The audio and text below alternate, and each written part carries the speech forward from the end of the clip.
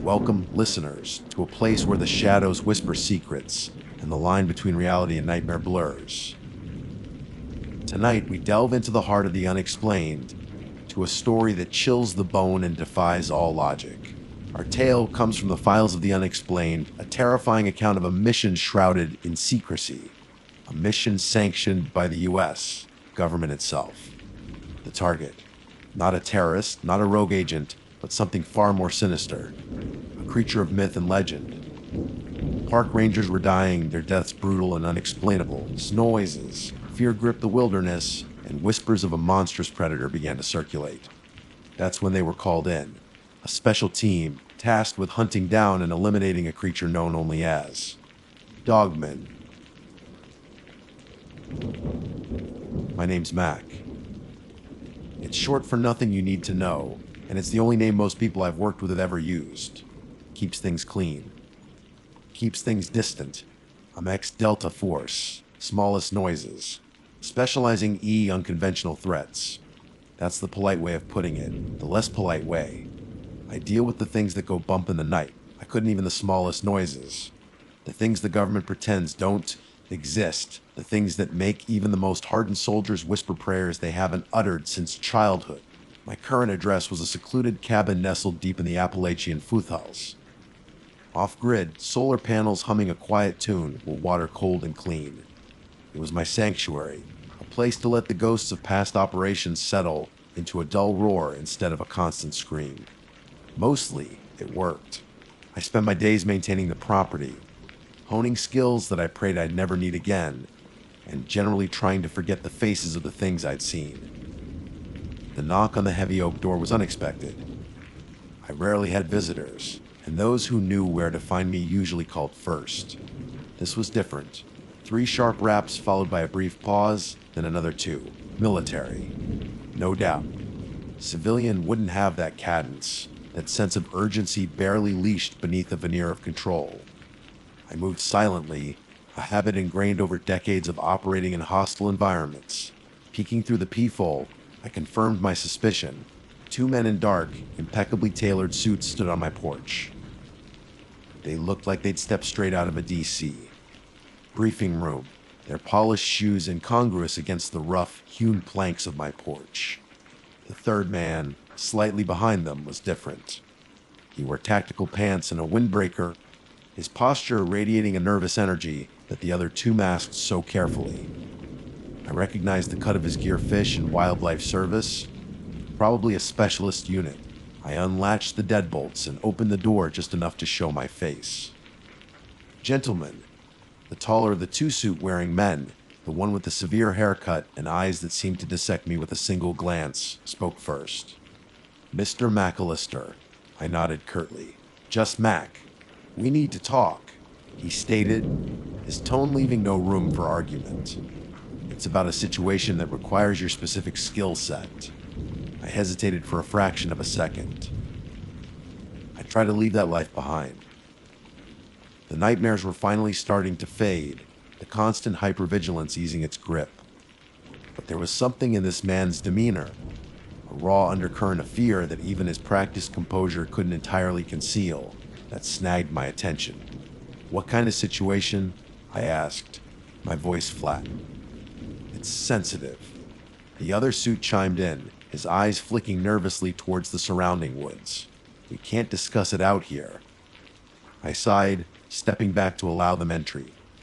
My cabin wasn't exactly a secure location, but it was better than standing on the porch for whatever this was.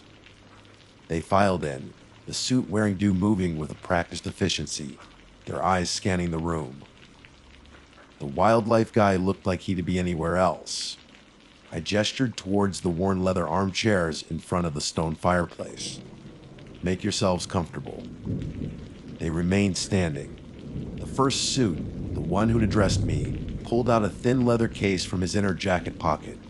He flipped it open, even the smallest noises, revealing a badge and an identification card. Agent Sterling, Department off well. Let's just say a branch you wouldn't have heard of. This is Agent Davies. He nodded towards the other suit. And this is Agent Miller with the U.S. Fish and Wildlife Service. Miller offered a weak, almost apologetic nod. Sterling got straight to the point. "We have a situation in the Redwood National Park, Mr. Mack. App creature. Canine. Highly aggressive." My internal alarm started to blare. Canine. Highly aggressive. That could mean anything from a rabid coyote to a pack of feral dogs. Nothing that would require MIG-specific skill set. They weren't telling me the whole story. I raised an eyebrow. "Plenty of aggressive wildlife out there, agents. What makes this one so special you had to drive all the way out here?" Sterling's gaze intensified. "This isn't just aggressive, Mr. Mack. This is beyond anything we've encountered. People have gone missing. Hikers. Rangers. The initial reports were dismissed as accidents, bear attacks, things like that. But the evidence of it doesn't add up." Davy stepped forward, pulling out a series of grainy photographs. He laid them out on my rough hound coffee table. The first few showed mangled remains, unidentifiable as human at first glance. The next few were clearer, and a cold knot of dread tightened in my stomach. The wounds weren't consistent with any known animal attack. The sheer force, the way bone and muscle had been tearing it, was something else entirely. Then came the last photograph. It was taken at night, blurry, but the subject was unmistakable. Tall, bipedal, covered in thick, dark fur. The eyes glowed with an unnatural intensity. My blood ran cold. I knew what they were getting at before they even said the word. A word that had haunted the fringes of my awareness for years. A whispered legend among certain circles. A nightmare given flesh. Snoy's dogman. I said, the word barely a breath. Sterling's expression didn't change, but I saw a flicker of grim relief in his eyes. "You're familiar with the phenomenon." Familiar was an understatement. I'd heard the stories, dismissed them as folklore, the product of overactive imaginations and too much moonshine. But the photograph was undeniable. "I've heard things." I admitted, my mind racing, trying to reconcile the image with the scientific impossibility of it all. "Never thought they were real." "They are," Davy said, his voice low and urgent. "And they're getting bolder, more aggressive. We've contained the area as best we can, but we're out of our depth. Local law enforcement is terrified. The Park Service is in denial. We need someone who understands threats like this." He looked directly at me, and for the first time, I saw the genuine fear in his eyes. It was a fear that mirrored the icy dread that was now creeping into my own heart. Whatever was happening in those ancient redwood forests was far beyond anything I had ever faced, and they wanted me to go in there, to hunt it, to stop it. I looked at the photographs again, at the brutal carnage, at the terrifying silhouette in the darkness. The quiet life I had carved out for myself in these peaceful mountains suddenly felt fragile, a distant memory. The ghosts of my past were stirring, and a new, far more monstrous specter was beckoning me back into the darkness. "Tell me everything," I said, my voice grim. "Everything you know about this dogman." Sterling leaned forward, placing his elbows on my coffee table. The grainy photographs spread between us like a gruesome hand of cards. The first incident was about 3 weeks ago. A pair of hikers experienced, well equipped. They were reported overdue. Search and rescue went in, found their camp ransacked, tent ripped to shreds, sleeping bags torn apart. No bodies. He paused, letting the implication hang in the air. A week later, a park ranger patrolling a remote trail radioed in a disturbance, said he heard howling. Unlike anything he'd ever heard. Then silence. His vehicle was found the next morning, doors open, keys in the ignition. He was gone. Davies picked up the photograph of the bipedal creature. These images started surfacing shortly after that. Trail cameras mostly. Blurry. Often taken at extreme distances or in low light. But the consistency gets hard to dismiss. We've had multiple independent captures, all showing the same basic form. A large, muscular canine figure, standing upright, powerful limbs, elongated snout, and those eyes. He shuddered almost imperceptibly. Those glowing eyes. Miller, the fish and wildlife agent, finally spoke, his voice tight with apprehension. We initially suspected a large bear, maybe a mountain lion exhibiting unusual aggression. But the tracks, they're canine, Massive noises with what appear to beg opposable thumbs on the forepaws, and the stride length that nothing natural can cover ground like that. The teeth marks on the remains. Sterling interjected, his voice grim. Our forensic analysts are baffled. The bite force is immense, far exceeding that of any known terrestrial predator. And the tearing, it's not just biting and ripping. It's like shredding, as if the creature has claws as well as teeth. I listened intently, my mind piecing together the fragmented information. A pedal canine with immense strength, claws, and glowing eyes. It sounded like something ripped from the pages of a forgotten bestiary, not the reality of a Northern California national park. But the fear in these men's eyes, the stark horror in those photographs, it was undeniably real. Has anyone gotten a clear look at it? I asked. Sterling shook his head. Not up close. The few who've encountered it directly haven't survived to tell the tale. We have eyewitness accounts from a distance. Panicked calls to dispatch before the line went dead. They all described the same thing. Something big, fast, terrifying. And you think it's a dogman. I pressed, wanting to hear them say it again, to make sure I wasn't hallucinating this bizarre briefing. It fits the profile, Davies conceded reluctantly. The legends, the folklore. We've been discreetly looking into historical reports from the region.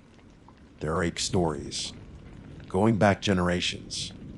Native American legends of a powerful, malevolent dog-like spirit. Early settler accounts of strange howls and monstrous creatures in the woods. You're saying this isn't new? Maybe not, Miller said, his voice hushed. Maybe it's always been there, lurking in the deep woods.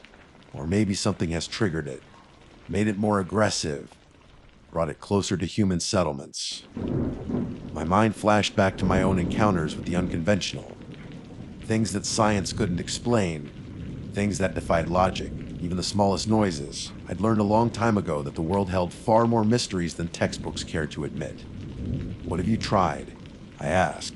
Standard wildlife control measures. Sterling gave a short, humorless laugh. We tried trapping, baiting, even a limited drone surveillance operation. Nothing. The smallest noises. It's like it anticipates our moves. The traps are sprung empty. The bait is untouched. The drones, they either malfunction in the area or capture nothing but static. And weapons. Local PD lost 2 officers in an initial attempt to engage. Davies said, his voice grim. They were armed. They didn't stand a chance, thing is. Whatever this, it's incredibly fast and strong. And it's smart. It doesn't just attack, it hunts. The weight of their desperation settled heavily in the room. They were out of options, grasping at straws.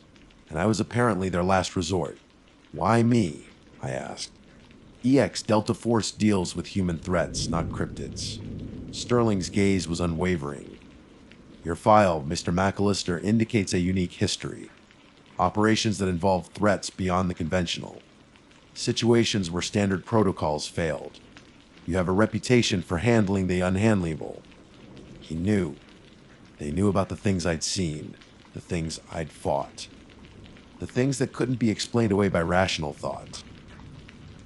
My attempts to bury that past were clearly futile, even the smallest noises. I ran a hand over my beard, the rough stubble a familiar comfort. The quiet solitude of my mountain life was about to be shattered. The peace I had sought was about to be replaced by the primal terror of the unknown. What's the operational area? I asked, resigning myself to the inevitable. Miller unfolded a large map of Redwood National and State Parks. He pointed to a heavily forested and relatively inaccessible section in the northern part of the park. Noises. This is where most of the incidents have occurred. Dense old-growth forest, rugged terrain. Easy for something like this to disappear. What about local infrastructure? Limited logging roads, hiking trails. A few ranger outposts, most of which have been evacuated.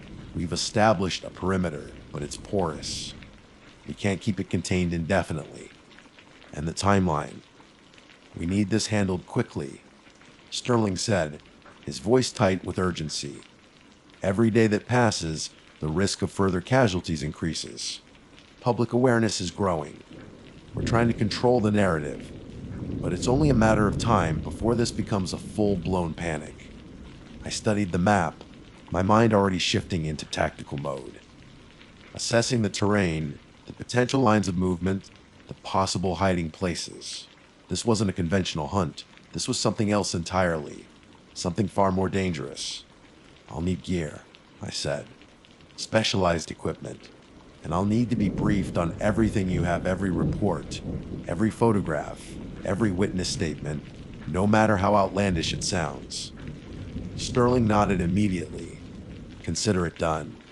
We have a staging area set up just outside the park. Transportation is waiting. He stood up, his posture radiating a renewed sense of purpose. Davies and Miller followed suit. The quiet solitude of my cabin had been irrevocably broken. The hunt had begun, and I had a sinking feeling that this was a hunt unlike any I had ever undertaken. The Redwood National Park held a terror that went far beyond the towering trees and the misty trails. It held a monster, and I was the one they were counting on to stop it. The thought sent a shiver down my spine, a cold premonition of the horrors that awaited me in the ancient woods. This wasn't just a job. This was a descent into something primal, something ancient, something truly terrifying. The staging area was a cluster of olive drab tents and humming generators tucked away in a clearing just beyond the Redwood National Park boundary. A handful of nervous-looking National Guard personnel milled around, their eyes darting towards the dense tree line. The air was thick with the scent of pine and a palpable tension. Sterling led me to a command tent, where a wall-sized map of the park was plastered with markers and handwritten notes. A whiteboard detailed the known incidents, each entry more chilling than the last. I spent the next few hours absorbing everything they had. The witness accounts were fragmented and terrified, filled with descriptions of unnatural speed, bone-chilling howls that seemed to vibrate in the chest, and glimpses of a creature that defied easy categorization. My requested gear arrived quickly: thermal imaging scopes, high-powered tranquilizer rifles loaded with experimental compounds, motion sensors, reinforced body armor, and a custom-built, high-caliber rifle with silver-tipped rounds. Old habits kicked in. I checked each piece of equipment meticulously, my movements precise and economical. This one just about stopping a dangerous animal. It felt like preparing for battle against something more. As dusk began to settle, casting long, eerie shadows across the clearing, I geared up. The weight of the rifle felt familiar in my hands, a grim comfort in the face of the unknown. Sterling approached me, his face etched with concern. "Are you sure about this, Mac?" he asked, his voice low. "We can call in more resources." I shook my head. "Too much noise. Too many people. Whatever this thing is, it's smart. We need to move quietly, deliberately." Miller handed me a satellite phone. "Keep this with you. No guaranteed signal inside the park, but an open area-esque." I nodded, tucking it into a pouch. "I'll check in when I have something to report." The forest swallowed me whole as I crossed the perimeter.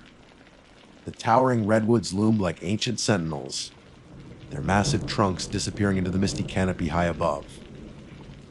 The air was damp and cool, carrying the earthy scent of decaying leaves and the faint, unsettling sound of rustling undergrowth. I moved slowly, deliberately, my senses on high alert.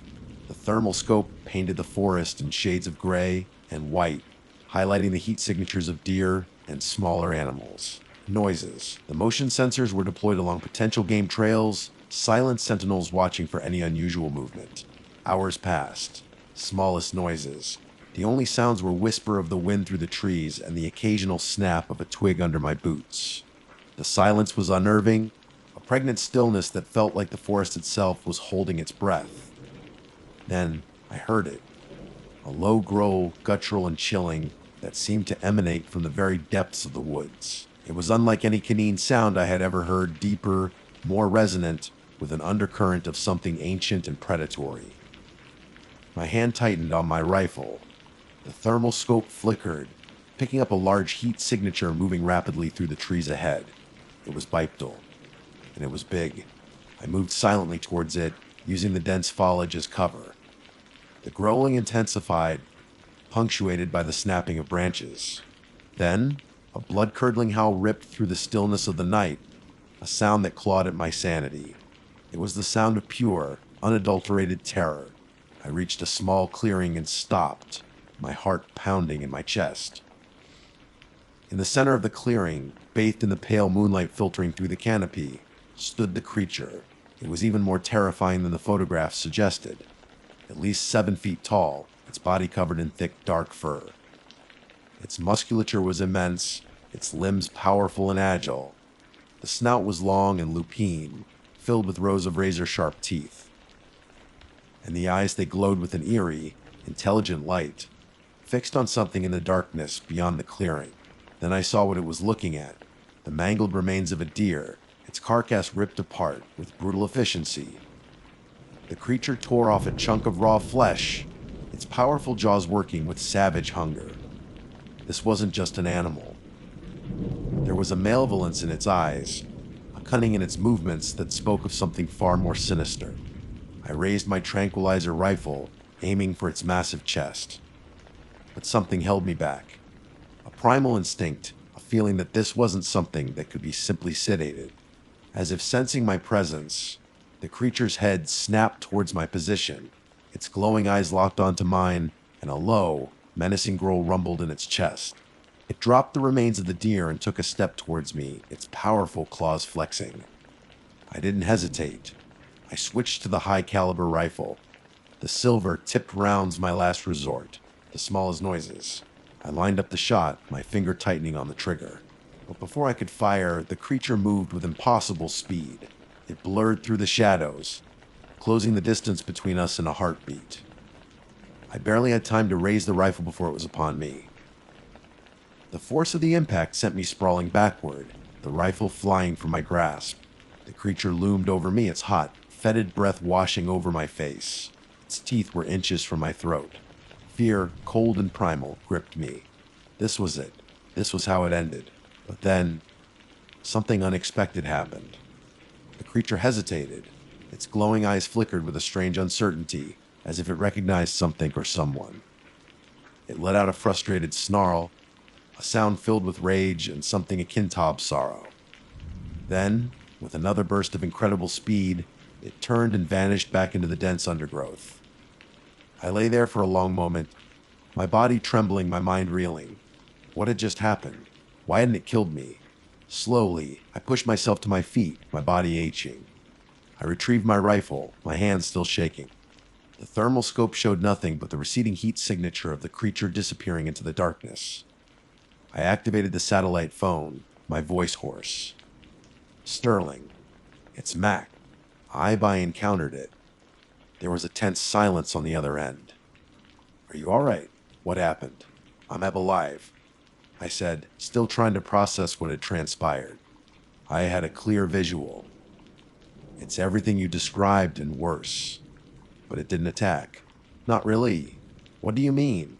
Sterling's voice was filled with disbelief. I don't know. I admitted, my mind still racing. It was about to. The thing had just stopped, looked at me, and then it ran. Are you sure it's gone? For now, yes. But I don't think this is over. Not by a long shot. There's something else going on here. Something we don't understand. I looked out into the dark, silent woods. The towering redwoods casting long, ominous shadows. The hunt was far from over. In fact, I had a terrifying feeling that it was only just beginning. And whatever secrets the Redwood National Park held, I had a sinking feeling they were far more ancient and far more dangerous than any of us could have imagined, not even the smallest noises. The true scary story of the Redwood Howler was just unfolding, and I was trapped in the middle of it. My name's Agent Miller, and I've been with the Bureau, the real Bureau, not the one they make movies about, for 17 years. I've seen things that would curdle the blood of a butcher. I've investigated cults that worship things older than language. I've chased down serial killers who made Hannibal Lecter look like a fussy eater, even the smallest noises. And I've even dealt with a case involving a supposed haunted toaster that left 3 people catatonic. smallest noises. It turns out it was a faulty wiring issue combined with a potent strain of ergot poisoning in their rye bread. Go figure. I thought I was jaded. I thought I was unshockable. I thought I'd seen it all. Then they briefed me on Project Lichen. It was a Tuesday, which is generally a paperwork and cold coffee kind of day. I was catching up on incident reports from a minor kerfuffle in upstate New York, a supposed vampire that turned out to be a teenager with a porphyria diagnosis and a serious aversion to garlic. My office, a cramped, windowless box in the subbasement of a building that officially doesn't exist, smelled faintly of stale coffee and despair. That's when Agent Davies, my handler, walked in, looking even paler than usual. Davies is a career bureaucrat, the kind of guy who wears a suit even on casual Fridays and probably irons his socks. He wasn't built for field work, and the bags under his eyes suggested he hadn't slept in days. "Miller," he said, his voice barely a whisper, "we've got a situation." I'd heard that line 1,000 times. Situation could mean anything from a misplaced stapler to an impending interdimensional incursion. I took a sip of my lukewarm coffee, bracing myself.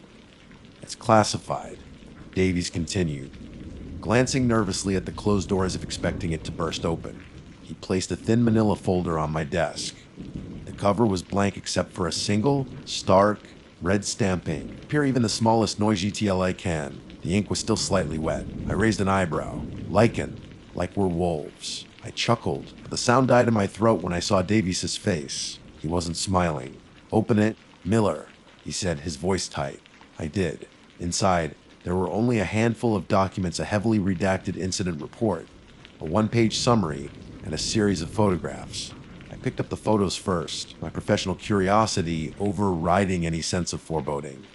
God, the photos. The first one showed a forest clearing, bathed in the cold, harsh light of what looked like a military-grade spotlight. The ground was churned up, littered with leaves and broken branches. And blood. So much blood. It was splattered on the trees, soaked into the earth, forming dark, glistening pools. The next few photos were close-ups. They showed remains. Human remains. Rangers judging by the tattered remnants of their uniforms. But these weren't just dead Rangers. They were torn apart. Limbs from torsos, faces shredded beyond recognition, internal organs scattered like discarded confetti. The brutality was staggering. It looked like they'd been attacked by something primal. Something with unimaginable strength. And then I saw the bite marks. They were everywhere. On the severed limbs, on the mangled torsos, even on the faces of the dead. Huge, gaping wounds the size of dinner plates. The teeth that had made those marks must have been enormous, like the fangs of some prehistoric predator. I felt a coldness creep into my bones, a primal fear that I hadn't experienced since my first field assignment. This wasn't the work of any human. No knife, no gun, no conventional weapon could have inflicted this kind of damage. I looked up at Davies, my mouth suddenly dry. What did this? Davies swallowed hard. The report calls it at-dogman. I blinked. A dogman? You mean like a cryptid, like Bigfoot, but a dog. I wanted to laugh, to dismiss it as some kind of elaborate prank, but the photos in my hand were undeniably real. The horror they depicted was palpable. That's the working theory, Davies said, avoiding my gaze. Witnesses, surviving Rangers, before they succumbed to their injuries, reported seeing a large, vital canine creature. They described it as being over 7 feet tall, with glowing red eyes and teeth like the ones in the photos. I shuffled through the remaining documents. The incident report was a mess, filled with redacted sections and vague descriptions. It talked about a high-priority threat, a containment breach, and a potential Keter-class anomaly. The jargon was familiar, but the details were frustratingly absent. The one-page summary was more concise, but no less disturbing.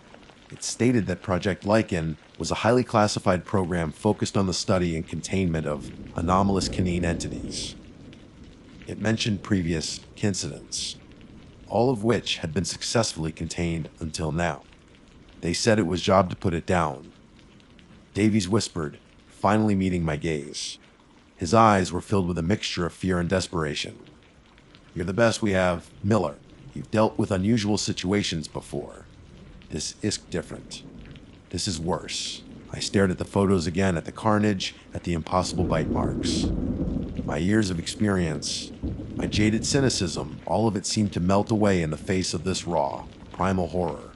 I'd faced down monsters before, but they had always been, in some way, human monsters. This was something else entirely. Where? I asked, my voice a hoarse whisper. Michigan's Upper Peninsula, Davies replied. A remote area near the Ottawa National Forest. They've established a perimeter, but it's not holding. It's getting bolder. It's hunting. He handed me a plain ticket and a small, sealed envelope. Your flight leaves in 2 hours. Smallest noise, the envelope contains your operational parameters and contact information for the local cassettes. Be careful, Miller. This isn't like anything you've faced before. I took the ticket and the envelope, my hand trembling slightly. I knew with a chilling certainty that Davies was right. This wasn't just another case. This was a descent into something dark, something ancient, something inhuman. This was a hunt, and I was the hunter. Or maybe I was the prey. I placed the folder back on the table, the crimson letters a stark contrast with the pale wood. I sat there, thinking of the photos, of the impossibly large bite marks. I could feel it. There was a presence in the pictures, something I had never felt before.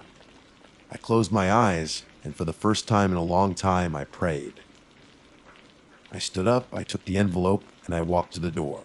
I turned around and asked Davies, "Does it have a name?" He stared at me. The fear was clear in his eyes. He said, "They call him Fenrir." I walked away, Fenrir. A good name for a terrible thing. I knew I was prepared, but deep down I was asking myself, how do you prepare yourself to face a god? I had no answer to that. I hoped I would find one before it was too late. The flight to Marquette, Michigan was uneventful, but sleep eluded me. The images from the briefing folder were burned into my mind's eye. Fenrir. The name echoed in my head, even the smallest noises. A chilling whisper from Norse mythology, a wolf destined to devour the sun. It felt too fitting.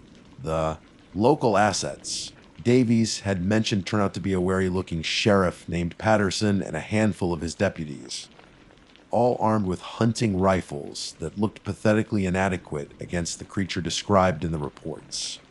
They met me at the small, regional airport, their faces etched with a mixture of exhaustion and fear.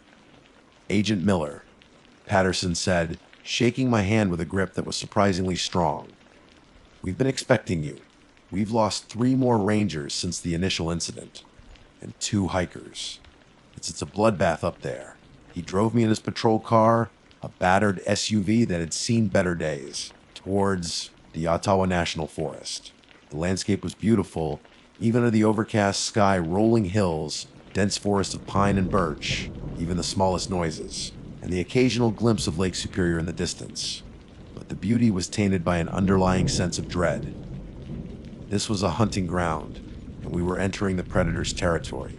We reached a makeshift command post, a cluster of tents and vehicles set up near a logging road that led into the deeper woods. The air was thick with the smell of pine, wood smoke, and something else. Something metallic and acrid like old blood. "We've established a perimeter," Patterson explained, gesturing towards a line of yellow tape strung between trees. "But it's not much use. This thing gets fast and smart. It seems to know where we are, what we're doing." He showed me a map of the area, marked with red circles indicating the locations of the attacks. They were spread out over several miles, but there was a pattern. The creature was moving, expanding its territory, or even the smallest noises, hunting with a terrifying efficiency. I spent the next few hours reviewing the available evidence, interviewing the surviving witnesses, mostly traumatized deputies and park rangers who had stumbled upon the aftermath of the attacks. Their accounts were fragmented, filled with fear and disbelief, but they all described the same thing: a massive, wolf-like creature, impossibly fast, with glowing red eyes and a terrifying howl. But it wasn't like any wolf I've ever seen. One deputy stammered, his hands shaking. It was bigger, stronger. It moved like smoke. And those eyes, God, those eyes. As night fell, the tension in the camp thickened. The deputies were jumpy, their eyes constantly scanning the surrounding woods. The silence was broken only by the crackling of the fire and the occasional howl of a distant dog or something that sounded like a dog. I decided to take a walk along the perimeter, accompanied by Patterson. I wanted to get a feel for the environment, to try to understand the creature's movements. The forest was dark, the trees casting long, distorted shadows in the moonlight. The air was cold, and the silence was oppressive. "We found tracks," Patterson said, pointing to a series of large, canning paw prints in the soft earth. "Bigger than any wolf's, and deeper. This thing is heavy." The tracks were indeed enormous, each paw print larger than my hand. They were spaced far apart, indicating a creature with a long stride. And there was something else, something unsettling about the way the tracks were pressed to the ground. It was as if the creature had exerted an unnatural amount of force, as if it were deliberately marking its territory. Suddenly, we heard a sound. A low, guttural growl coming from somewhere deep within the woods. It wasn't the howl of a typical wolf. It was deeper, more resonant, with a chilling undertone that sent shivers down my spine. "That's it," Patterson whispered, his voice tight with fear. "That's him." He raised his rifle, his hand shaking. I drew my own weapon, a specially modified 17 loaded with silver-tipped bullets. I didn't know if silver would have any effect on this creature, but it was standard procedure for dealing with anomalous canines. The growl came again, closer this time. We could hear the snapping of twigs and the rustling of leaves. Something was moving through the undergrowth, something large and powerful. Then we saw it. A pair of glowing red eyes, piercing the darkness like burning embers. They were high off the ground, higher than any wolf's eyes should be. We couldn't see the creature's body, only those eyes staring at us with an intensity that was both terrifying and intelligent. For a moment, we were frozen, paralyzed by fear. The eyes held us captive, their gaze burning into our souls. Then, with a sudden rush of movement, the creature turned and vanished back into the darkness. We stood there for a long time, our hearts pounding, our breaths ragged. The silence returned, but it was no longer peaceful. It was the silence of a predator's lair, the silence of anticipation. Heapit was watching us. Patterson stammered, his voice barely a whisper. It was toying with us. I knew he was right. The creature hadn't attacked us, even though it could have. It had chosen to reveal itself, to let us know that it was there, that it was in control. It was a display of power, a warning.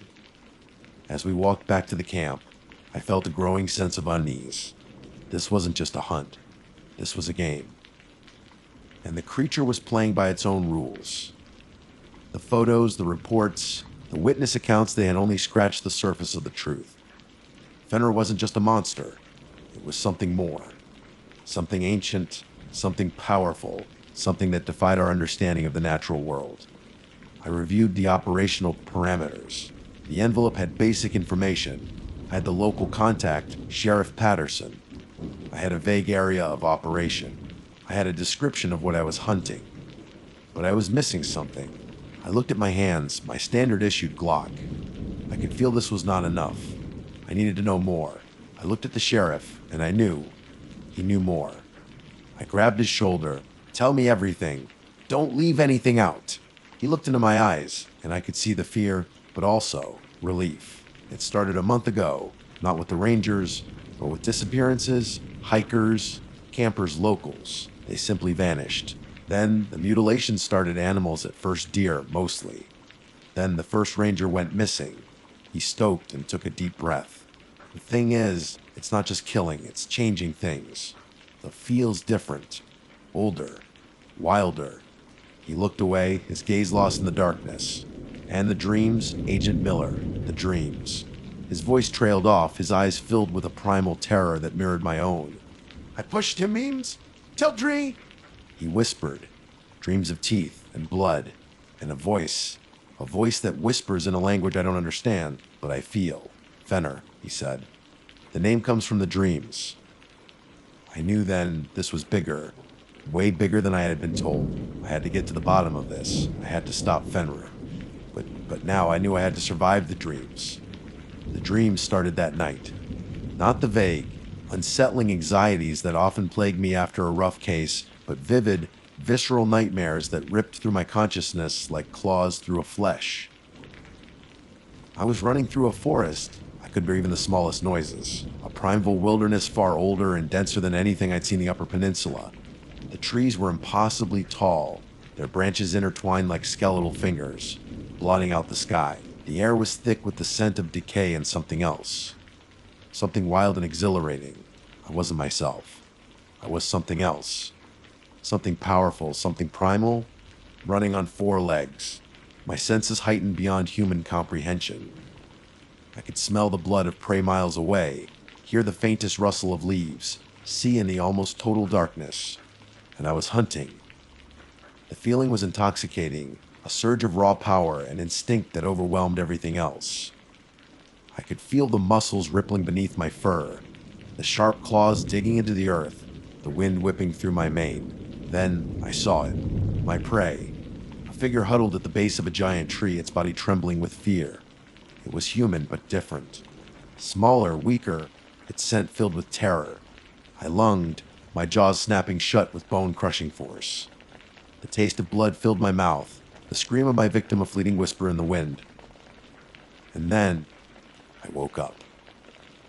I was drenched in sweat, my heart pounding against my ribs like a trapped bird. The room was dark, the only light coming from the faint glow of the moon through the window. The image of the dream, the feeling of the hunt, was still vividly etched in my mind. It wasn't just a dream. It was a memory. Or, more accurately, a shared memory. Fenrir's memory. I stumbled out of bed, my legs shaky. I needed to understand what was happening, to make sense of the connection I felt to this creature. I went back to the command post, where a few deputies were still on duty, their faces haggard and drawn. Patterson was there, sitting at a table, staring at the map of the forest. He looked up as I entered, his eyes red-rimmed and bloodshot. "You too, huh?" he said, his voice hoarse. I nodded, unable to speak. "The dreams," he said, his voice barely a whisper. "They're getting stronger. It's like it's seeping into our minds, into our souls." He told me that the dreams had started with the first disappearances, growing more intense with each attack. He described the same feeling of primal power, the same sensation of hunting, the same transformation. "It's not just killing us," he said, his voice shaking. "It's changing us. It's making us like it." That's when I understood. The Project Lecan, file, the redacted reports, the vague descriptions, they were all hiding the truth. This wasn't just about containing a creature. It was about containing a plague. A viral, mimetic infection that spread through dreams, through the shared consciousness of the hunt, the smallest noises. Fenrir wasn't just a dogma, it was an avatar. A physical manifestation of something ancient, something that predated humanity. Something that lurked in the deepest recesses of our collective unconscious. The anomalous canine entities. They were the remnants of this ancient power, fragments of a forgotten god. And now it was awakening. We had to stop it. Not just kill it, but erase it. Sever the connection, break the cycle of the hunt. But how? I looked at the map again, at the pattern of the attacks. There was something familiar about it. It wasn't random. It was ritualistic. Then I remembered the one-page summary, the mention of previous incidents. They had contained it before. How? I searched through the files again, focusing on the redacted sections. I used a technique I'd learned years ago, a way to decipher faded ink to reveal hidden messages, and I found it. A single cryptic phrase buried beneath layers of redaction ink. The heart of the wild. It was a reference to a specific location, a place deep within the forest, marked on an older, hand-drawn map. It was the epicenter of the attacks, the source of Fenrir's power. We had to go there. We had to confront it at its source. Patterson and I set out before dawn, armed with everything we could find: rifles, shotguns, silver bullets, even a few experimental weapons that the Bureau had provided, designed to disrupt anomalous energy fields. The journey was a nightmare. The forest itself seemed to be fighting against us, the trees twisting into grotesque shapes, the shadows shifting and swirling like living things. The dreams were constant now, a relentless assault on our minds, trying to break us, to turn us. We reached the heart of the wild at sunrise. It was a clearing, a circular space surrounded by ancient trees, their branches reaching towards the sky like supplicating arms. In the center of the clearing was a massive, gnarled oak, its trunk wider than a car, its roots twisting deep into the earth. And there it was. Fenrir.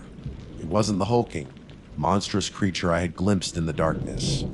It was smaller, more wolf-like, but the eyes were the same. Burning red, filled with an ancient intelligence. A primal power that made my blood run cold. It looked at us, its head cocked, as if studying us. Then it let out a howl, a sound that ripped through the fabric of reality, a sound that echoed the dreams, the hunt, the awakening. The transformation began. I could feel it in my bones, in my blood, the urge to shift, to change, to join the hunt. Patterson was screaming, clutching his head, his body convulsing. I fought it. I focused on the oak, on the heart of the wild. I knew what I had to do. I raised my weapon, the experimental device, and fired. The energy blast hit the tree, a blinding flash of light and sound. The oak shuddered, its branches cracking, its roots tearing from the earth. Fenrir roared, a sound of pain and fury. The dreams intensified, the transformation almost complete. But then, something shifted. The connection weakened. The power receded. Fenrir stumbled, its form flickering, its eyes losing their intensity. It looked at me, a flicker off something in its gaze. Not fear, not anger, but recognition. Then it vanished. Not in a puff of smoke, not in a flash of light, but simply gone. Like a dream fading upon waking, Patterson collapsed, unconscious but alive. I stood there trembling, my mind reeling. The forest was silent, the dreams were gone. But at what cost? I knew with a chilling certainty that this wasn't over. Fenrir was gone, but the heart of the wild remained. The ancient power was still there, dormant, waiting. And somewhere, in the darkest corners of the world, in the deepest recesses of our minds, the hunt would continue. I looked at Patterson. He was starting to wake up. He was alive, but changed. I could see it in his eyes.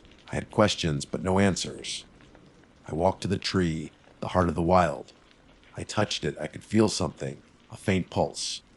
Fenrir was gone, but the wild was still there, and it was waiting to wake up, waiting to hunt again. My name is Agent Miller, and I thought I had seen it all. I was wrong, so very wrong. The smallest noises, they called me the cook, the fringe scientist, the one who chased shadows and whispers in the woods. While my esteemed colleagues in the hallowed halls of academia meticulously collaged known species and debated the nuances of evolutionary biology, even the smallest noises, I was poring over grainy photographs of alleged Bigfoot tracks, analyzing blurry footage of Serpentine Lake monsters, and meticulously mapping out reported sightings of creatures that science had deemed impossible. I am Dr. Sarah Chen, and I am a cryptozoologist. For years, my passion was met with polite skepticism at best and outright ridicule at worst. Grant applications were consistently denied. My papers often met with scathing reviews, and the smallest noise in academic conferences I attended were usually punctuated by thinly veiled smirks and condescending questions. Dr. Chen, have you considered focusing your considerable intellect on real science? A renowned zoologist once drawled at a symposium, the emphasis on real, hanging heavy in the air, and the smallest noises. I would force a tight smile and politely reiterate my belief that the boundaries of our known world were far more porous than we dared to imagine. My office at the small, underfunded research institute where I tenured was a testament to my unconventional pursuits. Stacks of folklore books teetered precariously on overflowing shelves, interspersed with field guides and scientific journals. Maps dotted with handwritten notes and circled locations covered the walls, each pinprick representing a potential encounter, a whispered legend, a fleeting glimpse into the unknown. Skeletal casts of unusual paw prints sat alongside plaster molds of strange dermal ridges, each a silent testament to the creatures that danced just beyond the periphery of our understanding. I funded my more esoteric research through a patchwork of small grants, personal savings, and the occasional consulting gig for documentaries that often sensationalized my work, much to my chagrin. Yet, despite the lack of mainstream acceptance and the constant financial struggle, my fascination never waned. There was a primal pull, an undeniable intuition that whispered of hidden things, of creatures that had eluded the rigid framework of scientific classification. I believed that folklore, often dismissed as fanciful tales spun around crackling fires, held kernels of truth, echoes of real encounters that had been passed down through generations. The dogman, it was a creature that often surfaced in these whispered histories, a terrifying figure lurking in the shadows of rural America. Tales of a bipedal canine beast, larger and more ferocious than any known wolf or bear, with glowing eyes and a chilling howl that could curdle blood, were dismissed as campfire stories, the product of overactive imaginations. Even within the cryptozoological community, the dogman was often relegated to the fringes, considered too fantastical, too steeped in legend to warrant serious investigation. I, however, found myself increasingly drawn to the phenomenon. The sheer consistency of the descriptions across different regions and time periods was unsettling, even the smallest noises. The visceral fear that permeated the accounts felt real. While I hadn't dedicated my primary research to the dogman, the Smoises, I had amassed a considerable file on the subject over the years, newspaper clippings detailing strange animal attacks, anecdotal accounts from rural communities, and blurry photographs that offered tantalizing, yet ultimately inconclusive glimpses. Then, one unremarkable Tuesday morning, everything changed. A black sedan, sleek and government issued, pulled up outside my unassuming office building. Two men in dark suits emerged, their faces impassive, their eyes sharp and assessing. They didn't introduce themselves with names, only titles. I'm Dr. Chen. The taller of the two said, his voice devoid of inflection, "We have a proposition for you." My initial reaction was suspicion. Government agents. What could they possibly want with a cryptozoologist known for chasing mythical beasts? My mind raced through a myriad of improbable scenarios, none of them particularly comforting. Had I inadvertently stumbled upon some classified information? Was this some elaborate prank orchestrated by my skeptical colleagues? They led me to their car and, without much explanation, drove me to a nondescript federal building on the outskirts of the city. Inside, I was ushered into a sterile, windowless conference room. A large mahogany table dominated the center of the room, and several stern-faced individuals were already seated, their gazes fixed on me as I entered. The air crackled with an unspoken tension. A man in a crisp military uniform, who introduced himself only as Agent Davies, slid a thick manila folder across the table towards me. "Dr. Chen," he began, his voice low and serious. "We understand you have an interest in inserting unconventional zoological phenomena." I nodded slowly, my apprehension growing with each passing moment. Specifically, Agent Davies continued, his gaze unwavering. The creature known colloquially as the dogman. My breath hitched. This was unexpected. How did they know about my interest in such an obscure and largely dismissed subject? He opened the folder, revealing a series of disturbing photographs. Rangers in bloodied uniforms, their throats ripped open with brutal efficiency. Close-ups of massive, distinctly canine paw prints, far larger than any wolf I had ever seen. Incident reports detailing strange howls echoing through the national parks, unsettling nocturnal encounters, and a growing sense of dread among the park ranger community. These are classified incident reports from various national parks across the country. Agent Davies explained, his voice grim. Over the past few months, we've seen a significant uptick in incidents, fatalities. The official cause of death has been listed as wild animal attack, but the evidence suggests otherwise. He pushed the folder further towards me. My hands trembled slightly as I reached for the photographs, my initial skepticism slowly giving way to a chilling realization. The wounds were too clean, too precise for a bear or a mountain lion. The paw prints, they were undeniably canine, yet impossibly large. We've consulted with numerous zoologists, wildlife experts. Agent Davies continued. They're baffled. Nothing they've encountered can account for this level of violence, these kinds of tracks. He leaned forward, his gaze intense. That's where you come in, Dr. Chen. Your unique expertise is now required. A wave of disbelief washed over me. The government asking me, the ridiculed cryptozoologist, for help. It was surreal, almost comical. We are prepared to offer you significant resources. Another agent interjected, his voice equally serious. Access to these classified reports, transportation, field equipment, a dedicated security team, and a substantial financial compensation. My mind struggled to process the information. Years of being dismissed, of fighting for scraps of funding, and now a blank check to hunt a creature straight out of folklore. The irony was almost unbearable. You want me to hunt the dog man, I stated, the words feeling strange and heavy on my tongue. Agent Davies nodded slowly. We believe it is no longer a myth, Dr. Chen. Something is out there. Something dangerous. And we believe you are the only one who can help us understand and ultimately stop it. The weight of the request settled upon me, a mixture of fear and a strange, exhilarating sense of vindication. For years, I had been chasing shadows. Now, it seemed the shadows were real, and the world was finally ready to acknowledge their existence. My life, once a lonely pursuit of the improbable, had just taken a terrifying and potentially deadly turn. The cook, the fringe scientist, was about to become a monster hunter. The initial days were a whirlwind of briefings, paperwork, and the unsettling weight of classified information. Agent Davies and his team were surprisingly efficient, their usual government bureaucracy seemingly streamlined by the urgency of the situation. I was granted top-level security clearance, a thick laminated card that felt both empowering and deeply unsettling. The incident reports were even more gruesome in their full detail than the initial photographs suggested.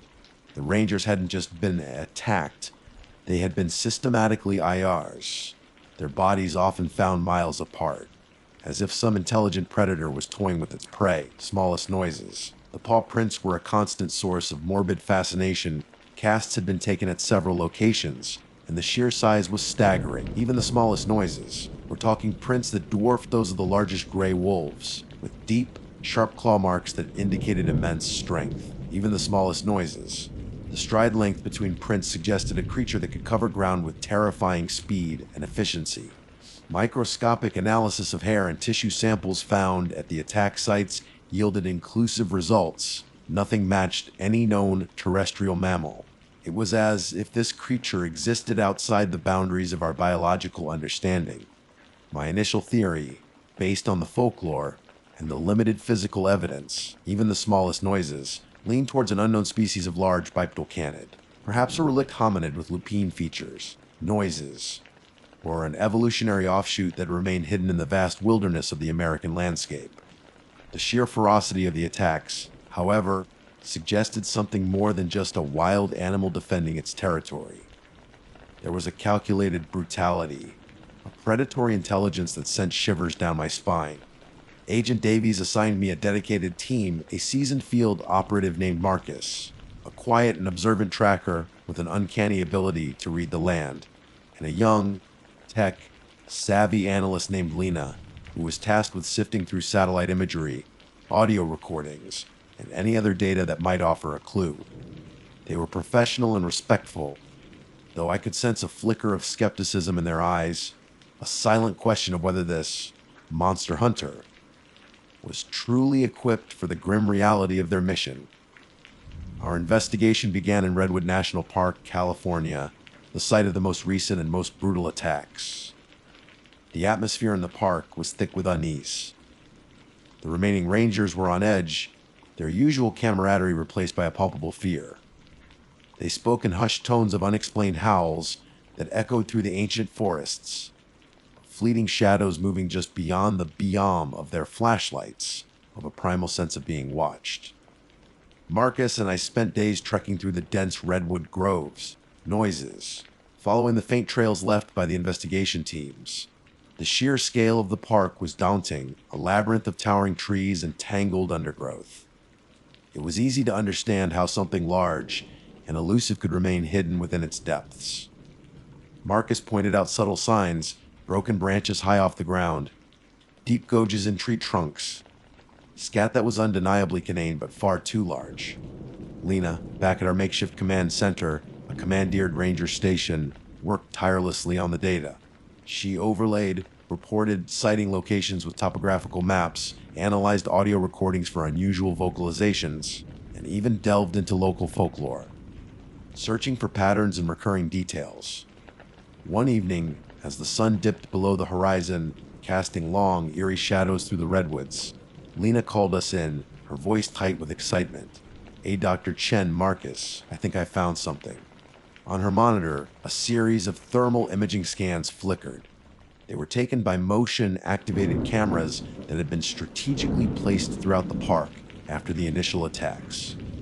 Most of the images were of deer, bears, and the occasional bobcat. But then, a different shape appeared. Bipedal, tall, covered in what appeared to be dense fur. The thermal signature was significant, indicating a large, warm-blooded creature.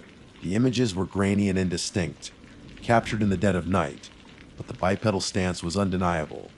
It moved with a fluid, almost predatory grace, its head held low, as if it were tracking something on the ground. In one chilling frame, it paused, its head lifting towards the camera, and though the features were blurred, I could almost make out the shape of a long snout and pointed ears. This was taken 3 nights ago, about 5 miles from the location of Ranger Miller's death. Lena explained, her fingers flying across the keyboard. There were no other animal sightings in the vicinity at that time. A cold dread washed over me as I stared at the thermal images. This wasn't a bear standing on its hind legs. This was something else entirely. Something that moved with an unnerving intelligence. The audio analysis yielded another unsettling discovery. Lena had isolated several distinct vocalizations from the night of the attacks.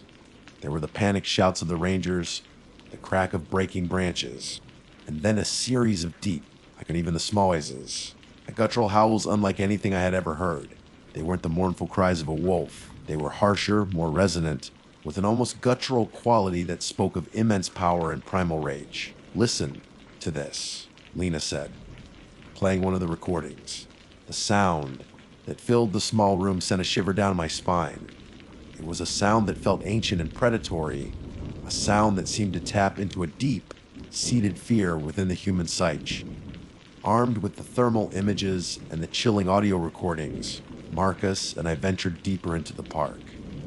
The atmosphere felt different now, charged with a palpable sense of danger.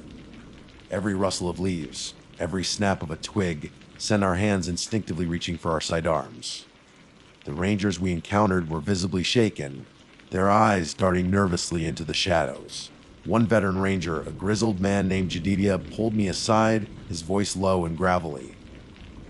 "Doctor," he said, his gaze intense, "I've been patrolling these woods for 30 years. I've seen bears, mountain lions, coyotes, nothing like this. Whatever killed those boys, it wasn't an animal. It was something else. Something evil." His words echoed the unease I felt, the smallest noises. The evidence was mounting, painting a picture far more terrifying than mere animal attacks. This was a hunt, a brutal and efficient slaughter carried out by a creature of immense power and unsettling intelligence. As we continued our search, Marcus, with his keen tracking skills, discovered a new set of prints fresher, clearer than any we had seen before. They led off the main trail, deeper into a restricted area of the park, a place where the ancient redwoods grew thick and the sunlight barely penetrated the canopy. Following the prints, we moved slowly and cautiously, our senses on high alert. The air grew heavy, the silence broken only by the rustling of leaves and the distant call of unseen birds. Then Marcus stopped, his hand raised. "Something's not right," he whispered, his eyes scanning the surrounding foliage. A thick, musky odor hung in the air, a scent that was both animalistic and strangely wrong. It was pungent and unsettling, unlike anything I had ever smelled in the forest. Then I saw it, a flash of movement in the dense undergrowth. Something large and dark, moving with incredible speed. It was gone before I could get a clear look, but the sheer size and the way it moved sent a jolt of pure adrenaline through me. Did you see that?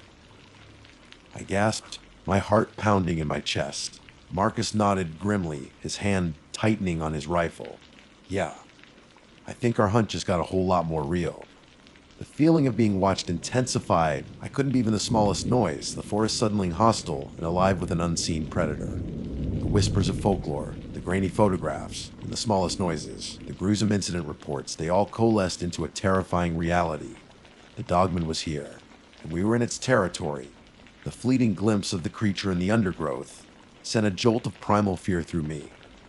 It was massive, its dark fur blending seamlessly with the shadows, its movement fluid and predatory. For a moment, I had seen the glint of an eye, a flash of something distinctly canine, yet far too large, far too intelligent. Marcus and I froze, our senses on high alert. The musky odor in the air intensified, making my nostrils burn. It was the smell of raw meat, of wildness, and something else, something acrid and unsettling, like decay mixed with something chemically unnatural. "Stay behind me, Doctor," Marcus whispered, his rifle raised, his eyes scanning the dense foliage. He moved with a practiced caution, his years of field experience evident in every step. We moved slowly, deliberately, following the direction of the movement. The massive paw prints were now clear in the soft earth, the smallest noises, each one the size of my outstretched hand, the claw marks deep and menacing. They led us deeper into a ravine, the air growing cooler and damper. The towering redwoods here seemed to blot out the last vestiges of sunlight, casting the forest floor in an eerie twilight. Then we heard it. A loud growl, guttural and menacing, echoing through the trees. It wasn't the warning growl of a bear or a mountain lion. This was something deeper, more primal, filled with a chilling intelligence. Marcus stopped abruptly, his hands signaling me to halt. He pointed towards a cluster of thick bushes at the bottom of the ravine. I could see movement within the shadows, a dark shape shifting restlessly. "Lena, can you hear anything on the comms?" Marcus whispered into his headset. A moment of static, then Lena's voice, strained with tension. "Negative, Marcus. Nothing but ambient forest sounds." The growling intensified, closer now. I could feel the vibrations through the soles of my boots. My heart hammered against my ribs, the smallest noises, a frantic drumbeat against the oppressive silence of the forest. This was it. We were face to face with the creature that had haunted the local legends, the monster that the government had paid me a fortune to find. Suddenly, the bushes parted, and it stepped into the dim light. It was bipedal, easily 7 or 8 feet tall, its body covered in thick, coarse black fur. Its head was distinctly canine, with a long, powerful snoot filled with rows of razor-sharp teeth. Its eyes glowed with an eerie yellow light. Noises fixed on us with a predatory intensity that sent a wave of pure terror washing over me. Its front limbs were long and muscular, ending in massive paws with wickedly sharp claws that looked capable of tearing through steel. This was no mere animal. This was the dogman, a creature of nightmare-made flesh. For a moment, we stood frozen, locked in a silent standoff with the monstrous being. Its chest heaved with each ragged breath, a low rumble emanating from its throat. The musky odor was overwhelming now, suffocating. Then it moved. With a speed that belied its size, it lunged towards us. Marcus reacted instantly, firing a shot from his rifle. The sound echoed through the ravine, shattering the silence. The bullet struck the creature in the chest, and it roared in pain and fury, momentarily staggering. But it didn't fall. It swiped with one of its massive claws, tearing through the air where Marcus had been a split second before. He dodged the blow, his face grim. "Get back!" he yelled, firing another shot. I scrambled backwards, my mind reeling. This wasn't supposed to happen. It wasn't supposed to be real. Yet, here it was, a living nightmare, its eyes burning into my soul. The creature was fast, incredibly fast. It moved with a terrifying agility, weaving through the trees, closing the distance between us with alarming speed. Marcus fired again and again, but the thick fur seemed to offer some protection, and the creature pressed on, driven by a primal rage. I fumbled for the sidearm that Agent Davies had insisted I carry, my hands shaking so badly I could barely grip the weapon. I had never fired a gun in my life. The dogman roared again, a deafening sound that echoed through the forest, a sound that spoke of pure, unadulterated savagery. It lunged at Marcus, its massive jaws snapping. Marcus sidestepped the attack, but the creature's claw caught his arm, tearing through his jacket and drawing a line of bright red blood. "I'm hit!" Marcus yelled, his voice strained with pain. Panic surged through me. I had to do something. I raised the pistol, my hand trembling violently, and aimed in the general direction of the creature. My vision swam, my breath catching in my throat. The dogman turned its glowing yellow eyes towards me, its snarl revealing rows of teeth that looked like they could shear bone. It took a step towards me, and I squeezed the trigger. The recoil of the pistol surprised me, the loud crack echoing in the confined space of the ravine. I didn't see where the bullet went, but the creature flinched, its attention momentarily diverted. It was enough. Marcus seized the opportunity, firing a well-aimed shot that struck the dogman in the leg. The creature roared in pain, its powerful body momentarily faltering. "Run, Doctor! Now!" Marcus yelled, shoving me back up the slope of the ravine. I didn't need to be told twice. I scrambled up the steep incline, my lungs burning, my legs pumping furiously. I could hear Marcus behind me, firing more shots, trying to keep the creature at bay. Branches whipped at my face, thorns tore at my clothes. But I didn't stop. The image of the dogman's glowing eyes, its massive teeth, was burned into my mind. Finally, I reached the top of the ravine and stumbled into a small clearing. I turned back, my heart pounding, just in time to see Marcus emerge from the trees, his arm bleeding, his face pale but determined. The dogman didn't follow. For a moment, there was only the sound of our ragged breathing and the distant echoes of the creature's enraged howls. We retreated back to the makeshift command center, shaken and bloody. Lena's face was a mask of shock and concern as she tended to Marcus's wound. What was that? She stammered, her eyes wide with disbelief. "It's real, Lena," I said, my voice hoarse. "The dogman, it's real." The reality of what we had encountered began to sink in. This wasn't some shy, elusive cryptid. This was a powerful, intelligent predator, capable of extreme violence. The folklore hadn't exaggerated. If anything, it had understated the sheer terror of the creature. Agent Davies arrived with reinforcements, his face grim as he surveyed the scene and listened to our account. The atmosphere in the command center shifted from one of cautious investigation to one of urgent, desperate action. "We underestimated," Agent Davies said, his voice low and grave. "We thought we were dealing with a wild animal. This is something else entirely." The hunt had begun, noises, but now the stakes were terrifyingly clear. We weren't just tracking a creature of folklore, we were hunting a monster. And it was hunting us back. The woods no longer felt like a place of natural beauty. They felt like a hunting ground, and we were the prey.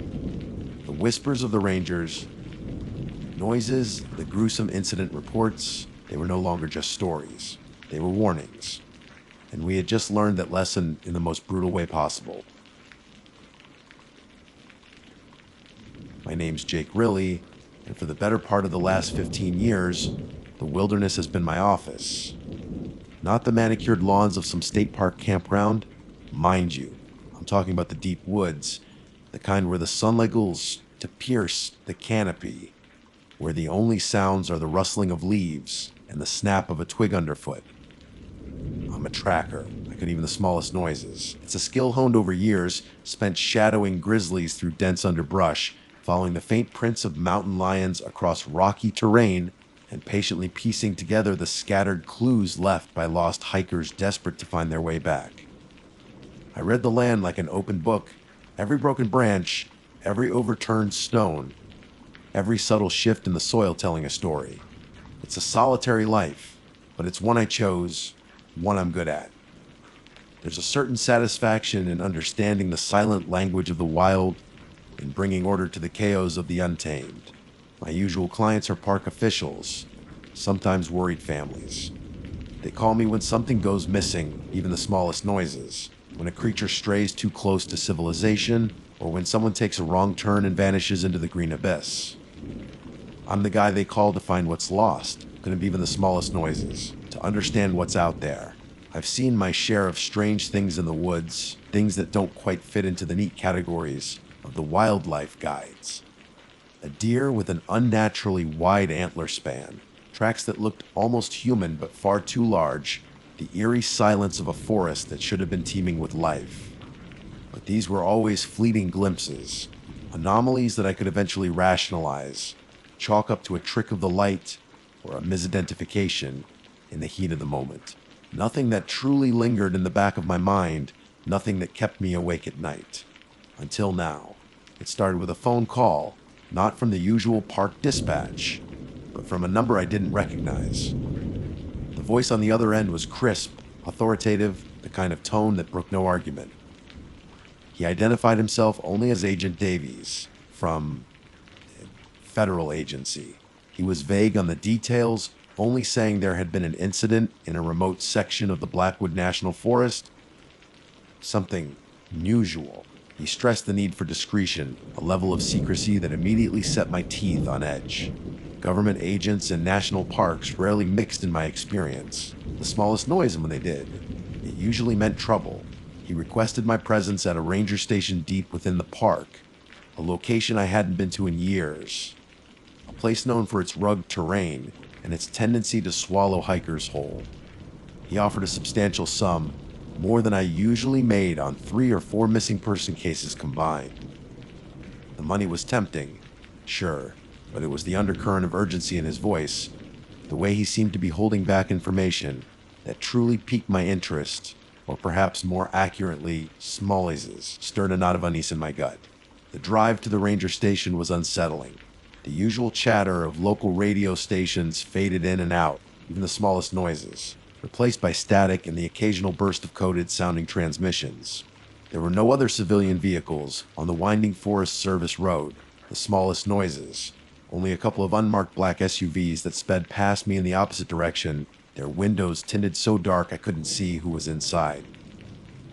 A shiver that had nothing to do with the cool mountain air ran down my spine. This wasn't a lost hiker or a rogue bear. This was something else entirely. Agent Davies was waiting for me at the station, a tall, lean man with sharp eyes that seemed to miss nothing. He wore a dark suit that looked out of place amidst the rough, hewn logs of the cabin. With him were 2 others, equally serious and equally uncommunicative. They didn't offer their names, just stood like silent sentinels. The atmosphere in the small room was thick with unspoken tension. Davies got straight to the point. He didn't offer coffee or small talk. He laid out a series of photographs on the wooden table. The first few showed what looked like a bear attack, a ravaged campsite, torn tents, bloodstains on the forest floor. But then the photos shifted, and the unease in my stomach twisted into something colder, something akin to dread. These photos showed trees, massive pines with their bark shredded, not by claws, but by something far larger, far more powerful. The gouges were deep, tearing through layers of wood like paper. They were too high for a bear to reach, too wide for any mountain lion I'd ever seen, and the pattern, it wasn't random. There was a brutal, almost deliberate quality to the destruction. We need you to find it. Riley, Davies said, his voice low and grave. Whatever did this, we believe it's to a national security threat. His words hung in the air, heavy and ominous. National security threat. It sounded absurd in the context of claw marks on trees, but the grim expressions on the faces of the agents told a different story. They were scared. Truly scared. And that, I couldn't the smallest noises, more than anything else, sent a chill down to my bones. I've faced down angry bears and tracked dangerous predators, but I've never seen fear like this in the eyes of men who presumably dealt with threats far beyond the scope of the natural world. He showed me a map, smallest noises. A section of the forest that was now cordoned off, marked with hazard tape and patrolled by armed personnel I hadn't seen on my drive-in. There have been other incidents. Davies continued, his voice barely above a whisper. Livestock, a park ranger, gone, no witnesses. Just this. He tapped one of the photos of the shredded trees. We need you to find it before it kills again. He handed me a file, thick with grainy photographs and cryptic reports. I opened it, my hands trembling slightly. The first page contained a sketch, crude and unsettling.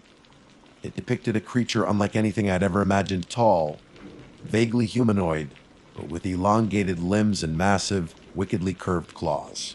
Its face was obscured by shadow, but the artist had captured an aura of primal ferocity that made the hairs on my arms stand on end. This wasn't tracking a bear or a mountain lion. This was something else. Something unknown. Something that had the government rattled. And Jake Riley, the guy who tracked lost hikers and stray animals, was now tasked with hunting it down. A national security threat with claws that could shred trees like paper. Smallest noises. My solitary life in the woods had just taken a very dark turn. The file Agent Davies gave me was a disturbing patchwork of fragmented information. Grainy surveillance photos taken from a distance showed fleeting glimpses of something tall and gaunt moving through the trees, its limbs unnaturally long, its gait unsettlingly fluid. There were no clear shots, just blurs of movement in the shadows, enough to confirm the crude sketch, but offering little in the way of concrete detail. The reports were even more unsettling in the smallest noises. They were filled with redacted sentences and technical jargon I didn't fully understand. What I could glean painted a terrifying picture. Increased animal disappearances in the area over the past few months, initially dismissed as natural predation. Then came the livestock killings, entire herds found slaughtered, not eaten, but ripped apart with savage force. The local farmers were baffled, blaming everything from wolves to some kind of new, aggressive bear.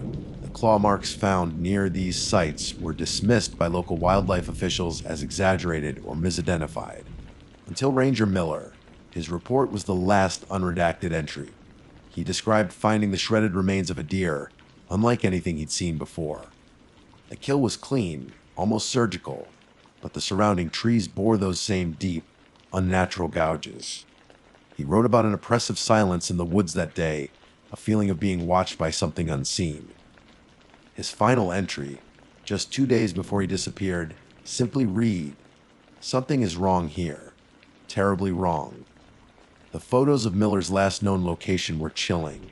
His patrol car was abandoned on a Forest Service road, the driver's side door hanging open. There were no signs of a struggle, no footprints leading away, just the same inexplicable claw marks on a nearby cluster of trees. It was as if he had simply vanished into thin air. Davies pointed to one of the less blurry surveillance photos. This was taken near Miller's location a few days before he went missing.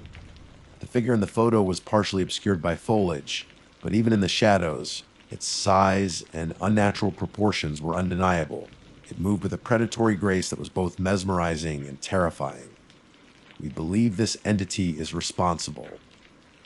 Entity, that's what they were calling it. Not a creature, not an animal. An entity. The word sent a shiver down my spine. It spoke of something unknown, something that defied easy categorization. "What can you tell us from these?" Davies asked, gesturing to the photos of the claw marks. I ran a hand through my beard, my mind already racing. Whatever did this is big. Very big. And strong. The depth of these gouges, a bear couldn't do this. Not even a grizzly at full charge. And the spacing, it's too deliberate, too precise. It's not just raking, it's marking something. Marking. Davies' brow furrowed. Territory, perhaps, I speculated. Or maybe communication. I've seen bears leave scent markings high on trees, but nothing like this. This is visual, almost aggressive. The other agents in the room watched me intently, their faces grim.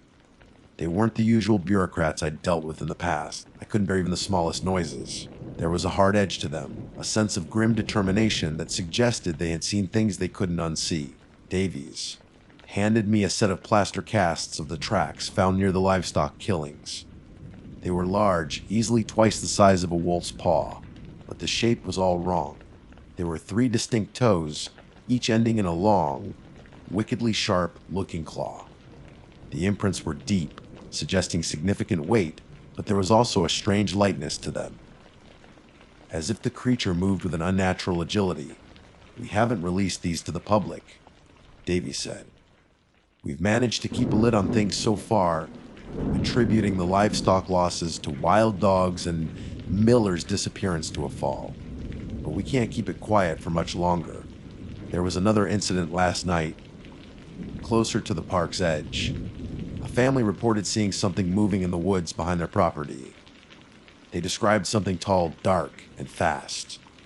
The pressure was mounting. They needed answers, and they needed them fast, and that was their only lead. I'll need to see the locations," I said, my voice sounding surprisingly steady despite the turmoil in my gut. "The kill sites, Miller's last known position, the area where the family reported the sighting. I need to get a feel for the terrain, the patterns." Davies nodded. "We've already prepared a team to escort you. They'll provide security." Security. The word hung in the air, a stark reminder of the danger I was about to face. Smallest noises. This wasn't about finding a lost hiker or tracking a problem animal. This was about hunting something that the government considered a national security threat, something that left behind a trail of shredded trees and vanished people. As I followed the agents out to a waiting helicopter, the roar of the rotors seemed to echo the pounding in my chest. The Blackwood National Forest, a place I had always found solace in, now felt menacing, alien. The familiar rustling of the leaves now sounded like whispers. The shadows seemed to rhythm with unseen movement. I was no longer just a tracker. I was a hunter, venturing into the unknown, smallest noises, and the prey was something far more terrifying than anything I had ever encountered. The thought sent a cold dread creeping through me, a feeling that this hunt might be the last thing I ever tracked. The helicopter ride offered a stark overview of the terrain. Miles upon miles of dense, unbroken forest. The canopy a dark green carpet, concealing whatever horrors looked beneath. From this height, the area's marked yellow tape looked insignificant, tiny blemishes on the vast wilderness. It was a humbling reminder of how small and vulnerable we were in the face of such untamed expanse. The first stop was the site of the livestock killings. The air still carried the faint, metallic tang of blood. The ground was churned and ripped, the remains of several cows scattered haphazardly. It wasn't the organized feeding frenzy of wolves or bears. It was a scene of brutal, smallest noises, almost playful destruction. The deep claw marks on the surrounding trees were even more pronounced here, reaching impossibly high, as if the creature had stood on its hind legs to leave its gruesome signature. I spent hours examining the area, my trained eyes scanning for any sign, any deviation from the natural order. The tracks were clearer here in the soft earth, those retort prints, disturbingly large and unsettlingly light. They moved with purpose, a directness that spoke of intelligence, not instinct. This wasn't a wild animal acting out of hunger. This was something else. Something deliberate. We moved on to Ranger Miller's last known location. The abandoned patrol car sat like a tombstone on the quiet road. The silence here was heavy, almost suffocating. It felt like the forest itself was holding its breath. I followed the faint impressions in the leaf litter near where the car was parked. There were Miller's boot prints leading a short distance into the woods, and then nothing. Just smooth, undisturbed earth. It was as if he had simply stepped off the face of the planet. The claw marks on the nearby trees are a chilling reminder of the entity's presence. A silent testament to its terrifying power. The final location was near the edge of the park, behind the property where the family had reported the sighting. There were no clear tracks here, just disturbed undergrowth and a lingering sense of unease. The family, visibly shaken, described seeing a tall, dark figure moving swiftly through the trees, its movements fluid and silent. They spoke of a feeling of intense dread, a primal fear that went beyond simply seeing a large animal. As dusk began to settle, casting long, eerie shadows through the trees, I had a grim realization. This wasn't something I could simply track and corner. This was intelligent, elusive, and incredibly dangerous. The government's fear was palpable, and for the first time, I shared it. What do you think? Riley, Agent Davies asked, his voice tight with anticipation. The other agents stood nearby, their weapons held loosely but ready. I shook my head slowly. This isn't natural. Whatever this thing is, it's not acting like animal I've ever encountered. The intelligence the way it moves it's hunting, and it's enjoying it. So what do? We don't hunt it, I said, my voice low. We let it come to us. It's marking territory, establishing a presence. It's confident. It will kill again. We set up a perimeter around the last sighting using thermal imaging and motion sensors provided by the agents. The night was quiet. The only sounds the chirping of crickets and the rustling of leaves in the gentle breeze. But beneath the surface of the natural sounds, there was a tension, a feeling of something waiting, watching. Hours passed without incident. Just as doubt began to creep in, a piercing shriek echoed through the trees. It wasn't the cry of any animal I knew. It was higher pitched, more guttural, filled with a primal rage that sent a jolt of pure terror through me. The motion sensors on the edge of the perimeter began to light up in rapid succession. Something was moving fast, heading our way. "Everyone, weapons hot!" Davies barked, his voice strained. The forest around us seemed to come alive with a rustling, a snapping of branches that grew louder with each passing second. The thermal imaging screens showed a large, bipedal figure moving with incredible speed through the dense undergrowth. Then, it broke through the tree line. The sketch in the file hadn't done it justice. It was tall, easily 8 or 9 feet, its body lean and corded with muscle. Its limbs were elongated, couldn't even the smallest noises, ending in those massive, curved claws that glinted in the beam of our tactical flashlights. Its head was vaguely humanoid, but distorted, with glowing red eyes that burned with predatory intelligence. A low growl rumbled from its chest, a sound that vibrated in the very air around us. It moved with a terrifying speed, closing the distance between us in a matter of seconds. The agents opened fire, the sudden crack of gunfire shattering the night's silence. But the creature seemed unfazed, its movements barely faltering as bullets ripped through the trees around it. It lunged. One of the agents screamed as the creature's massive claws tore through his body, throwing him aside like a rag doll. The other agents continued to fire, but it was like shooting at a phantom. It was too fast, too strong. Davies yelled, "Fall back! Fall back!" We scrambled, trying to retreat through the dense undergrowth, but the creature was relentless, its glowing red eyes fixed on us. I could hear the sickening sounds of tearing flesh and panicked screams behind me. I found myself separated from the others, the creature's guttural growls echoing close behind. I scrambled behind a large fallen log, my heart pounding in my chest. I knew my tracking skills were useless now. This wasn't something I could outsmart. This was a fight for survival. I drew my own weapon, a heavy-duty hunting knife, a pathetic defense against something that could shred trees. I waited, my breath catching in my throat, the silence broken only by the creature's heavy breathing. Then, its red eyes appeared over the top of the log. It moved with impossible speed, its claws slashing down. I barely managed to roll away, the razor-sharp talons tearing through my jacket. I scrambled to my feet, adrenaline coursing through my veins. I knew, with a chilling certainty, that this was the end. I was just another lost thing in the woods, another victim for this terrifying entity. The wilderness, my sanctuary for so long, had become my hunting ground, and I was the prey. The last thing I saw before the darkness consumed me were those glowing red eyes, burning with a cold, alien hunger.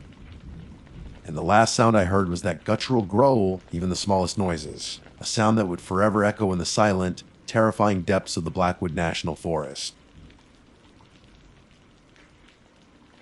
They call me Ghost. It's a moniker earned in the shadows, whispered in the sterile briefing rooms before I'm deployed to some godforsaken corner of the world. My trade is precision, noises, illumination. I've stared down the magnified reticles at targets in places you wouldn't find on a map, across landscapes scorched by conflict and choked with the stench of fear. From the dust-choked allies of failed states to the humid canopy of forgotten jungles. I've been the unseen hand that reshapes the battlefield. I'm a sniper, and I'm damn good at it. I've seen things out there. Things that would make a civilian's blood run cold. The casual brutality of war. The vacant stares of men pushed beyond their breaking point. The sheer, senseless waste of life. You'd think after all that, nothing could truly rattle me. You'd be wrong. This assignment is different.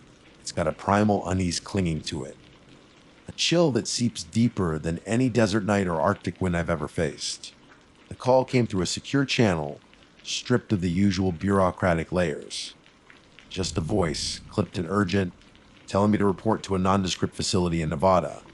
No questions asked. That alone set my teeth on edge. Usually there's a paper trail, a series of authorizations and justifications. Even for the blackest of ops, this felt clean. Too clean. The briefing room was sterile, all harsh fluorescent lights and cold steel surfaces. The man who met me was equally devoid of warmth. He introduced himself as Mr. Davies, nothing more. His eyes were sharp, guarded, and held a flicker of something I couldn't quite place. Fear, maybe. Or something akin to it. He handed me a thin folder, its cover unmarked. Your target is located within the boundaries of Redwood National Park. Davies stated, his voice flat. It has been designated a feral canine, posing a significant threat to park visitors and personnel. A feral canine, right? I've dealt with wolves, coyotes, even the occasional rabid dog. Nasty business, but nothing I haven't handled before. My gear was standard and modified Accuracy International AWM chambered in. 338 Lacroix Magnum, capable of putting down a large animal with a single, will place shot at extreme range. Ghillie suit, thermal optics, rangefinder, the usual tools of my trade. But then I opened the folder. The initial photographs were grainy, taken with what looked like trail cameras. They showed something else, something that didn't fit the description. The first few were blurry, just fleeting glimpses of a large, dark shape moving through the undergrowth. But then there were clearer ones. And that's when the hairs on the back of my neck stood up. It was canine, yes, in a way, but impossibly large, standing on two legs. The posture was all wrong for a normal animal, too upright, tug human. The limbs were thick, powerful, ending in what looked like clawed hands. The head was lupine, elongated snout, sharp teeth bared in a silent snarl, but the eyes were intelligent, malevolent, human-like in their knowing cruelty. Beneath the photographs were a few pages of hastily compiled notes, filled with redacted sentences and vague scientific jargon. Words like anomalous morphology, unexplained predatory behavior, and potential biohazard jumped out. One sentence, heavily blacked out, sent a shiver down my spine. A subject exhibits signs of rapid cellular regeneration and heightened aggression consistent with. The rest was ink. Davies watched my face as I flipped through the unsettling documentation. The local authorities are being ineffective, he said. His voice tight. Several rangers have gone missing. Those we've recovered, their injuries Arab extensive, beyond what any normal animal could inflict. He slid another photograph across the table. This one was in color, stark and brutal. It showed the mangled remains of a park ranger, limbs twisted at unnatural angles, flesh ripped apart and deep, gouging wounds that looked like they were made by something far larger and sharper than any canine teeth I'd ever seen. The look of sheer terror frozen on the ranger's face was the worst part. We initially believed it to be a rogue bear. Davies continued, his gaze unwavering. But the tracks the witnesses who managed to escape, they described something different. Something that walks like a man but hunts like a wolf. They call it the Dogman. The Dogman. The name sounded like something out of a campfire story, a local legend meant to scare kids. But the evidence in front of me, the cold, hard photographs and the grim testimony, painted a far more terrifying picture. Your mission is simple, ghost, Davies said, his voice losing some of its professional detachment. Locate the target, observe, and eliminate it with extreme prejudice. He emphasized the last three words, and I understood. This wasn't just about neutralizing a threat. This was about putting down something unnatural, something that shouldn't exist.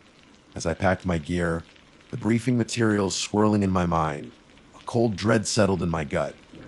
I faced death countless times, stared into the abyss and walked away. But this felt different. This felt like stepping into a nightmare made real. The wind whispered through the pines outside the facility, sounding eerily like a mournful howl. For the first time in a long time, Ghost felt a prickle of genuine fear. This wasn't just another target. This was something else entirely. And I had a sinking feeling that this assignment would be the one that finally earned me my name in a way I never intended. The drive into Redwood National Park was unsettling. The towering trees, usually a symbol of serene natural beauty, now seemed to loom like silent, watchful sentinels. The air was thick with the scent of damp earth and pine, but beneath it, I could almost detect a faint, musky odor, something wild and primal that set my teeth on edge. The usual chatter on the park ranger radio frequencies was eerily quiet, replaced by a static hiss that seemed to mirror the tension coiling in my gut. I set up my initial observation post on a high ridge overlooking a wide valley where some of the attacks had reportedly taken place. My ghillie suit blended seamlessly with the undergrowth, noises turning me into little more than a shadow amongst the ferns and fallen leaves. Through my high-powered optics, the landscape stretched out before me, a tapestry of green and brown under the pale afternoon sun. It looked peaceful, idyllic even, but I knew better. Beneath that veneer of tranquility lurked something dark, something that instilled fear in seasoned park rangers and left a trail of brutal carnage. Days turned into nights. I maintained a meticulous watch, my senses constantly alert. Every rustle of leaves, every snap of a twig sent a jolt of adrenaline through me. I scanned the tree line with my thermal imager, the heat signatures of deer and smaller animals standing out like ghostly apparitions against the cool forest floor. But there was no sign of my target. No large, bipedal canine. Just the normal wildlife going about their oblivious routines. Doubt began to creep in. Maybe the briefing was wrong. Maybe it was just a particularly large, aggressive animal, the smallest noises. Maybe the rangers had panicked, their imaginations running wild in the face of a brutal attack. But then I remembered the photographs, the inhuman intelligence in those eyes, even the smallest noises, the sheer brutality of the wounds, and the unease returned stronger than before. I decided to move my position, venturing deeper into the park. I followed the faint trails mentioned in the briefing notes, the ones where witnesses claimed to have seen the creature. The air grew heavier, the silence more profound. It was the kind of silence that screams, the absence of birdsong and the usual forest sounds creating a vacuum that felt pregnant with unseen threats. Then I found it. Not the creature itself, but its sign, a set of tracks pressed deep into the muddy bank of a small stream. They were undeniably canine, large and with prominent claw marks. But they were bipedal, clearly bipedal. Each print was nearly a foot long, the toe splayed wide, and the heel dug deep into the earth as if supporting a significant weight. There was no mistaking them for anything natural. These were the tracks of something that walked like a man but was built like a predator. A cold wave of certainty washed over me. This was real. The dogman was real, and it was out here, somewhere in this vast wilderness. As dusk began to settle, casting long, airy shadows across the forest floor, I found more sign. Scraps of torn fabric, the remnants of looked like a park ranger uniform, snagged on thorny bushes. And then the smell. A heavy, musky odor, stronger here, mixed with the unmistakable scent of blood. It was fresh. My senses went into overdrive. Every nerve ending was tingling, my breath coming in shallow, controlled bursts. I chambered around in my rifle, the metallic click echoing in the stillness. I moved slowly, deliberately, my eyes constantly scanning my surroundings. I came to a small clearing. In the center, illuminated by the last rays of the setting sun, was a scene that made my stomach clench. The partially devoured carcass of a deer, its ribcage exposed, the flesh ripped away in ragged chunks. The ground around it was churned up, littered with broken branches and more of those disturbing bipedal tracks. Something moved in the shadows at the edge of the clearing, My rifle snapped up, my finger tightening on the trigger. Through my scope, I saw it. It was large and possibly so.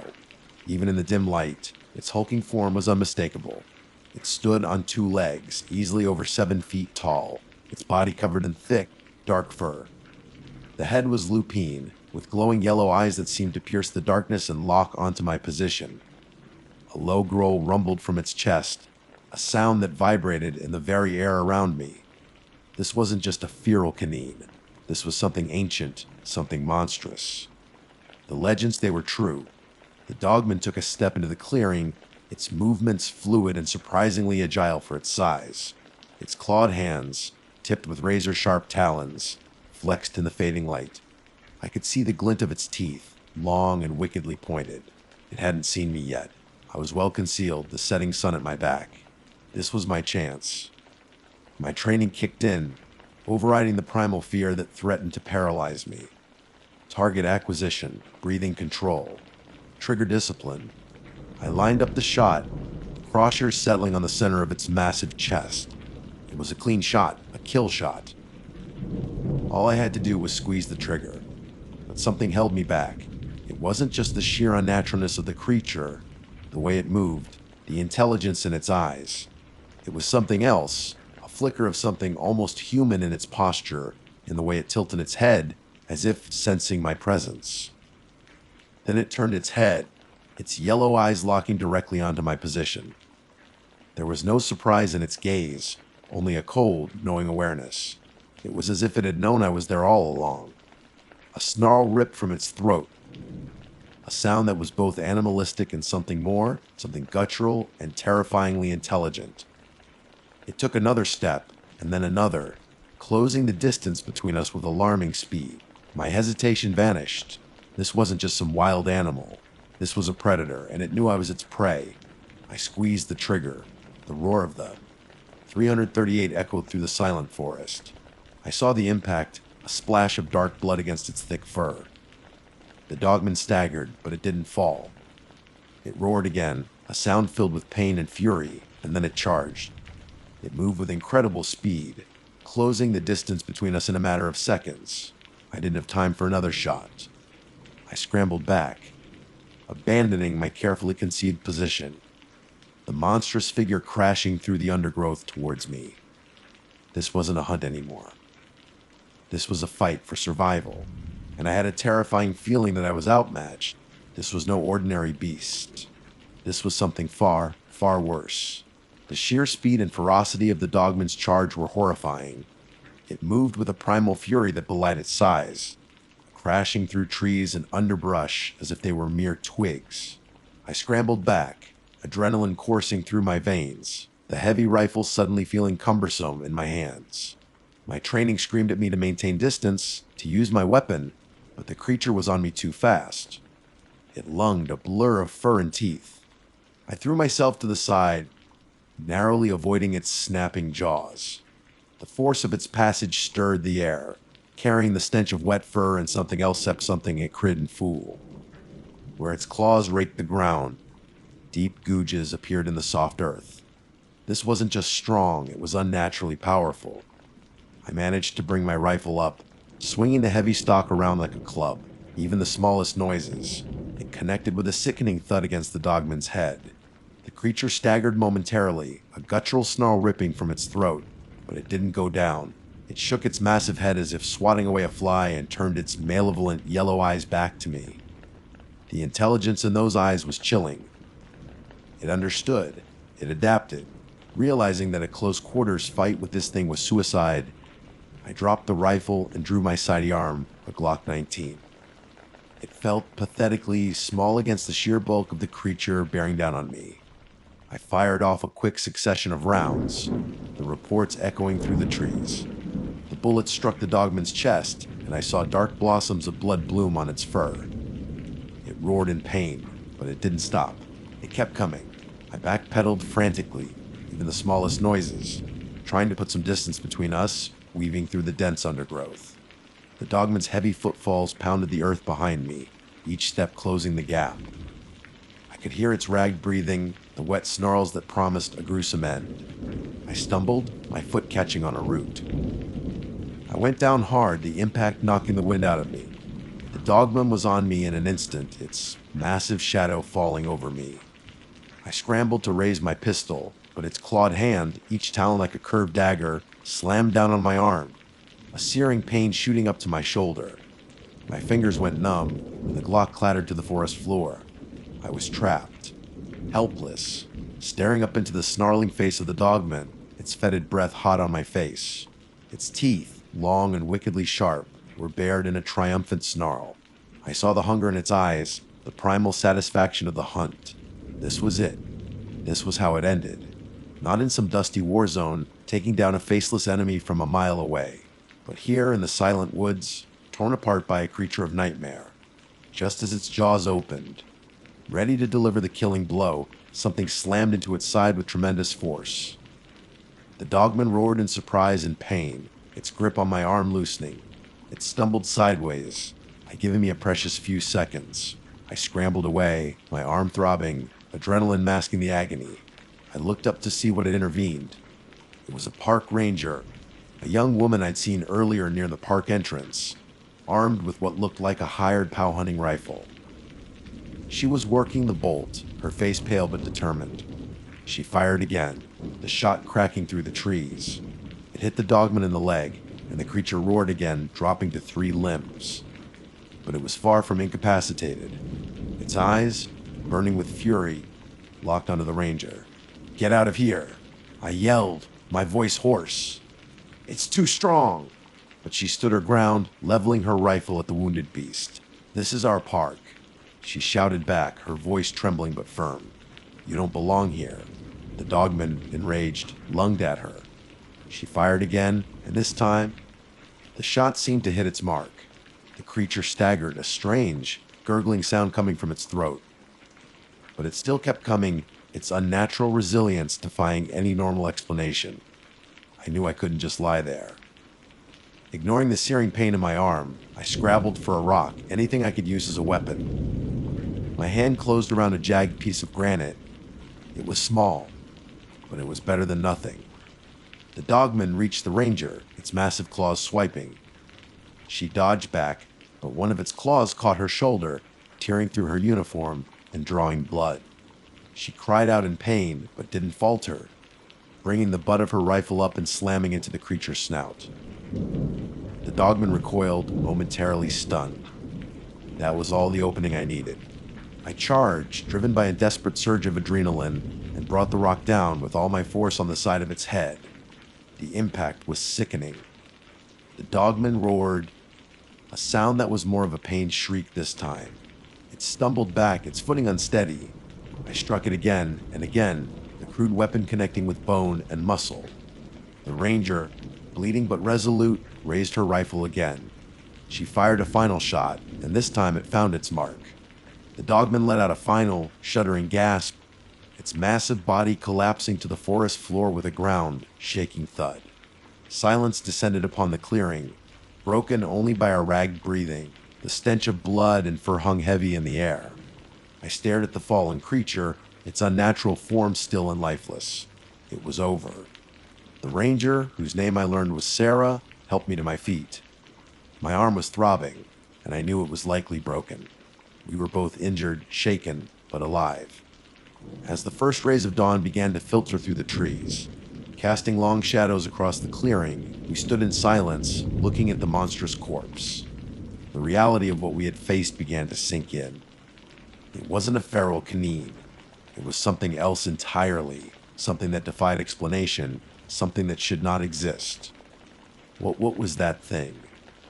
Sarah whispered, her voice still trembling. I shook my head, my mind still reeling.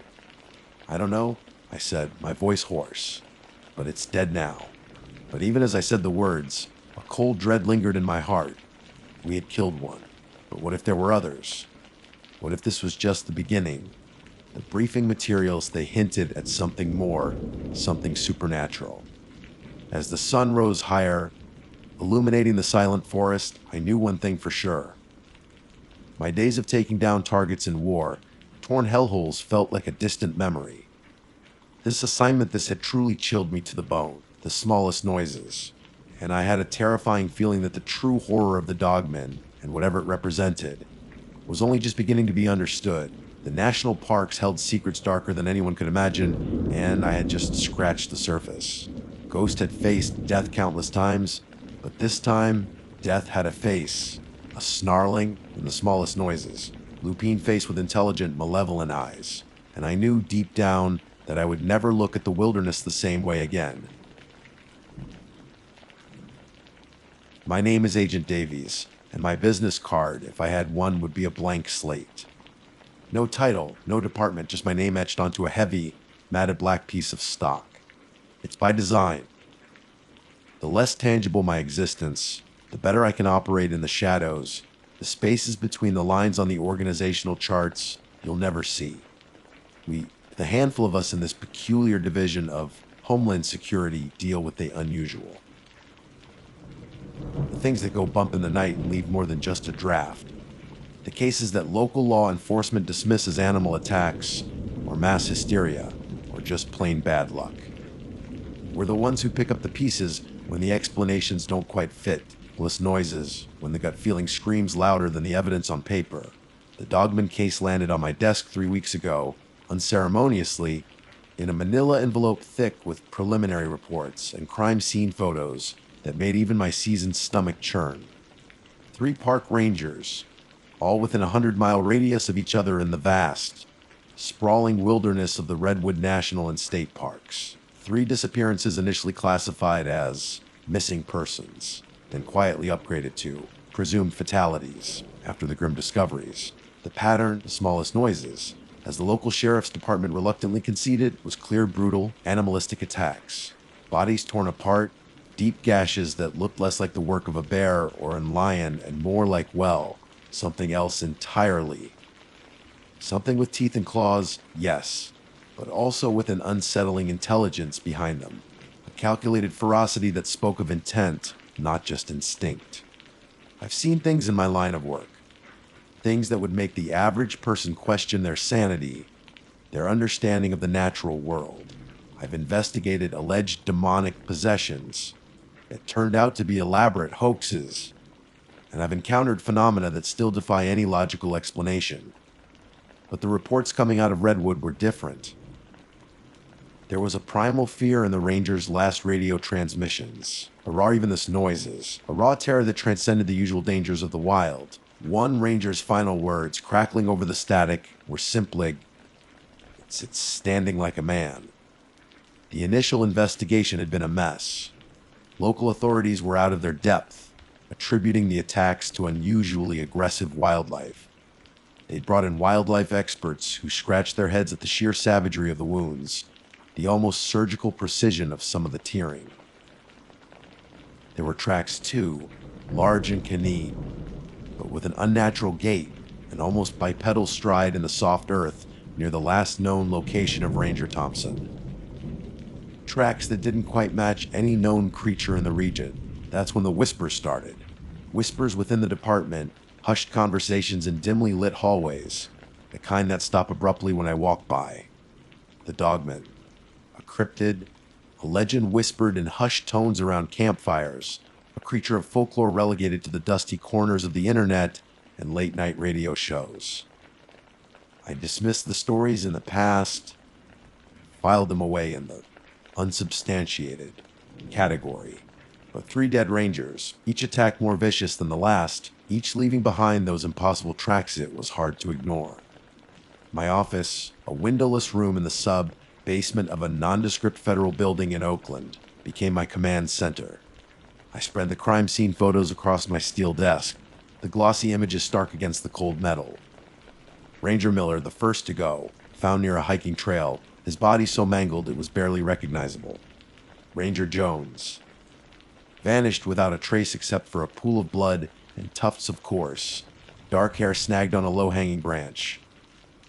And Thompson's final transmission haunted me, standing like a man. The photos of his remains were the worst. The sheer force of the attack, the way bone had been splintered and flesh ripped, the smallest noises, spoke of something far beyond the capabilities of any bear or wolf I'd ever seen documented. I pulled up the park maps on my monitor, The intricate network of trails and dense forest a stark reminder of the vastness of the search area. Hundreds of thousands of acres of ancient trees, deep ravines, and shadowed undergrowth. A perfect hunting ground for something unseen. My phone buzzed, a secure line. It was Agent Reyes, my partner, currently boots on the ground near the Miller campsite. Davies. Her voice was low, serious. "I've got something you need to see." "Report," I said, my eyes still fixed on the map. "More tracks," she said. "Clearer this time. And something else. Scratches on the trees. High up. Like something big, really big, was raking its claws. And the pattern, it's almost like territorial marking. Territorial marking. That sent a chill down my spine. Animals mark territory, yes.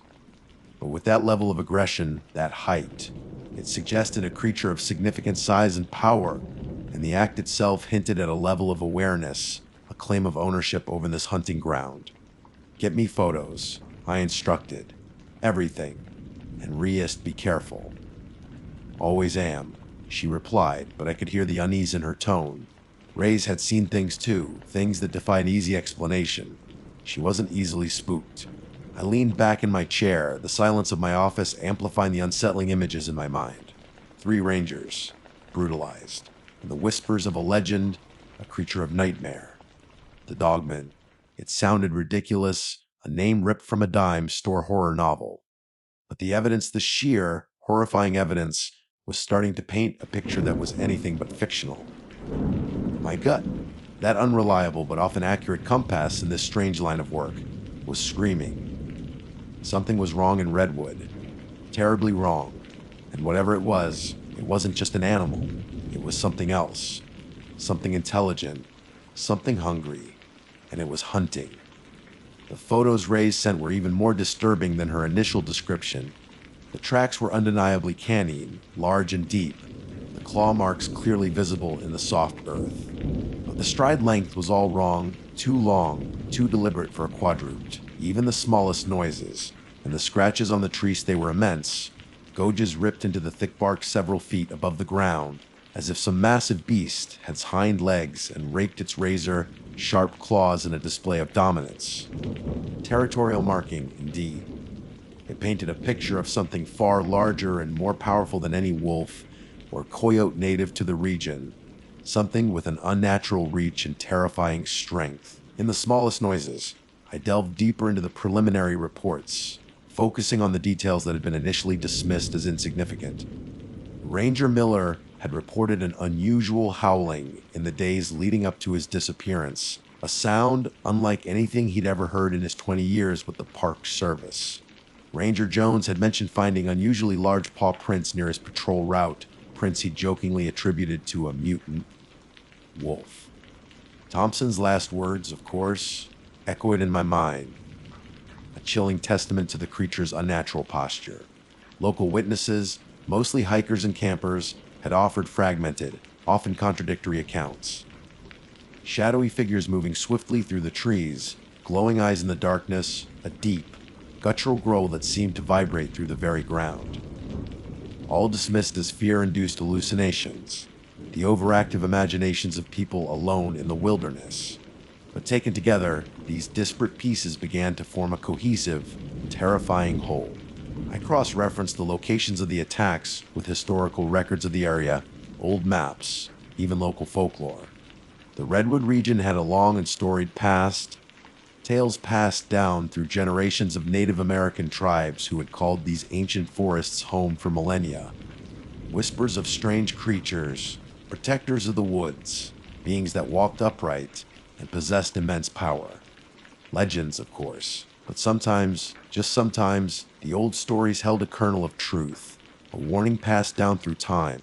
I reached out to Dr. Eris Thorne, a controversial cryptozoologist I'd worked with in a previous case involving strange avian disappearances in the Appalachian Mountains. Thorne was brilliant but eccentric, his theories often bordering on the outlandish. But he had an uncanny knack for connecting seemingly unrelated phenomena, for seeing patterns where others saw only chaos. Davies. Thorne's voice crackled over the phone, laced with his usual enthusiasm. The Redwood incidents. Fascinating. The details you've provided the bipedal gait. The ferocity of the attacks that aligns with certain, shall we say, anecdotal evidence. Anecdotal evidence. I pressed. You mean the Dogman legends? The term is crude, simplistic. Thorne sniffed. Think of it as a highly evolved canid, perhaps an offshoot of an ancient lineage, possessing a level of intelligence and physical prowess that defies our current understanding of the Canidae family.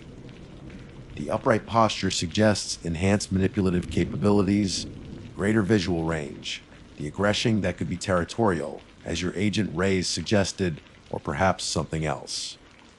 A learned behavior, a predatory strategy. Thorne's theories were always a leap of faith, but his insights often proved surprisingly accurate. What about the intelligence? I asked. The Rangers described a calculated nature to the attacks. Intelligence in predators is often underestimated, Davies. Thorne replied. Observe a pack of wolves hunting. There is strategy, coordination. Now imagine that intelligence amplified, coupled with immense physical power and a bipedal form. I couldn't even the smallest noises. The possibilities there are both terrifying and scientifically intriguing. He suggested I look for patterns in the attack locations, any geographical or environmental factors that might explain the creature's movements or motivations. He also mentioned the importance of scent. Canids really heavily on their olfactory senses. Davies. This creature, if it is what we suspect, will have an incredibly acute sense of smell. It will be aware of your presence long before you see it. Armed with Thorne's unsettling insights, I pored over the park maps again. The 3 attack sites weren't randomly distributed. They formed a rough triangle, the points connected by dense, undeveloped forest. There were no major trails or human settlements within this zone, suggesting the creature was actively avoiding contact. Or perhaps it was guarding something within that area. I dispatched a second team to Redwood, experienced trackers and field agents who specialized in unconventional threats. I equipped them with advanced thermal imaging drones, hoping to catch a glimpse of the creature in the dense foliage. I also authorized the use of specialized scent detection equipment, hoping to identify any unique biological markers. Days turned into nights, filled with tense radio transmissions and frustratingly inconclusive results. The drones picked up heat signatures of deer, bears, even the occasional mountain lion, but nothing that matched the size and gait described in the reports. The scent detectors registered a strong, musky odor in the vicinity of the attacks, but it was unlike anything in our database. Reyes called in one evening, her voice tight with exhaustion and something else at fear. Davies, we found something else. Near Thompson's last known location. A den. A den. What kind of den? Not animal, she said, her voice barely a whisper. It was constructed, branches woven together, reinforced with rocks, and inside it we found things. Belongings, pieces of the missing ranger's equipment, a boot, a torn uniform, ant bones. Not animal bones, Davies, human bones, cleaned. Gnawed. The blood ran cold in my veins. This wasn't just a wild animal. This was something that collected its trophies, that created a lair. The level of intelligence was far beyond anything I had imagined. Secure the area, I ordered. Do not enter the den. I'm on my way. I grabbed my go bag, the weight of the specialized weaponry inside a grim comfort. This was no longer a missing persons case. This was a hunt, and we were the prey. As I boarded the helicopter, the rotors whirring to life, I looked out at the vast, smallest noises, dark expanse of the redwood forest, a primal fear gripping my heart. We were venturing into the territory of something unknown, something ancient, something that had already claimed 3 lives, even the smallest noises, and I had a sinking feeling that the body count about was to rise. The flight to the redwood staging area felt like an eternity, couldn't even the smallest noises. The rhythmic thumping of the helicopter blades a morbid soundtrack to the images swirling in my mind. The constructed den. The human remains it painted a picture far more sinister than a simple animal attack. This was a creature with purpose, with a chillingly human-like awareness. Reyes met me at the makeshift command post, her face etched with a wariness I rarely saw. The other agents moved with a tense, hushed efficiency, the weight of the discovery heavy in the air. She led me to a series of evidence bags laid out on a tarp. The contents were gruesome fragments of clothing, personal items belonging to the missing rangers, and the bones. The Smallwayses, stark white against the dark fabric of the bags, they were undeniably human, picked clean with a horrifying thoroughness. The den is about a mile north of Thompson's last known location, Reyes explained, her voice low. It's nestled in a dense thicket, almost impossible to spot unless you're right on top of it. The construction is crude but effective, like something built for shelter and concealment. We geared up, the weight of our tactical vests and specialized weaponry a familiar comfort in the face of the unknown. I carried a modified AR-15 with armor-piercing rounds and a high-powered tranquilizer rifle, a desperate hope that we could capture this thing alive, understand it. Reyes carried a shotgun loaded with silver buckshot, a measure born more of superstition than scientific rationale. But in this line of work, you learn not to dismiss anything entirely. The trek through the forest was unnerving. Every rustle of leaves, every snap of a twig underfoot, sent a jolt of adrenaline through me. The ancient redwoods loomed like silent giants, their shadows stretching long and distorted in the fading light. The air was thick with the smell of damp earth and pine, underscored by a faint, musky odor that made the hairs on the back of my neck stand on end. Reyes led the way, her movements fluid and cautious. We moved in a tight formation, thermal scopes scanning the dense undergrowth. It felt like we were the intruders here, venturing into the lair of something ancient and powerful. The den was exactly as Reyes had described, a crude structure of woven branches and rocks, almost invisible against the backdrop of the forest floor. A narrow opening led into the darkness within. The air around it was heavy with that same musky scent, now stronger, almost suffocating. Thermals not picking up anything inside, one of the agents whispered. Could be burrowed deep. Or it's gone, another replied, his voice laced with a nervous tension we all felt. I took point, my rifle raised. We go in slow and deliberate. Reyes, you're on my 6. Everyone else, maintain perimeter. The entrance was claustrophobic, forcing me to crouch low to enter. The interior of the den was surprisingly spacious, a hollowed-out area beneath a tangle of roots. The air was thick and still, heavy with the stench of decay and something else, something wild and untamed. My flashlight beam cut through the darkness, illuminating the interior. It was a gruesome scene.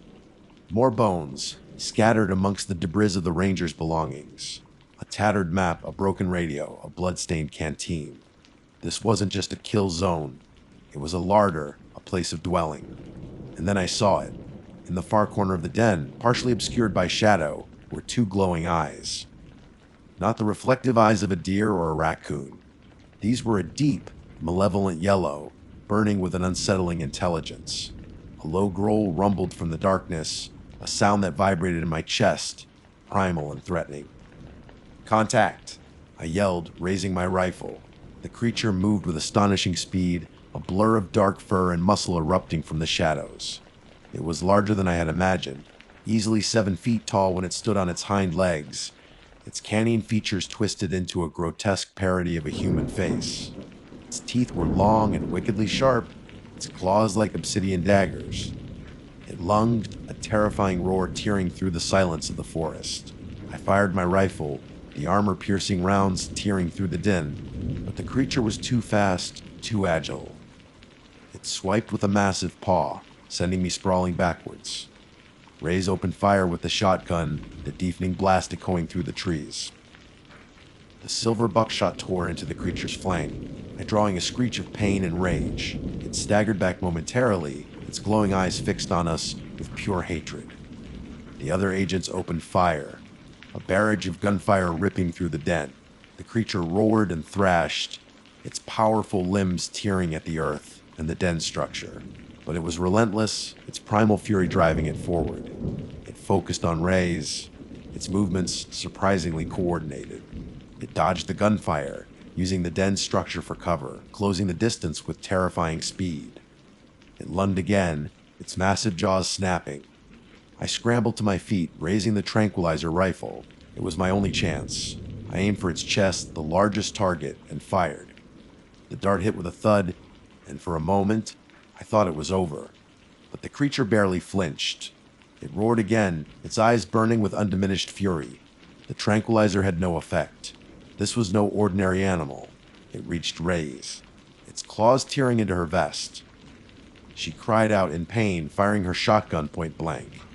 The blast knocked the creature back, but it was still on its feet, bleeding but unyielding. Panic surged through me. Our conventional weapons were useless. This thing was beyond anything we had encountered before. Then, one of the agents on the perimeter screamed. There's more of them. Through the trees, I saw movement. More glowing eyes, more dark shapes emerging from the shadows. We were surrounded. The creature in the den turned its attention back to me, its yellow eyes filled with a chilling intelligence, a predatory satisfaction. It knew it had us cornered. It took a step forward, its massive form filling the narrow confines of the den entrance. This was it. The end. We had stumbled into something ancient, something powerful, something that defied explanation. And we were about to pay the ultimate price for our intrusion.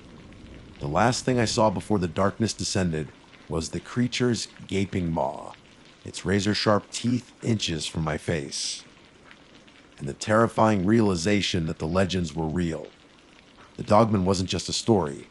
It was a nightmare made flesh, and we were trapped in its horrifying reality. My name is Tex. Sounds like a bad joke. I know, considering I haven't set foot in Texas since I was a kid. But the name stuck. It's not my real name, obviously. Out here, in the circles I run in, real names are a liability. I'm a weapons specialist. That's the polite term. The less polite term would be something like Merchant of Death. But I don't deal in bulk. I special noises. I design and build ordnance, highly specialized ordnance. Things that go boom, things that pierce armor, things that turn reinforced concrete into dust. I've built things that can level city blocks, theoretically, of course, mostly, and things that can punch a hole through a tank's turret like it was made of butter. I like to think of myself as an artist, but my canvas is destruction, and my medium is high explosives and depleted uranium. I've worked for, well, let's just say, interested parties. Governments, corporations, individuals with very deep pockets and very specific problems. Discretion is my watchword. I don't ask questions, I don't judge, I just deliver.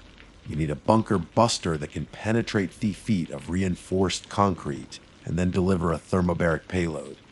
I'm your guy. You need a silent, non-detectable drone capable of delivering a neurotoxin. I can do that too. I've made a career out of solving problems that most people wouldn't even want to acknowledge exist. But this was different.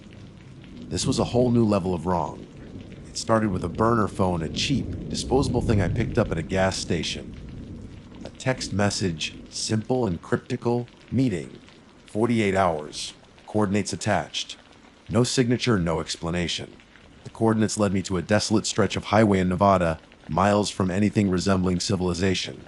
A single, unmarked black SUV was waiting. Tinted windows, military-grade tires, the whole 9 yards. I knew the drill. I got in. The interior was sterile, almost clinical. A man sat in the back, smallest noises, dressed in a suit that probably cost more than my entire workshop. He didn't introduce himself, didn't offer a handshake.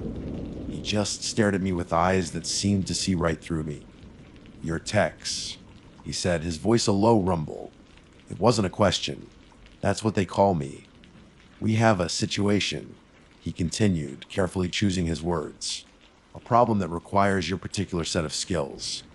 "I'm expensive," I said, cutting to the chase. I wasn't interested in playing games. "Money is no object," he replied, waving a dismissive hand. "What we need is discretion and results." He slid a thick manila envelope across the seat. I opened it. Inside were photographs, documents, and what looked like eyewitness accounts. The first photo made my stomach churn. It was blurry, grainy, clearly taken in low light, but it showed something. Something big. Something wrong. It was humanoid in a way, but impossibly tall, maybe 7 feet, possibly more. It was covered in dark, shaggy fur. Its limbs were thick and muscular, ending in claws that looked sharp enough to shred steel. But the worst part was the head. It was canine, like a wolf but distorted, monstrous.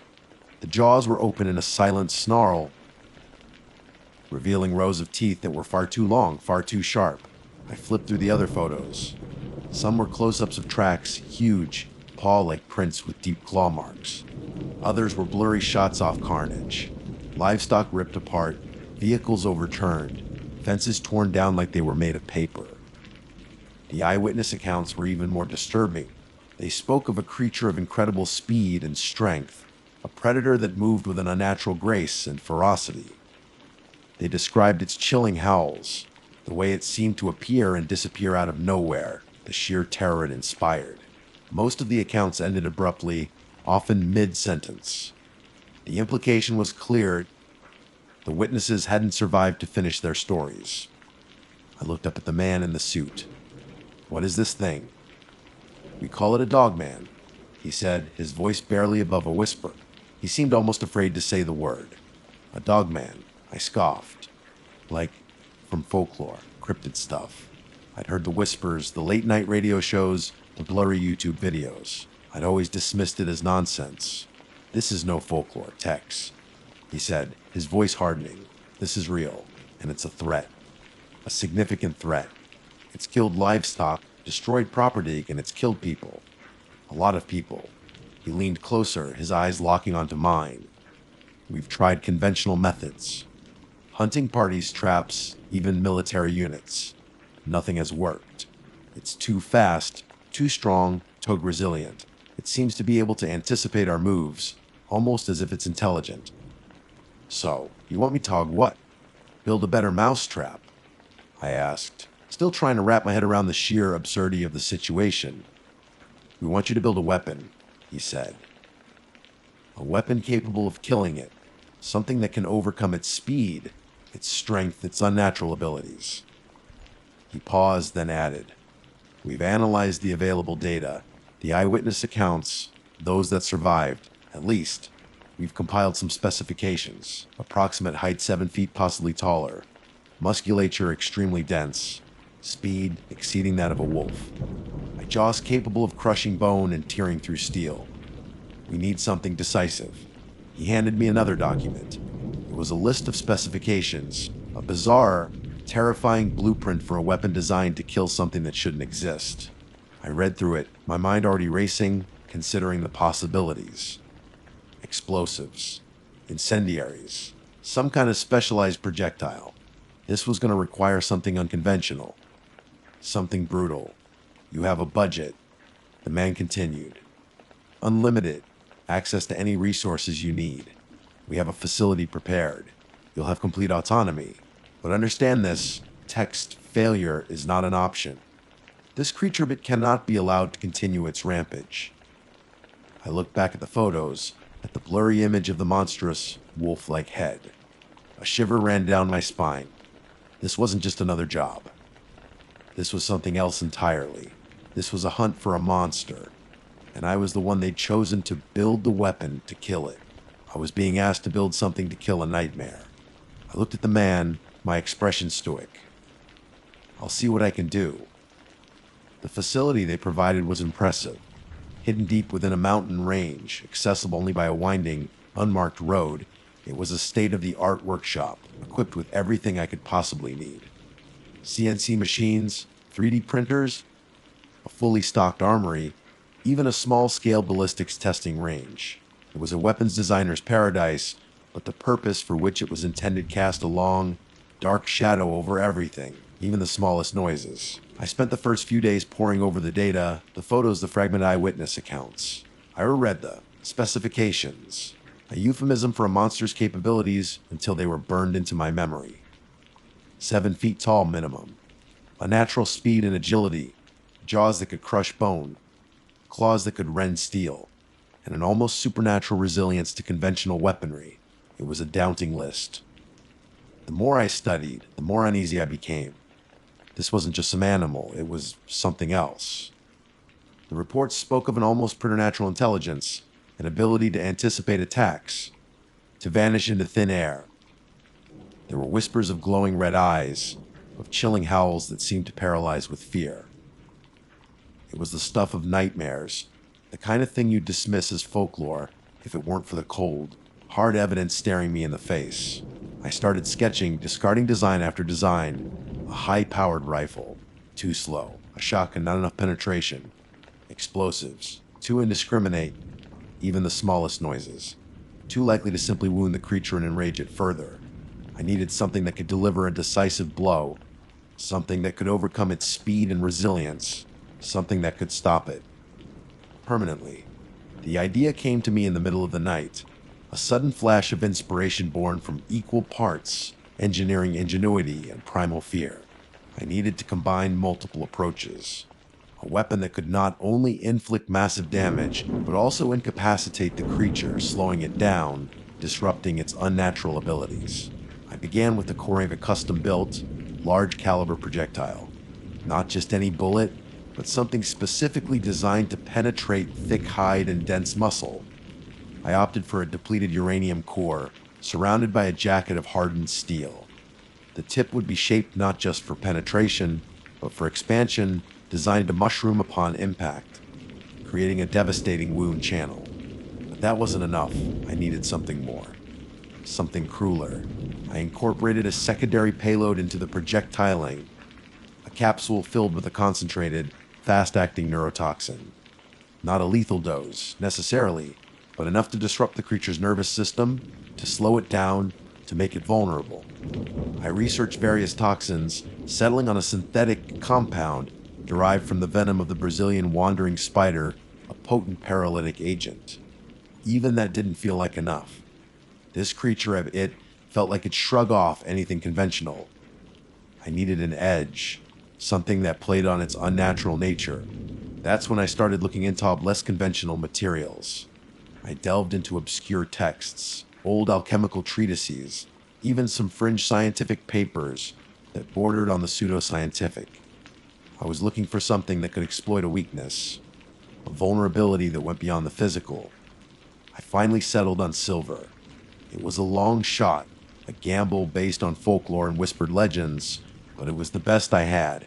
I incorporated finely ground silver particles into the projectile's jacket, hoping that it would have some kind of disruptive effect. It was a Hail Mary, but I was running out of options.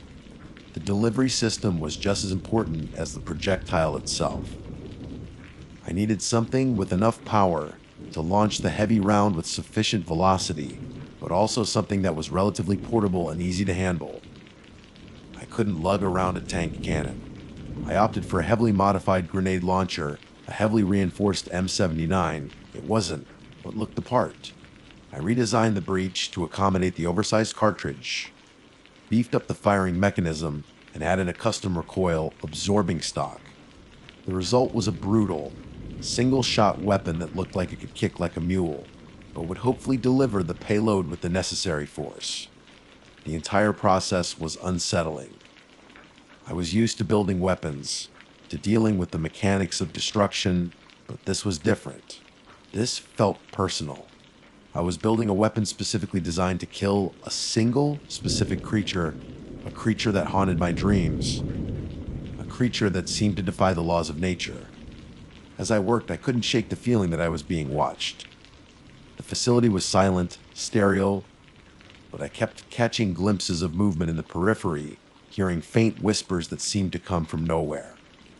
I dismissed it as stress, as the product of too many sleepless nights and too much caffeine, but the feeling persisted. One night, I woke up in a cold sweat, my heart pounding. I had dreamt of the dogman, of its glowing red eyes and its chilling howl. In the dream, it had been standing over me, its jaws dripping with blood. I got out of bed and went back to the workshop, driven by a need to finish the weapon, to arm myself against the nightmare that was slowly consuming me. The weapon was almost complete. The custom rounds were loaded, the launcher was assembled, the silver-laced projectiles gleaming ominously under the harsh fluorescent lights. I held the finished product in my hands, feeling its weight, its cold, hard reality.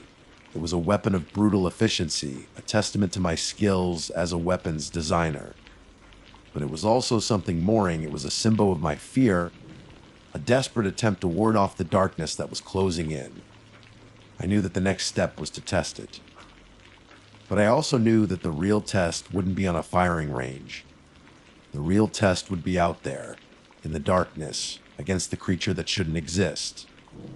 And I had a growing feeling that the test was coming sooner than I expected. Smallest noises. The whispers were getting louder, the shadows were getting deeper, and the feeling of being watched was becoming overwhelming. I was no longer just building a weapon. I was preparing for a confrontation. A confrontation with a nightmare made flesh. I was not going to just sit here. I needed to do something. The summons came, predictably, via another burner phone. A terse text messaging. It's back. Coordinates attached. This time, the location was different, a remote area in the Pacific Northwest, dense forest, rugged terrain. The reports were grim. Hikers missing. A ranger station found deserted, signs of a violent struggle.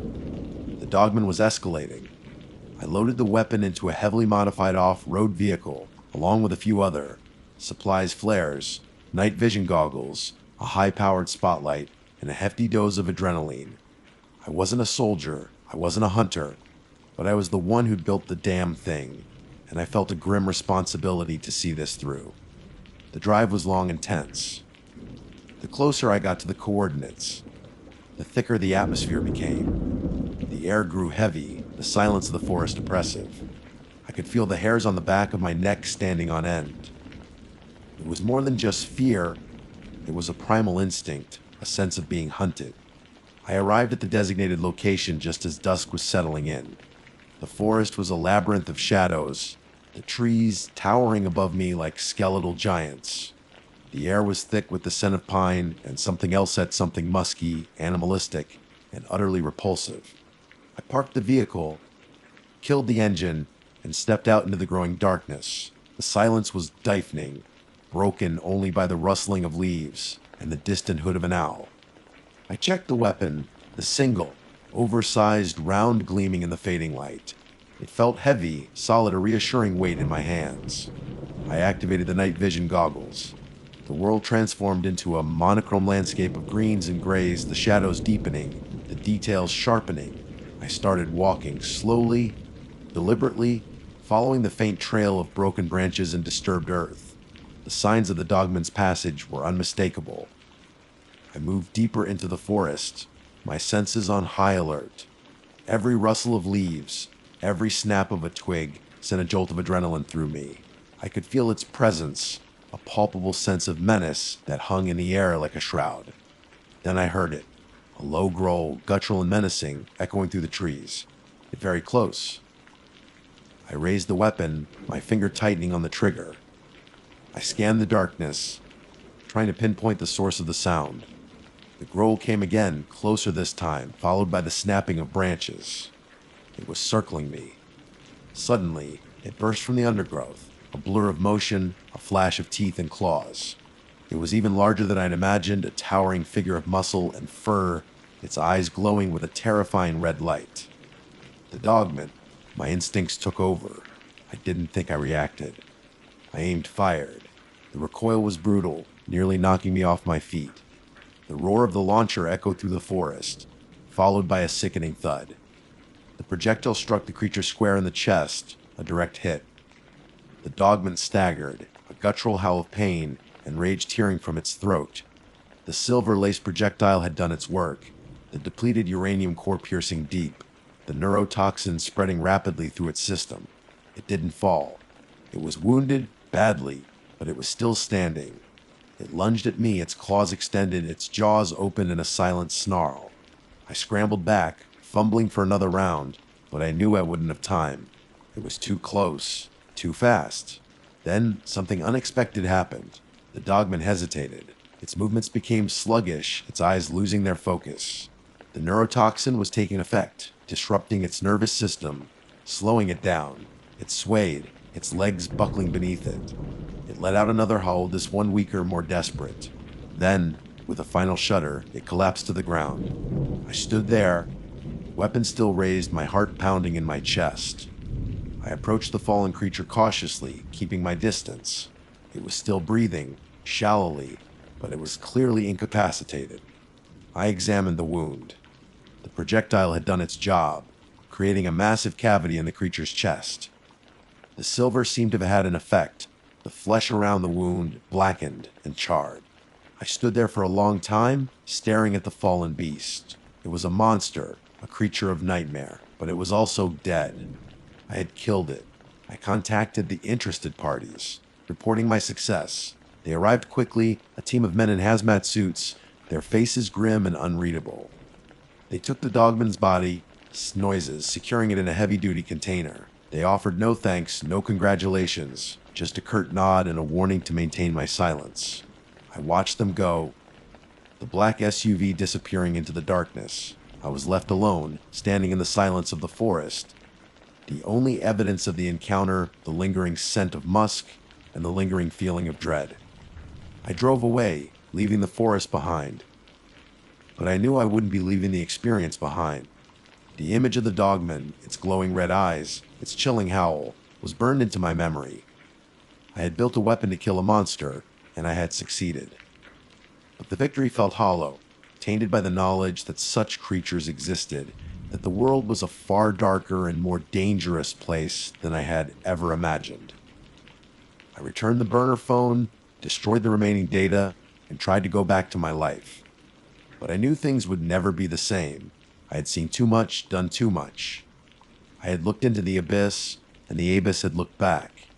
And I knew, with a chilling certainty, that the nightmares would never truly end. The world is full of things that shouldn't be, and I had just killed one of them. I just hoped it was the only one. But somehow, I doubted it. The whispers remain. My name is Emily Carter, and for 15 years, I've walked through the aftermath of the worst moments in people's lives. I'm a forensic specialist. Blood spatter tells me stories, fibers whisper secrets, and the silent testimony of the dead often speaks louder than any witness. I've processed scenes born of passion, greed, desperation, and cold, calculated malice, the smallest noises. I thought I'd developed an armor, a professional detachment necessary to sift through the wreckage of human cruelty and piece together the truth. I believed I understood the spectrum of violence this world offer. I was wrong. So profoundly, terrifyingly wrong.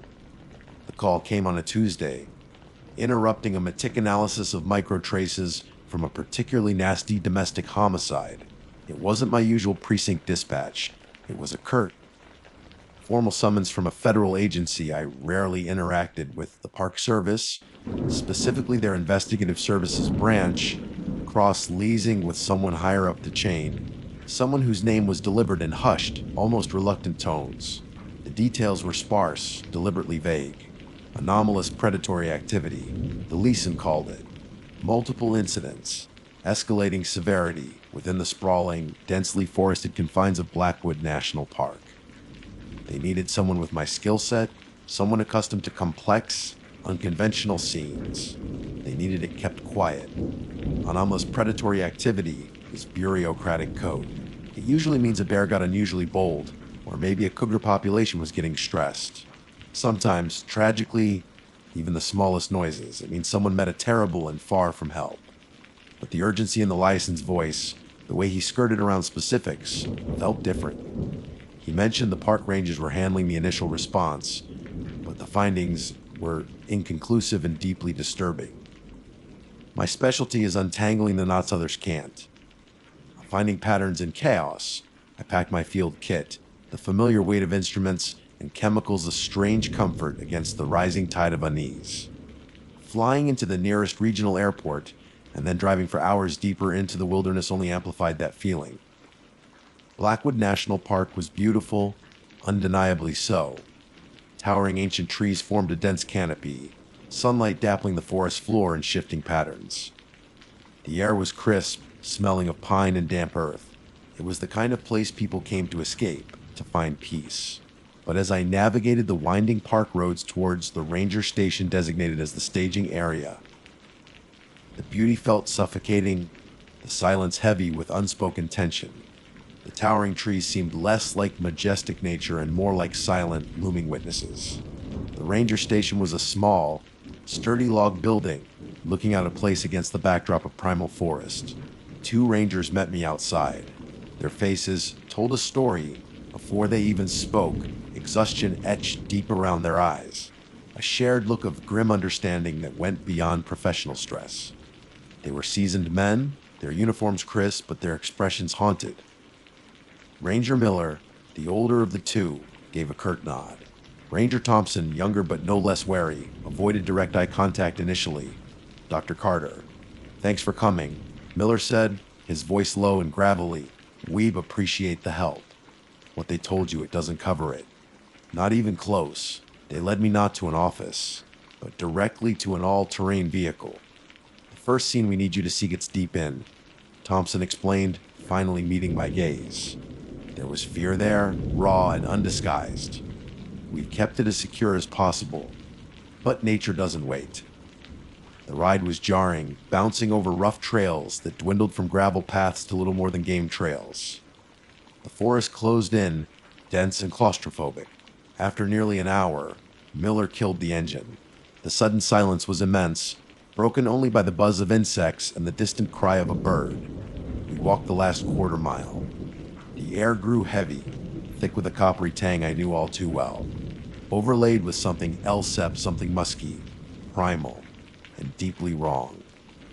The crime scene at it was unlike anything I'd ever encountered. It wasn't taped off like a suburban house. The perimeter was marked by grim, faced rangers standing sentinel against the oppressive woods. It was an established campsite, or what was left of it. A high-end tent was shredded, not just torn but ripped apart with savage, incomprehensible force. Gear was scattered, broken, and embedded into the surrounding trees as if thrown by a giant in a rage. And then there was the victim. I steeled myself, switching to professional mode, my mind cataloging, analyzing, distancing. But the sheer brutality of the savage arrogant rocked me. This wasn't a clean kill by a predator taking down prey. This was obliteration. The body was dismembered, the parts scattered, gnawed, but all saga-ranged, almost. It wasn't the feeding pattern of any known North American predator. Bears maul, cougars often go for the neck, wolves attack in packs, leaving characteristic marks. This was different. There were massive, crushing injuries inconsistent with teeth or claws alone, alongside rents in the flesh that looked like they were made by claws. Yes, but claws of impossible size and sharpness. Bones were snapped like twigs, femurs, the strongest bone in the human body shattered with contemptuous ease. But the most disturbing element was the lack of typical feeding signs, coupled with what looked like intentionality. The way some items were positioned, the sheer overkill of it wasn't just an animal attack. There was a disturbing sense of purpose. Malice. I knelt, my light scanning the disturbed earth. Footprints. Massive prints vaguely canine, but too large to stride unnaturally long. They were deep, indicating immense weight. Bipedal strides interspersed with quadrupedal ones. My mind scrambled for explanations. A bear walking upright for a few steps. Possible, but the morphology was wrong. The claw marks in the dirt, in the trees, on the victim, they didn't match Ursus americanus. They didn't match anything in my database. What did this? I asked, my voice barely a whisper, directed at Miller, who stood rigidly nearby. He swallowed hard, his gaze fixed on the tree line, as if expecting something to emerge. The first one we thought maybe a bear. Drugged, maybe. Rabid. But then the second one happened. And the third, same signature. He gestured vaguely at the carnage. Tracks like this. The force involved. Thompson chimed in, his voice strained. Locals, they have stories. Called it nonsense for years. Hikers getting spooked by shadows. He paused, taking a shaky breath. They call it the dogman. Dogman. The word hung in the air, absurd and chilling. Folklore. Campfire stories. I wanted to dismiss it, to retreat into the comforting logic of science and evidence. But the evidence before me was screaming that logic had left the building. The sheer physical impossibility of what I was seeing, the unnatural mingling of animalistic savagery and terrifying, directed violence at Miller finally looked at me. His eyes, filled with a dread that mirrored my own dawning horror. The brass, the ones who sent for you, they got briefed on everything we found. The tracks, the witness fragments we pieced together before it welled, before the witnesses stopped being coherent. He lowered his voice further. They told us what they think it is, Dr. Carter. They told us it was a dogman. And they told us to stop it. Standing there, amidst the ruin of a life, surrounded by ancient woods that suddenly felt predatory and aware, I understood. This wasn't just an investigation. It was a hunt. And I wasn't sure if I was the hunter or just the next piece of bait. The armor I'd spent 15 years building felt terrifyingly thin. The initial shock at the campsite scene eventually receded, replaced by the cold, methodical process of forensic documentation. It's a necessary defense mechanism. You focus on the minutiae, photographing overlapping scales on the massive footprints, casting the clearest impressions in dental stone, bagging soil samples from within and around the trackway, meticulously collecting the few coarse, dark hairs snagged on ripped fabric and broken branches. Hairs that, even to the naked eye, felt wrong, too thick, too stiff, lacking the characteristics of bear, wolf, or even elk. You catalog the angles of impossible fractures, the strange scoring on bone that wasn't quite teeth marks, wasn't quite tool marks, but something horrifyingly in between. Rangers Miller and Thompson worked with a grim, practiced efficiency, their earlier fear now channeled into focused action. They knew these woods, knew the routines of death within them, the natural ones, at least. This required something more. We moved like ghosts through the violated space. The only sounds are hushed voices dictating notes into recorders, the click of cameras, the rustle of evidence bags. The oppressive silence of the wider forest seemed to press in, listening. Over the next 2 days, they took me to the other sites. Each scene echoed the first in its fundamental horror, yet possessed its own unique brand of terror. Scene 2 was a hiker, found halfway up a steep, rocky incline no bear could easily navigate with such a destructive purpose. His gear wasn't just scattered, it was pulverized. Noises. His high-strength climbing rope looked like it had been snapped like thread. Scene 3 was closer to a little-used park road. A couple, their car somehow dragged or thrown 50 feet into the dense underbrush. The roof peeled back like a sardine can. The violence seemed to be escalating, evolving almost. There was a terrifying learning curve apparent in the destruction. The tracks were consistent across all locations.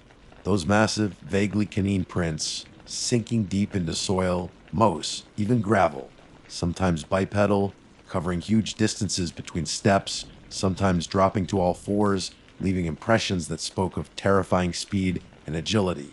We found trees scored with claw marks 10 feet off the ground, bark gouged away as if by steel hooks. Back at the ranger station, I converted a small storage room into a makeshift lab. It was as rudimentary a field microscope, basic chemical test kits, evidence containers lining the shelves, but it was a space where I could attempt to pose scientific order on the encroaching chaos. Under the microscope, the hairs were even more alien. Their structure was irregular, the cuticle pattern unlike anything in my comparative databases. Preliminary tests on trace fluids found near the victims came back confusing. Degraded, contaminated by the environment, yes, but with protein markers that defied easy categorization. Attempts to extract viable DNA were initially fruitless. The samples too damaged or yielding sequences that were fragmented, corrupted, returning error codes or bizarrely inconclusive results. It was like trying to assemble a puzzle with pieces from multiple, incompatible sets.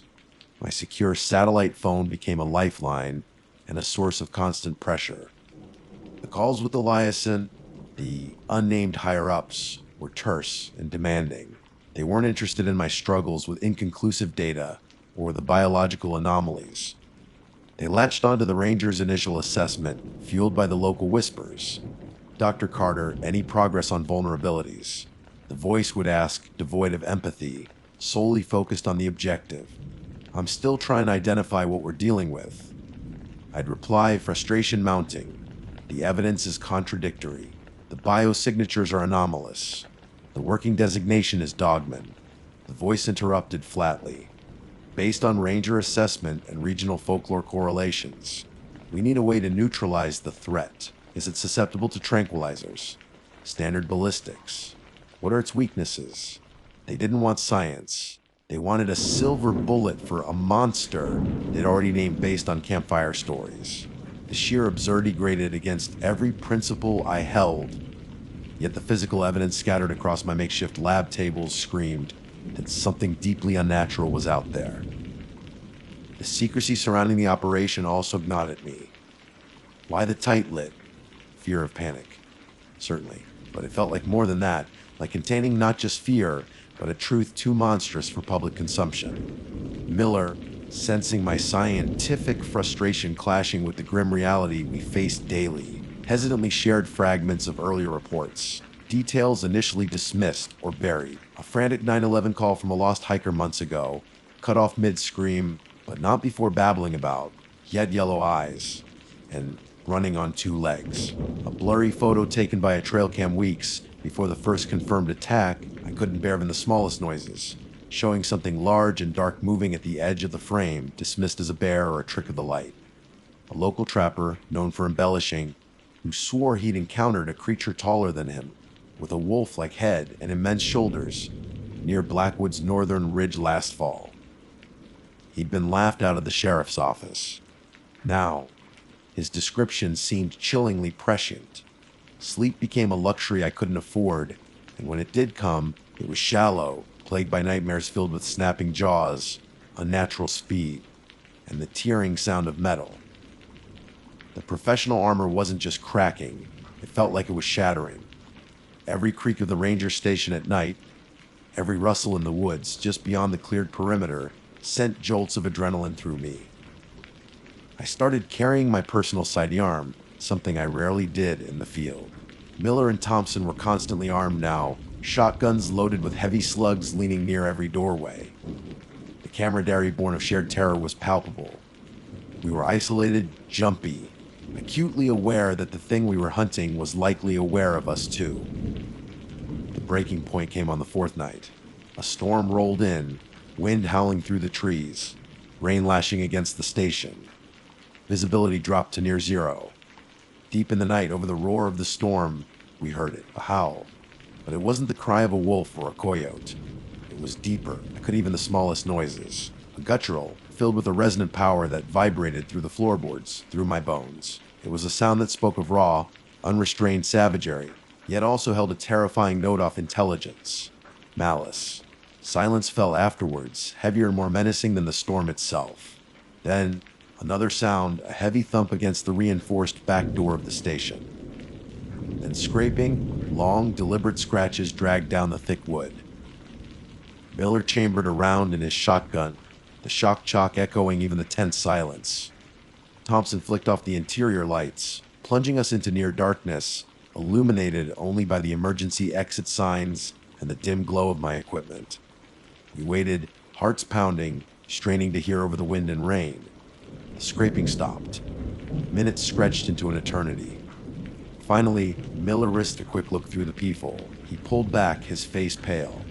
Nothing, he whispered, his voice tight. It's gone, but we all knew it wasn't truly gone. Come morning, with the storm past and an airy calm settled over the rain-washed forest, we found them. Right there, pressed deep into the mud just outside the back door, were the tracks. Massive, clear, unmistakably canine in shape, yet impossibly large. And beside them, good deep into the wood of the door itself, were 3 parallel claw marks, each wider than my hand. It knew where we were. It had come calling. The investigation had just become terrifyingly personal. We weren't just analyzing its past actions anymore, we were anticipating its next move. And we had a chilling suspicion who the targets might be. The discovery of those tracks and the gauges marrying the station door shattered the last vestiges of clinical detachment. We were even the smallest noises. We weren't investigators anymore, we were prey marking time. The air in the station grew thick with unspoken fear, punctuated only by the click of weapon checks and the low murmur of Miller and Thompson discussing park topography, plotting potential movement corridors based on the kill sites. My own forensic mindset shifted. I wasn't just analyzing past events, I was trying to predict future ones using the creature's horrifying patterns, its preference for specific types of terrain, its escalating boldness to anticipate its path. Sleep was unthinkable. We worked in shifts, one person always awake, armed, watching the impenetrable darkness outside the reinforced windows. The makeshift lab sat dormant. Microscopic analysis felt futile against the immediate physical threat breathing down our necks. Our satellite calls to the liaison became blunt, urgent demands for support, for extraction, for anything beyond vague directives to neutralize. The replies remained frustratingly evasive, promising resources that never seemed to materialize, reiterating the need for containment and secrecy above all else. We were on our own. It was Miller who finally voiced what we all knew. We can't wait here. It knows us. It tested us. Next time it won't just scratch the door. The decision was grimly unanimous. We had to take the hunt to it. Waiting was suicide. I couldn't even the smallest noises. Combining Miller's intimate knowledge of Blackwood's hidden valleys and game trails with my spatial analysis of the attack sites, we identified a potential area, a remote basin deep within the park, ringed by dense, old-growth forest and rocky outcrops, roughly equidistant from the last 3 incidents. It felt like the kind of place something ancient and predatory might claim as its core territory. Preparation was stark and purposeful. Heavy-gauge shotguns, loaded with magnum slugs and buckshot, high-lumen flashlights with tactical mounts. Ranger Thompson, it turned out, had a military background and produced a thermal imager he kept unofficially at the station. The smallest noises. My contribution felt morbidly practical. I prepared several chemical light sticks, the kind used to mark evidence at night scenes. Modified with an adhesive compound mixed with concentrated extracts from the trace fluids found at the kill sites, a grotesque, synthetic lure based on the scent of its own victims. A desperate gamble appealing to its predatory or territorial instincts. We packed light, survival gear only, knowing speed and silence were paramount. We set out just before dusk, the sinking sun painting the sky in hues of orange and blood red through the dense canopy. The ATV got us partway, then we moved on foot, melting into the shadows as true darkness fell. The forest, usually a place of detached professional interest for me, transformed into a living, breathing entity. Every rustle of leaves, every snap of a twig amplified 100-fold. The silence between sounds was worse. Thick with anticipation, Thompson occasionally scanned ahead with the thermal imager. Mostly, it showed nothing but the fading heat signatures of rocks and trees, the occasional furtive movement of small animals. But twice, he froze, motioning us to halt. Something large, he whispered the first time, pointing towards a ridge. Heat signature, big but it vanished. Too fast for a bear. The second time, his voice was tighter. Edge of the basin, saw the heap upright, moved behind the rocks. Damn, it's fast. We pressed on, adrenaline, a toxic cocktail of fear and resolve in my veins. The air grew colder, heavier, carrying that same faint, musky, wrong scent I'd first encountered at the campsite. We reached the edge of the basin, a natural amphitheater of ancient stone and towering pines, shrouded in mist pooling in the low areas. Miller signaled and we fanned out cautiously, taking positions behind thick tree trunks, weapons ready. I activated the chemical lures. Tossing them towards the center of the basin, they landed softly, casting an airy green glow against the gloom. Then, we waited. The silence stretched, broken only by our own ragged breathing and the frantic thumping of my heart against my ribs. Minutes felt like hours. Was it watching us? Had it lured us here? The first sign was the sound, a low guttural growl that seemed to resonate from the earth itself, echoing strangely in the basin. It was deeper, closer than the howl we'd heard at the station. Then movement. A flicker at the edge of the tree line opposite us, picked up by Thompson's thermal scan. Contact, he hissed. Something detached itself from the shadows.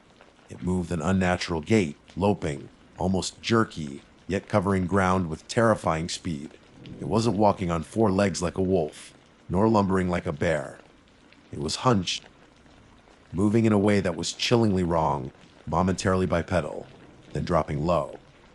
In the intermittent moonlight filtering through the mist and the green glow of the lures, I caught glimpses, long limbs, massive shoulders hunched high, a silhouette that defied easy categorization. Taller than a man, built with a density that spoke of immense power. The head was elongated, canine, yet set upon that hulking frame in a way that felt nightmarish. And the eyes, for a moment, they seemed to catch the light, reflecting back not green or white like an animal, but a sickly, burning yellow. It paused near one of the lures, head lowered as if sniffing. That was our chance. Miller below to command, "Light it up!" And our combined flashlights pierced the darkness, pinning the creature in their beams.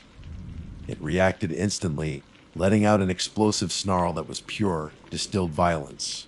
It wasn't just the sound of an animal, it was rage incarnate. Dropping low, it charged, not at the lures, but straight towards Thompson's position. The speed was blinding. Before I could even fully process, Thompson yelled, firing his shotgun. The blast echoed like thunder in the basin. The creature stumbled, a guttural shriek tearing through the air, but it didn't go down. It swiped, a blur of motion, and I heard Thompson cry out, the thermal imager clattering to the ground. Miller and I opened fire simultaneously. Slugs hammered into the creature's flank and shoulder. It staggered again, roaring, shaking its massive head. It spun, those yellow eyes fixing on me for a split second, filled with cold, alien intelligence and searing pain. Then, incredibly, it turned and bolted, crashing back into the tree line with unbelievable speed, disappearing into the darkness as quickly as it had emerged. We rushed to Thompson. He was alive, thank God, but his arm was mangled, ripped open by claws that had sheared through his heavy jacket like paper. Miller applied pressure, his face grim. The forest was silent again, save for Thompson's pained gasps and the distant crashing sounds of the creature's retreat fading rapidly. Did we stop it? We wounded it. Maybe badly. But it escaped.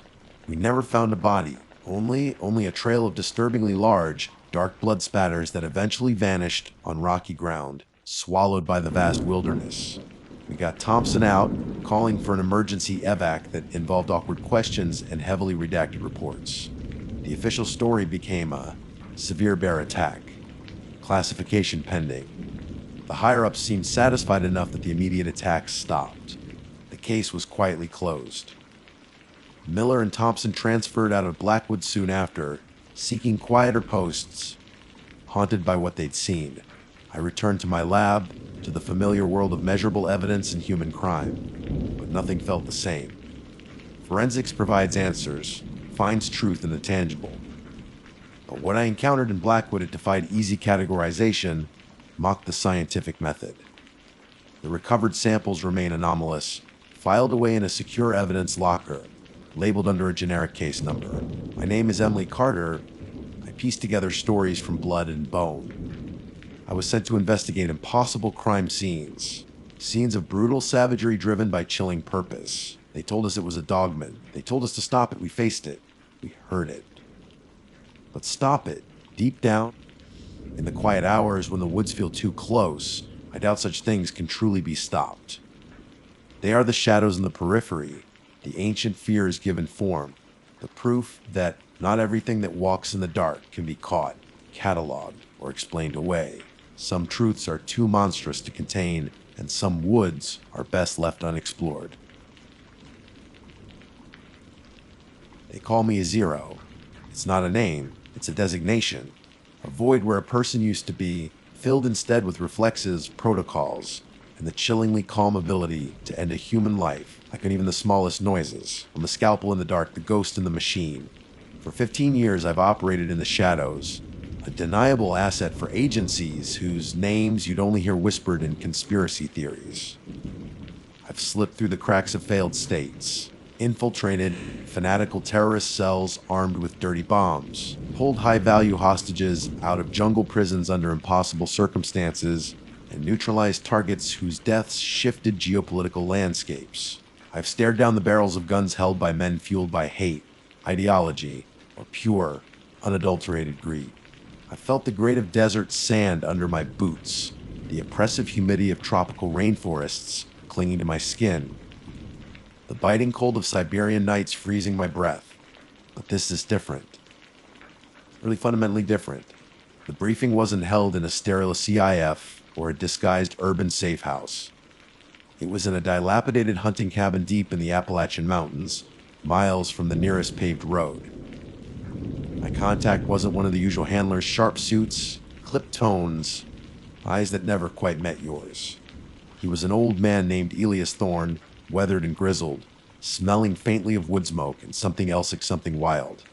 He represented, he claimed, a private conservation group with extremely deep pockets and a very specific problem. He slid a thick, unmarked manila folder across the rough-hewn table. Inside weren't satellite images of terrorist compounds or dossiers on political dissidents. There were grainy photographs, blurry trail cam footage, and typed-out eyewitness accounts collected over decades, all bound by a single, unbelievable subject, the dogman. I almost laughed. Almost. Years of training clamped down on unprofessional reactions. Sir, I began, keeping my voice level. My expertise lies in human conflict. Asymmetrical warfare, counterterrorism, direct action. This appears to beg folklore. Thorne leaned back, his eyes, sharp and surprisingly clear for his age, fixed on mine. Smallest noises. Folklore doesn't leave behind footprints 6 inches deep that defy known animal morphology, Agent Zero, in the smallest noises. Folklore doesn't tear grown deer apart limb from limb and leave the carcasses arranged in patterns. Folklore doesn't drive experienced hunters and hikers out of these woods, babbling about glowing eyes and a creature that moves faster than anything on 2 legs or 4. He tapped a particularly disturbing photo, something large and dark glimpsed between trees, its purported notions unsettlingly humanoid yet undeniably bestial. We've lost 3 forestry workers and 2 surveyors in this sector in the last 18 months. Officially, they're missing, presumed victims of accidents or animal attacks. Unofficially, his voice dropped. Something is hunting here, something intelligent, powerful, and territorial. The official channels, Thorne explained, wouldn't touch it. It was too fantastic, too easily dismissed. Plausible deniability was paramount. But the disappearances were becoming too frequent, too close to logging areas and potential development zones. His conservation group needed the problem dealt with quietly, permanently. They needed someone who could operate off-grid, handle extreme threats, and leave no trace. They needed someone like me. My usual fee was doubled. Hazard pay. Thorne called it, with a grim little smile that didn't reach his eyes. The objective was simple: locate the creature, confirm its existence, and neutralize it. Terminate with extreme prejudice. Retrieve biological samples if possible, but elimination was the priority. The smallest noises. I spent a week poring over the data, cross-referencing sighting locations, analyzing track patterns, reading historical accounts, local legends, stories that Cherokee and other tribes had passed down for generations about monstrous Ulf, like beings that walked upright. My skepticism warred with the sheer volume of anecdotal evidence and the disturbing consistency in the descriptions: tall, powerfully built, canine head, bipedal locomotion, unnaturally fast and strong, often accompanied by an overwhelming sense of dread. It felt less like hunting an animal and more like preparing to engage an anomaly, a glitch in the fabric of reality. My gear reflects the ambiguity. Standard kit suppressed rifle, sidearm, combat knife, thermal and night vision optics. But added were specialized items on Thorne's suggestions and the scant reports: high caliber rounds usually reserved for big game or anti-material work. Experimental acoustic lures designed to mimic prey distress calls, and silver-jacketed bullets. Thorne had insisted on the silver. Call it insurance, he'd said, against things that don't follow the normal rules. I packed them feeling ridiculous, but years in the field teach you not to dismiss any potential advantage, no matter how outlandish. Now, I'm here, inserted via unmarked helicopter onto a remote ridge overlooking the sector Thorne designated as the creature's primary hunting ground, a vast, primordial expanse of old-growth forest covering rugged, unforgiving terrain. Miles of dense woods, rocky outcrops, and shadowed valleys. The air is thick with the scent of pine and damp earth. It's quiet. Too quiet. The usual chatter of birds and insects is muted, replaced by an unnerving stillness that presses in from all sides. I have set up a concealed observation post, camouflage netting blending seamlessly with the undergrowth. My rifle rests on its bipod, optics scanning the tree line below. For 2 days, nothing. Just the wind sighing through the pines and the slow creep of shadows as the sun tracks across the sky. It's a waiting game, something I'm intimately familiar with. But the target isn't a terrorist planning an attack or a dictator in his bunker. It's something else. Last night, however, the quiet broke. Not with a gunshot or an explosion, but with a sound that turned my blood cold. A howl, starting low and guttural, rising in pitch to a terrifying, resonant cry that echoed through the valleys. It wasn't a wolf. It wasn't a coyote or a bear. It was something else, something filled with primal rage and hunger. It sounded impossibly close, yet impossibly far away at the same time. Every instinct, honed by years of survival in lethal environments, screamed wrongness. This morning, I found tracks 50 yards from my OP. Not deer, not bear. Long clawed prints pressed deep into the mud, showing a stride pattern that suggested bipedal movement. They led towards the denser part of the forest, deeper into the territory Thone had warned me about. The hunt has begun. Or maybe, the smallest noises. The chilling thought occurs as I check the chamber of my rifle. I'm the one being hunted. This mission, it's not like infiltrating a cell or extracting a hostage. This is stepping into a nightmare. And the monster is real. Fear is a luxury I discarded long ago, replaced by cold calculation and situational awareness. But the howl that ripped through the pre-dawn stillness wasn't just a sound, it was a physical force, vibrating deep in my chest, bypassing trained responses to trigger something ancient and primal. The tracks confirmed it. This wasn't just an animal, it was a predator operating on a level I hadn't anticipated. Staring at the deep, clawed impressions leading into the shadowed woods. I made the decision. Observation was over. It was time to hunt. Following the tracks was unnervingly easy at first. The creature made little attempt at concealment. Its heavy, digging deep into the soil and leaf litter. It moved with a purpose, not meandering like a foraging animal, but heading deeper into the rugged interior of the sector. The stride was immense, easily double that of a large man, suggesting significant height and power. It navigated obstacles, fallen logs, thickets of hododendron, with an ease that spoke of familiarity and brute strength, often simply crashing through rather than going around. The deeper I moved into the forest, the more the atmosphere changed. The unsettling quiet I noted earlier intensified, blanketing the woods in a silence that felt unnatural, suffocating. No bird song, no scurrying squirrels, not even the buzz of insects. It was as if the entire ecosystem was holding its breath, cowering in the presence of the apex predator. The trees here were older, larger. Those noises, their canopy blocking out much of the sunlight, casting the forest floor in perpetual twilight. Strange shapes seemed to coalesce in the periphery, tricks of light and shadow that kept my senses on high alert.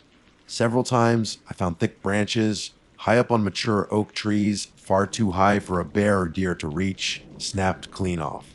The breaks fresh, splintered. Marks of passage, or territorial displays. Hours into the pursuit, I found the first concrete sign of its recent activity.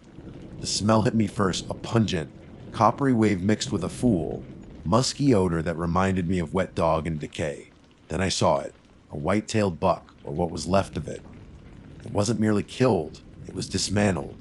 The carcass was torn open with savage force, limbs ripped from sockets, the ribcage splayed wide.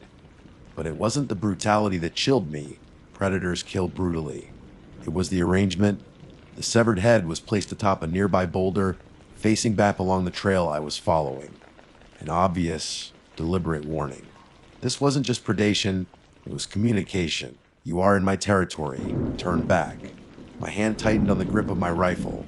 Training kicked in, overriding the flicker of unease. Analyze, assess, adapt. The creature was intelligent enough for psychological tactics. It knew it was being followed, or at least suspected it. I scanned the surrounding trees, the dense underbrush, sweeping my thermal imager in slow arcs. Nothing. No heat signatures out of place, just the cool background of the forest. But the feeling of being watched intensified, prickling the back of my neck. I continued, moving slower now, more cautiously, using every bit of fieldcraft I possessed. Sticking to shadows, minimizing my sound signature, constantly scanning my surroundings. The tracks led upwards towards a rocky spine that dominated the local terrain. The ascent was steep, treacherous, even the smallest, forcing me to holster my rifle and use my hands. The creature's tracks went straight up, depressions in the moss and dislodged stowing it had scaled the near vertical sections with horrifying agility. Near the summit, I heard it. A low growl, deep and resonant, echoing from the rocks above. It wasn't directed at me, seemingly more like a rumbling discontent. I froze, pressing myself flat against the cold stone, straining my ears. Then came the scrape of claws on rock, and a dislodged pebble skittered down the slope, bouncing near my position. It was close, very close. Slowly, carefully, I drew my suppressed sidearm, easing around the edge of a boulder.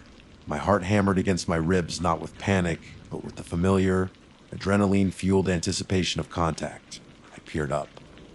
Nothing. Just jagged rocks silhouetted against the gray sky. But the musky, full scent was stronger here, carried on the slight breeze. It had been here moments ago, and then I saw it, not the creature itself, but another sign, scratched deep into the flat surface of a large rock near the ridge's peak were 3 parallel claw marks, each groove wider than my finger, a territorial marker unambiguous and fresh. Below it, something glinted. I edged closer. It was a spent shell casing, not mine, a 30,006 standard hunting caliber. Nearby lay a mangled piece of equipment, a shattered GPS device, its screen spider-webbed. Someone else had been here. One of the missing surveyors, perhaps. Had they fired a shot? Had they encountered the creature face to face? The casing and the broken device told a grim, silent story. It became chillingly clear that stalking this thing directly was playing its game. It knew the terrain, it was faster, stronger, and seemed to possess a cunning that bordered on sentient. It was likely observing me even now, letting me follow, perhaps sizing me up, or leading me into an ambush. I couldn't beat at its own game in this environment. I needed to change the rules.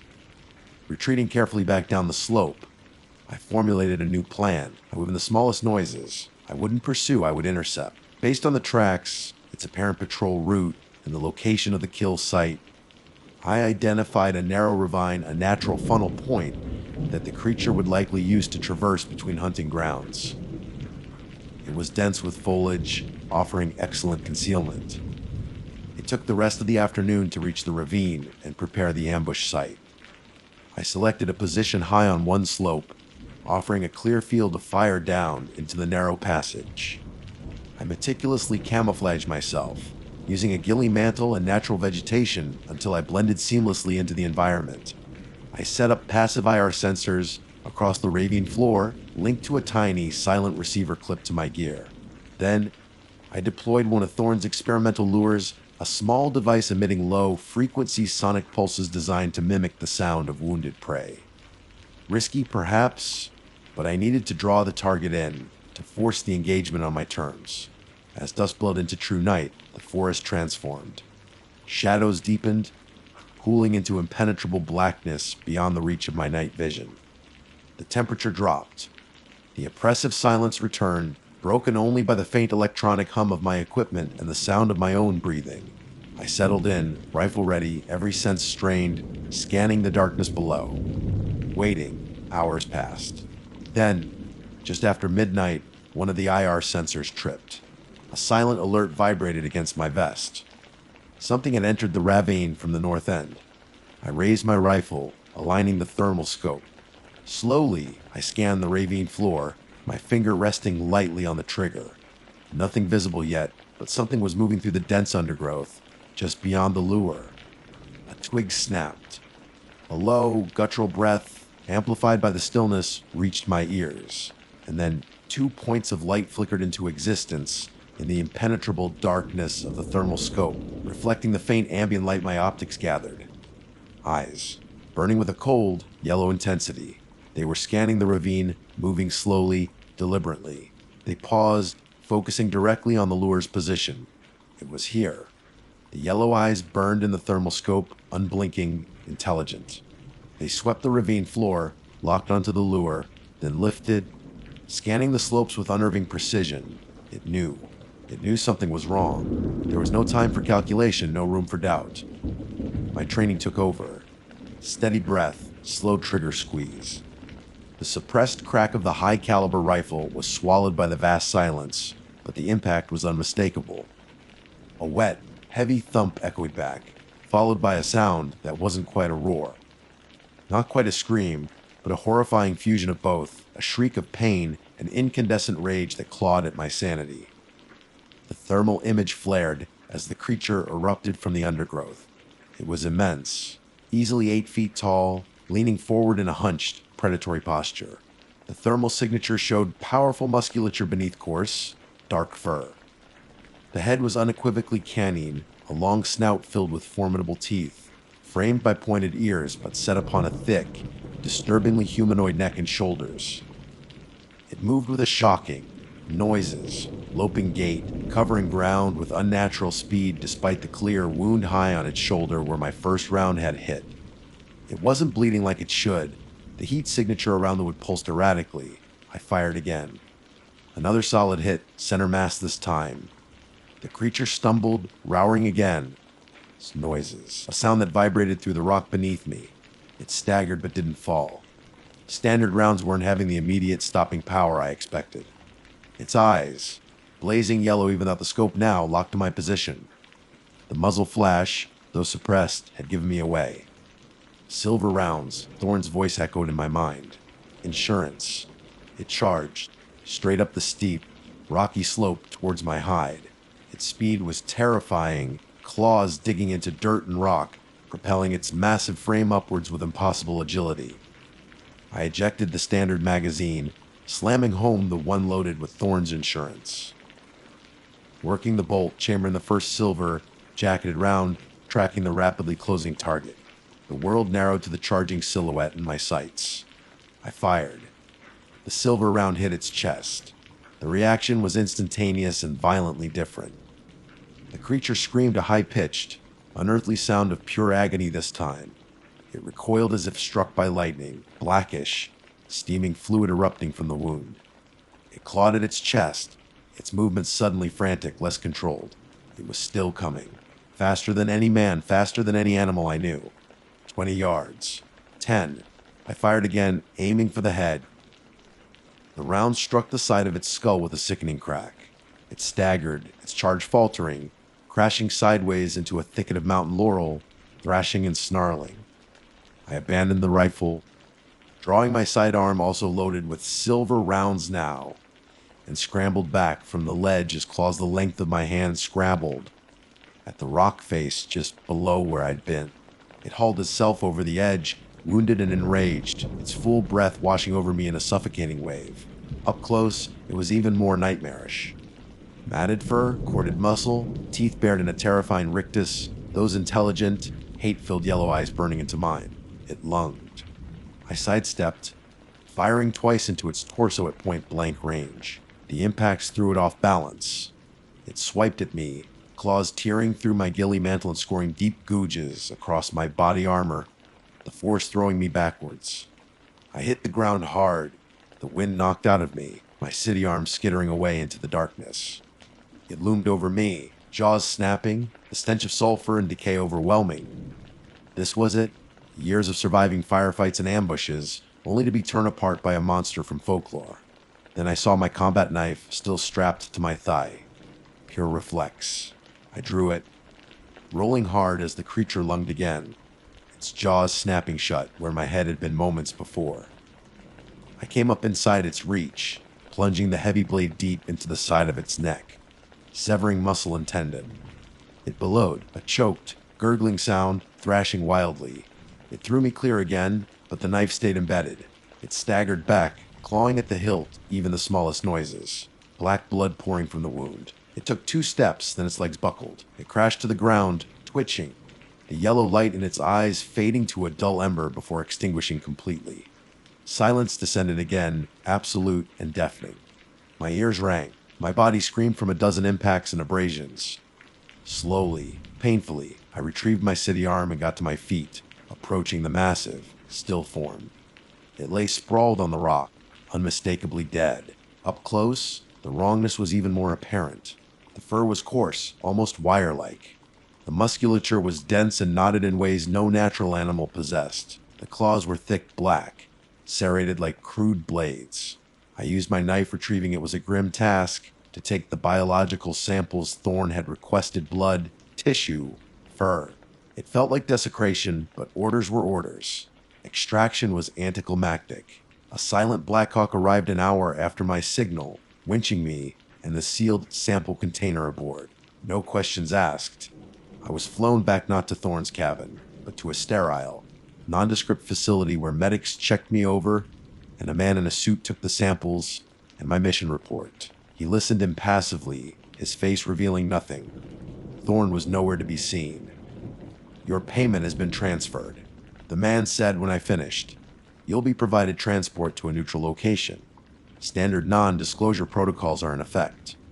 This operation, this subject, it never happened." I nodded. Deniability. Back to the shadows. But you can't unsee something like that. You can't unknow it. I've faced human monsters, men capable of horrific cruelty. But this was different. An ancient, couldn't bear even the smallest noises. Predator force lurked just beyond the veil of the world we think we know. They call me Zero, a void. But something filled a piece of that void during those hours in the Appalachian woods. The chilling certainty that the nightmares are real. I'm back in the civilized world now, surrounded by concrete and noise. But sometimes, late at night, when the city quiets down, I think I hear it. A faint, distant howl carried on the wind. Or maybe it's just the memory etched into my psyche. The memory of burning yellow eyes, and the knowledge that while I hunted a dogman and succeeded, it might only have been one. How many more are out there, lurking in the deep, dark places of the world, waiting? The hunt is over. The mission is complete. But the nightmare of the nightmare feels like it's just begun. My name is Dr. Elena Ramirez. For the past 15 years, my life has revolved around the predictable, albeit fascinating, world of animal behavior.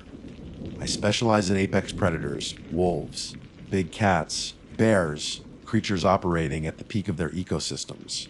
I've tracked snow leopards in the Himalayas, collared jaguars in the Amazon, and spent countless hours observing grizzly bears in the remote wilderness of Alaska. My world is one of data, observation, and the rigorous application of the scientific method. I deal in facts, in quantifiable evidence, in the established biology of known species. Cryptozoology, folklore, legends, those belong in dusty books and late-night internet forums, not in my field reports. At least, that's what I thought until about 3 weeks ago. The call came on a Tuesday morning. Unmarked number. The voice on the other end was clipped, professional, and utterly devoid of warmth. He didn't give a name, only an affiliation, a federal agency, and requested my immediate presence for a consultation on a matter of cogent ecological significance. Vague didn't even begin to cover it. My initial reaction was irritation mixed with curiosity. Federal agencies usually meant bureaucracy, budget cuts, or tedious environmental impact assessments. But the urgency in the man's tone, subtle as it was, felt different. He mentioned my specific work on predator adaptations in dense forest environments. They knew my research. Against my better judgment, and perhaps lured by the sheer anomaly of the call, I agreed. 2 days later, a black SUV, the kind usually associated with people who don't want to be noticed, rolled up my quiet suburban street. 2 men in dark, impeccably tailored suits got out. They looked less like ecologists and more like characters from a spy thriller, Agent Thorn. The older, sterner one with eyes that seemed to analyze everything, and Agent Davies, younger, sharper, carrying a heavy-duty briefcase. They didn't waste time on pleasantries. The drive was long and silent. They offered no information, deflected my questions with practiced ease, and stared straight ahead. We eventually arrived at a nondescript building an hour outside the city, surrounded by high fences topped with barbed wire.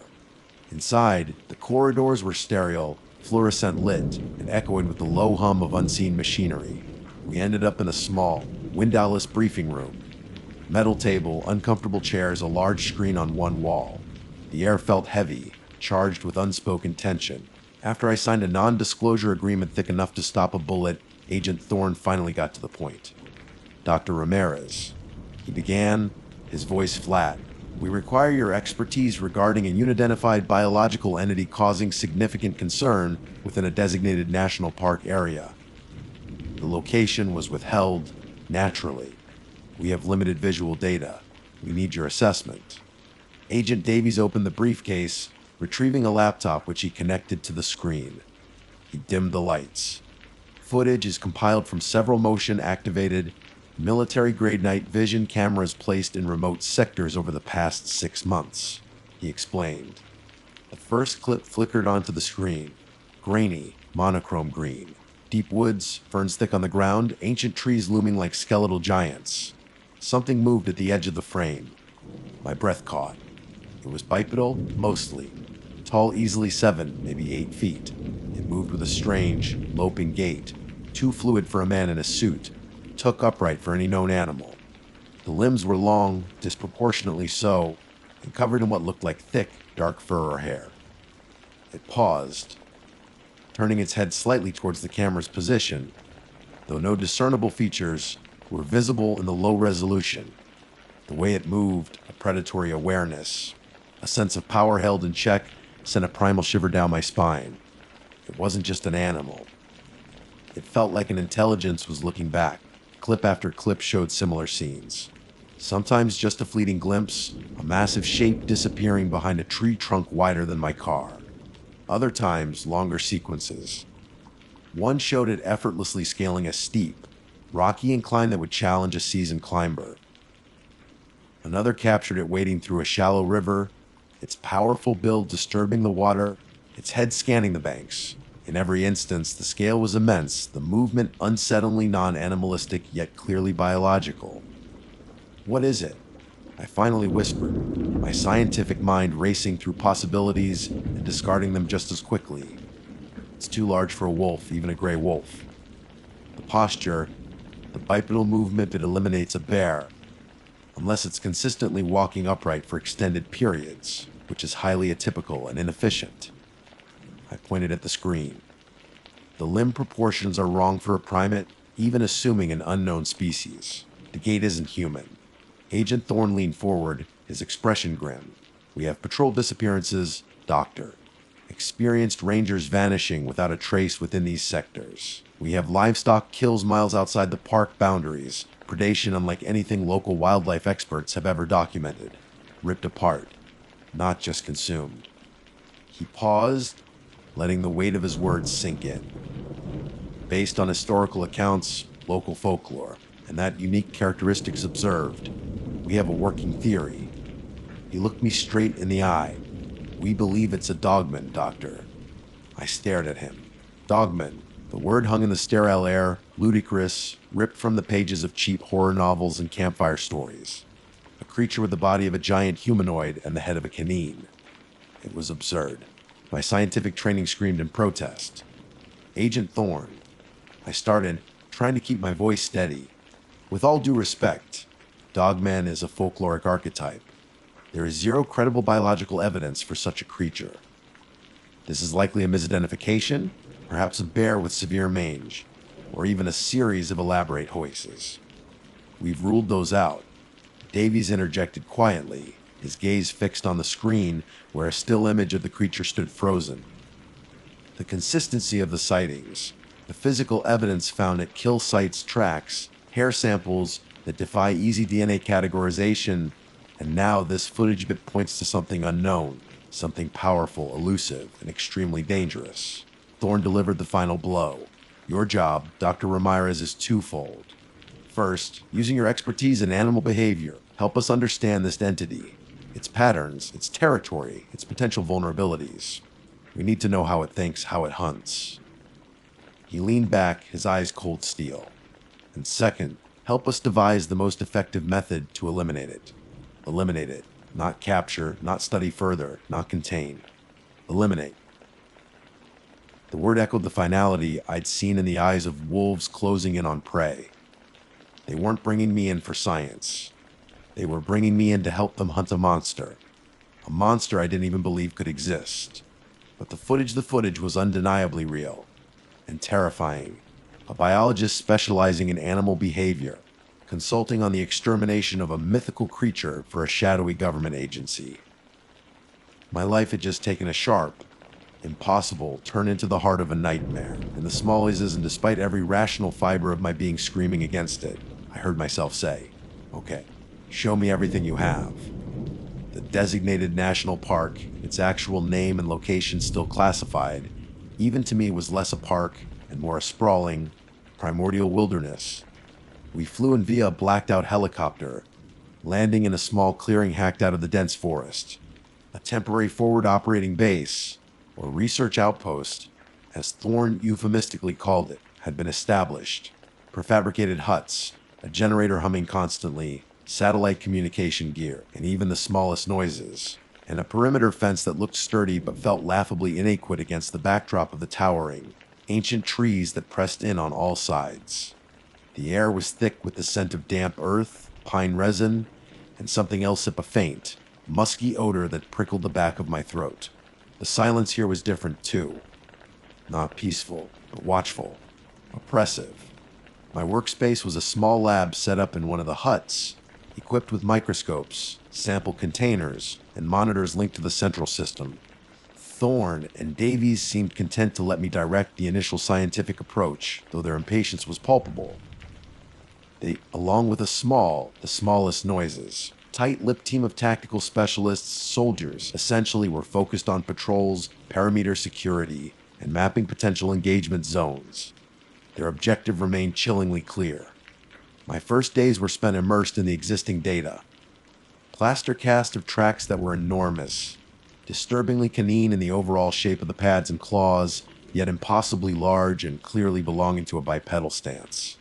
The stride length was immense. Hair samples, coarse and dark, that genetic analysis had only flagged as hunk-known canine anomaly, with degraded or atypical mitochondrial DNA that defied easy sequencing. Ranger logs detailing unsettling sounds. Fleeting glimpses of something too big to be right, and a growing sense of being stalked in certain sectors. It was all circumstantial, yet the sheer volume was unnerving. The smallest noises. I insist on deploying my own equipment. High-resolution thermal imagers, wide-spectrum audio recorders sensitive enough to pick up infrasound, and state-of-the-art game cameras with better night vision capabilities than the grainy footage I'd first seen. Thorne agreed, likely hoping my gear would provide a clearer target. Deploying them meant excursions into the forest, accompanied by two of the tactical guys. Moving through those woods felt like navigating a living labyrinth. Sunlight struggled to pierce the dense canopy, leaving the forest floor in perpetual twilight.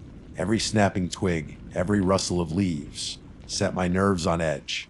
The feeling of being watched was constant, intense, a physical pressure against my skin. The soldiers felt it too. Their usual stoic professionalism was tinged with a visible tension, hands never straying far from their weapons. The first concrete finding came the audio recorders. We captured howls, usually late at night, echoing through the valleys. They weren't noises. They weren't wolves. I knew wolf vocalizations intimately. These were deeper, guttural, carrying an undercurrent of something that sounded disturbingly like rage. But interspersed with the howls were other sounds, clicks, whistles, and low growls that seemed almost peak conversational. It was complex, far more so than typical canine communication. Analyzing the spectrograms revealed intricate patterns I couldn't readily decipher. Was this a pack? Or a single entity with a varied vocal range? Then came the tracks. During one survey mission, deeper into a sector marked as high activity, we found a fresh set pressed into the mud near a creek bed. Seeing them first end was different from examining casts. The sheer size was staggering, each print larger than my outstretched hand. The depth indicated immense weight, but it was the detail, the faint impression of claws, that seemed semi-retractable. The structure of the heel pad suggesting bipedal locomotion wasn't just possible, but natural that truly shook my scientific foundations. This wasn't an anomaly, it was a blueprint for a predator unlike anything documented. As I knelt there, photographing and measuring, the woods fell utterly silent. No birdsong, no insect drone, just suffocating stillness. The two soldiers flanking me raised their rifles, scanning the impenetrable tree line. We weren't alone. The feeling was so strong it was almost nauseating. We retreated quickly, the silence following us like a shroud. Equipment began to malfunction in specific areas. Cameras would inexplicably power down despite full batteries, data cards corrupted. One thermal imager captured a heat signature massive, vaguely humanoid, for 3 seconds before the screen went dead. Davy suggested environmental factors, magnetic interference, but it felt targeted, deliberate. One evening, while reviewing audio logs in my hut, I isolated a sequence captured near one of the malfunctioning cameras. Beneath the low hum of the forest, almost masked by wind noise, was something else, a rhythmic scraping sound, and then low, guttural, unmistakable syllables. Not a howl, not a growl. It sounded like speech, distorted, rough, but definitely patterned language. My blood ran cold. I played it again, filtering out background noise. The sounds were alien, yet the cadence suggested intelligence communication. I sat back, the implications washing over me. Folklore called it a dogman, a beast. Thorne and Davies saw it as a threat to be neutralized. But what if it was more? The complex vocalizations, the apparent ability to sabotage equipment, the potential for language this pointed towards sentience. A territorial, highly dangerous, sentient creature living undiscovered in these woods. Eliminate.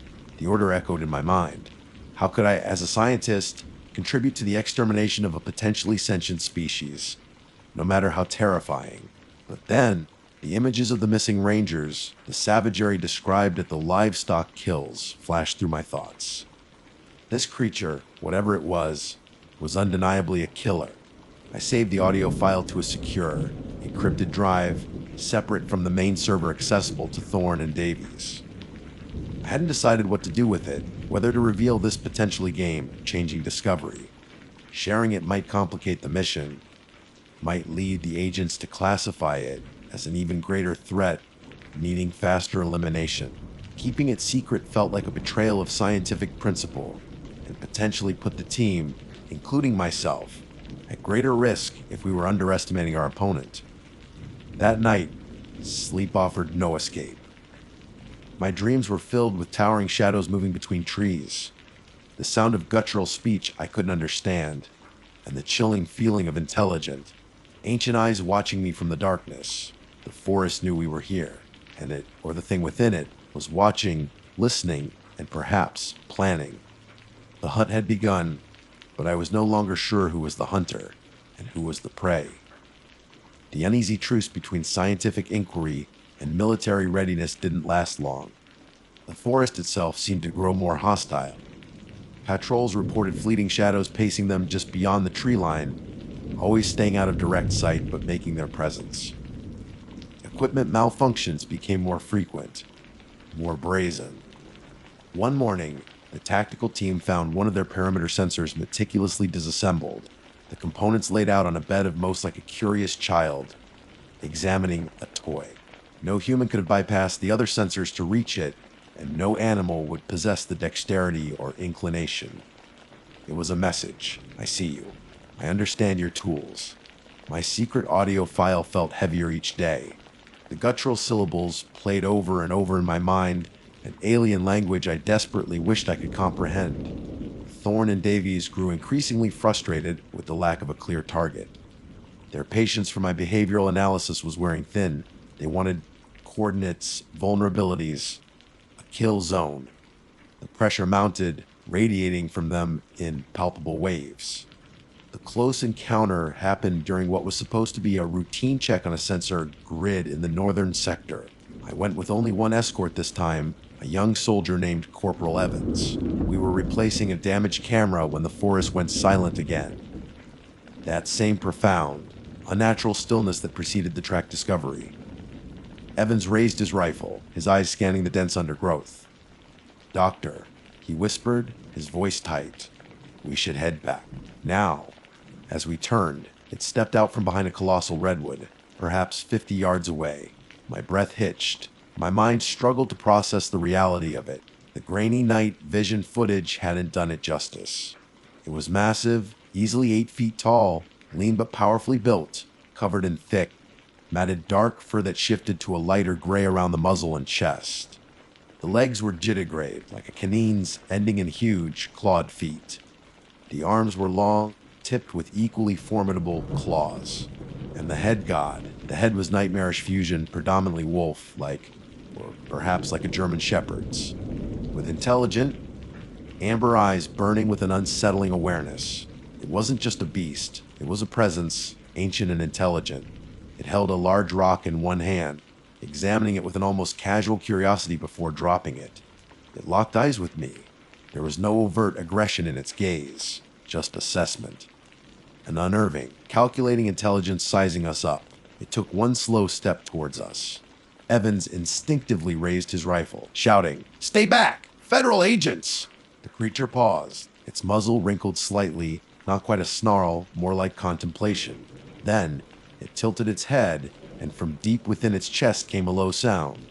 Not a growl, but a near-perfect mimicry of Evans's shout. "Stay back." The tone was rough guttural, but the words were clear. Mimicry, complex vocal learning, another sign of high intelligence. My mind reeled. Evans, however, saw only threat confirmation. He fired a warning shot into the ground near the creature's feet. The crack of the rifle echoed jarringly in the silent woods. The creature flinched, not in fear, but perhaps surprise or annoyance. It let out a deafening roar, a sound wave that hit us physically, full of fury and power. It wasn't the howl from the recordings. This was raw, immediate threat. Then, with astonishing speed, it turned and melted back into the forest, vanishing as quickly as it had appeared. We scrambled back to the outpost, Evans shaken, myself grappling with the implications. Mimicry, possible language, tool used the rock, the disassembled sensor. Sentience wasn't a possibility, it was a certainty. Reporting the mimicry would change everything. Thorne and Davies would see it as mockery, further proof of unnatural intelligence needing eradication.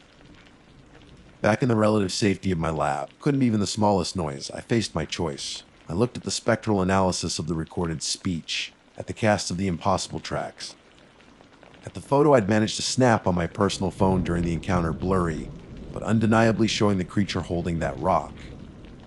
Eliminate. The order felt like sacrilege now. This wasn't just an animal. It was potentially the discovery of a lifetime, a new sentient species dwelling in the deep woods. To help kill it felt monstrous. That night, I made my decision. I compiled my official report for Thorne and Davies.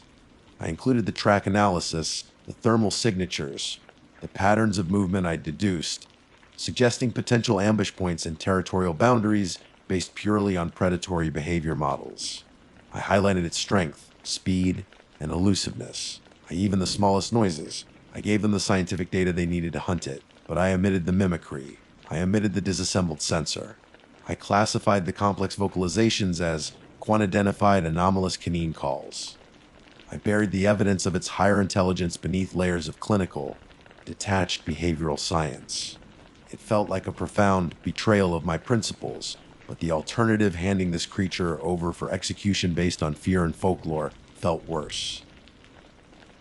Thorne and Davies took the report, their expressions grimly satisfied. They finally had actionable intelligence. The next morning, the tactical teams mobilized, heading towards the sectors and highlighted, armed with heavy tranquilizer rifles and lethal backups. I stayed at the outpost, monitoring communications, my stomach churning with anxiety. Hours passed in silence. Then, chaos erupted over the radio. Shouts, gunfire, panic calls about the target being unbelievably fast. Smart. Oozing the terrain. They reported hitting it with tranquilizer darts, but it barely seemed to slow down. Then, abruptly, silence.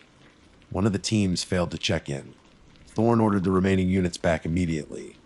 They returned near dusk, battered and spooked. 2 men were injured, non-critically, apparently from traps, concealed pits, and falling deadwood triggered by tripwires fashioned from vines. The missing team was eventually located. Their equipment was found abandoned, but the men themselves were gone. No bodies, no blood trail. Vanished. The creature, despite being hit by darts, had evaded them, outsmarted them, and seemingly taken prisoners, or perhaps just driven them away. It had deliberately chosen not to kill them all when it clearly could have. The operation was deemed a failure. Thorne and Davies were furious, their confidence replaced by a chilling realization that they were severely outmatched. Within 48 hours, the outpost was dismantled, equipment packed, and we were airlifted out, leaving the forest to its ancient silence and its enigmatic inhabitant. They spoke of regrouping, reassessing, bringing in heavier assets. I never told them what I withheld. I returned to my quiet suburban life, but the silence here feels different now. Hollow. Every news report of missing hikers in remote areas sends a jolt of fear through me. I often look at the blurry photo on my encrypted drive, the amber eyes seeming to stare back, full of ancient knowledge and warning. Did I save a species, or did I condemn future victims by hiding the truth of its intelligence? Did it take those rangers, or simply ensure they left its territory? I don't know. All I know is that the world feels bigger, more mysterious, and infinitely more dangerous than my textbooks ever described. Small is. And I know that deep in some forgotten forest, something incredible and terrifying watches and waits, and it knows we were there. My name's Johnson. Paul Johnson, though most folks just stick with the last name. It fits, I guess. Solid, dependable, maybe a little boring. That's my job, really. Logistics coordinator for the Pacific Northwest Division Search and Rescue Support Unit. Sounds fancy, but mostly it means I sit behind a slightly battered government issue desk and make sure the pointy and folks, the SAR teams, the rangers on the ground, the wildlife biologists tackling problem animals get what they need it when they need it. Rope. Got it. Emergency rations. Check. Bear spray. Cases of the stuff. Usually, it's predictable. Seasonal, even. More avalanche beacons in winter, extra water filters in summer. Routine. Smallest noises. That's why the requisition form that landed on my desk last Tuesday felt like a punch to the gut. Noises. Not because it was urgent. Half the stuff I deal with is marked priority alpha by someone trying to jump the queue. No, this one felt wrong. Off kilter. Like getting a grocery list that includes milk, bread, eggs, and a vial of black mamba venom. The destination was listed clear as Day Olympic National Forest, specific coordinates pointing deep into the Hoh Rainforest sector. Not unusual in itself, SAR operations happen there all the time. Thick canopy, rugged terrain, people get lost, people get hurt. Standard procedure usually involves a ground team, maybe air support if the weather allows, standard first aid, maybe some climbing gear. This requisition wasn't standard. Item 1, 6 modified long-range dart rifles. Okay, sometimes we need to tranquilize wildlife that's interfering with a rescue or posing a threat, but these weren't standard. 22 caliber darts loaded with Telazol. The spec sheet attached detailed custom-made, high-capacity CO2 rifles, firing darts the size of my thumb. Item 12. Tranquilizer agent, specified dosage, sufficient to incapacitate Proboscidea species, estimated weight 6,000 kg. That translates to elephant strength. We don't have elephants in Washington state, not outside a zoo. We have black bears, maybe the occasional cougar, elk, deer. The strongest stuff we usually stock might take down a particularly grumpy mouse after a few hits. This could put a bull elephant into a coma for a week. 6 rifles worth. Why? Item 3, ballistics. This was the one that made the hair on my arm stand up, alongside the usual sidearms and a couple of heavy-gauge shotguns. Standard bear defense in dense woods. The list specified. Ammunition, 308 caliber 180 grain, silver tipped hollow point, quantity 500 rounds. And just below it, ammunition 12 gauge Zoety buckshot, silver plated, quantity 200 rounds. Silver, not tungsten carbide for barrier penetration, not bonded core for deep tissue damage on thick-hided animals. Silver, like something out of a damn monster movie. I picked up the phone and dialed the number listed for the authorizing officer, a Deputy Director Ferris I'd never dealt with directly before. Usually, requests came through established channels, signed off by field supervisors I knew. This came straight from Regional Command, fast-tracked. Johnson, Logistics, I said when the call connected. Ferris, a clipped, impatient voice answered. No preamble. Sir, regarding requisition ONSR 883B, I need some clarification on the equipment specs, specifically the tranquilizer dosage and the specialized ammunition. I tried to keep my voice neutral, professional. Is there a problem fulfilling the order, Johnson? The impatience sharpened. No, sir. I can source the items, but the specifications are highly unusual. Elephant-grade tranquilizers. Silver-tipped bullets.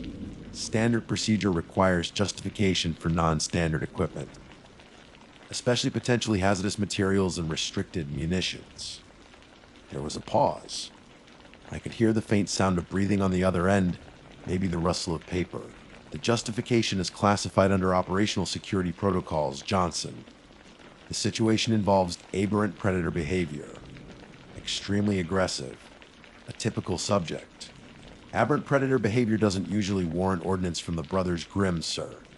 I countered, maybe pushing my luck a little. Is this some kind of mistake? A typo? Should that have been steel core? It is not a mistake, Ferris said, his voice dropping lower, losing some of the clipped efficiency and gaining something colder. The request stands as written. Source the equipment. Ensure it reaches staging Pointer 7 in the ONF by 600 tomorrow. No delays. No further questions. Is that understood? Understood, sir, I said, but the word felt hollow. The line clicked dead. Aberrant predator behavior. Silver bullets.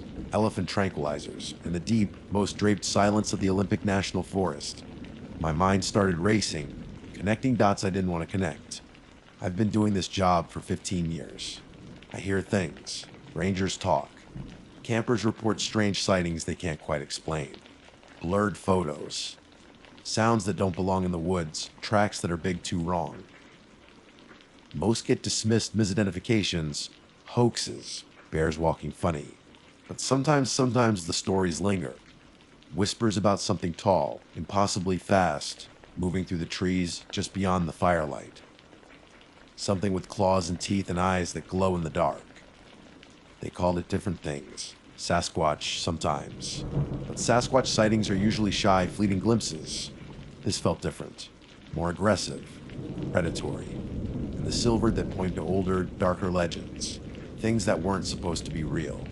Lycanthropes. Skinwalkers. Dogmen. The word echoed in the back of my mind. A half-remembered snippet from Fringe website or campfire story. A vital canine cryptid vicious, territorial. And according to some of the wilder tales, vulnerable only to silver. I pulled up the specs for the tranquilizer darts again. Elephant grade.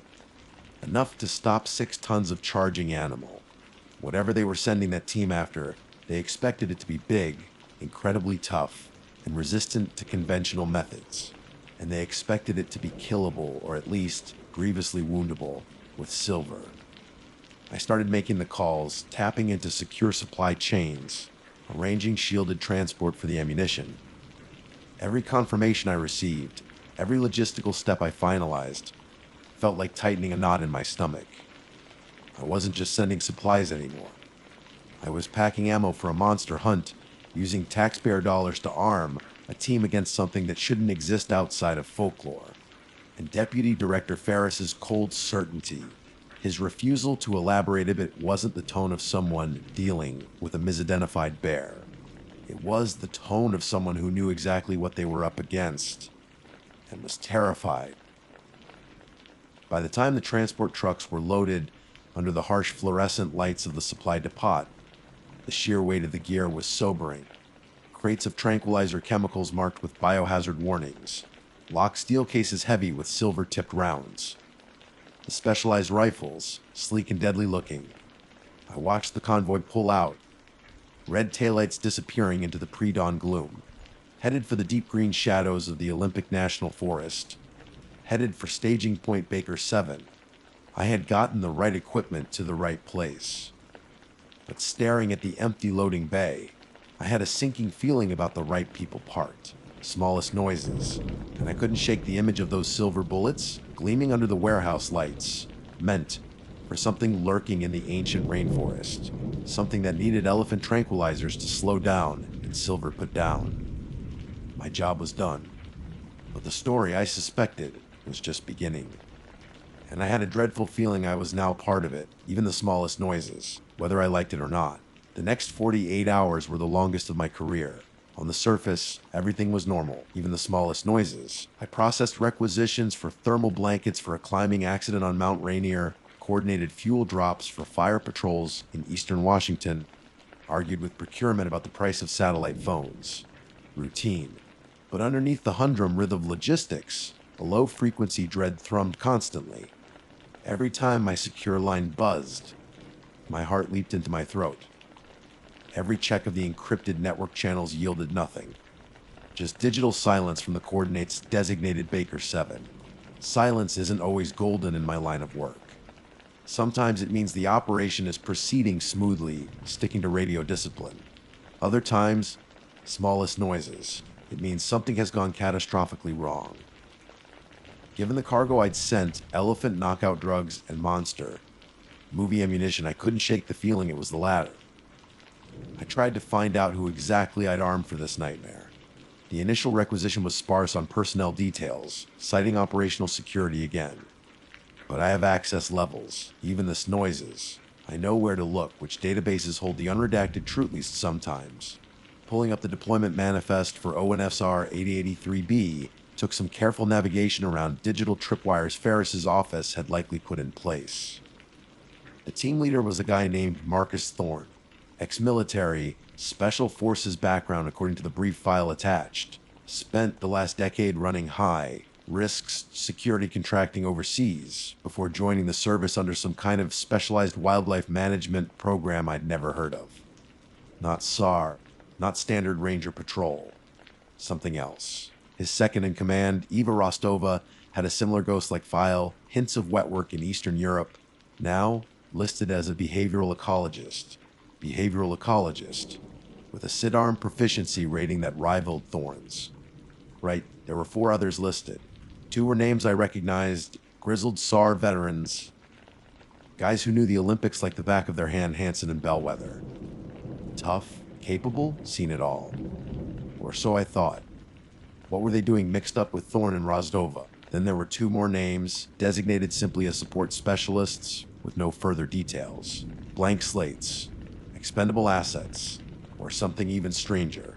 6 people, armed with enough tranquilizer to down a T-Rex and enough silver bullets to hold off a full moon convention. Sent into the whole rainforest after an aberrant predator.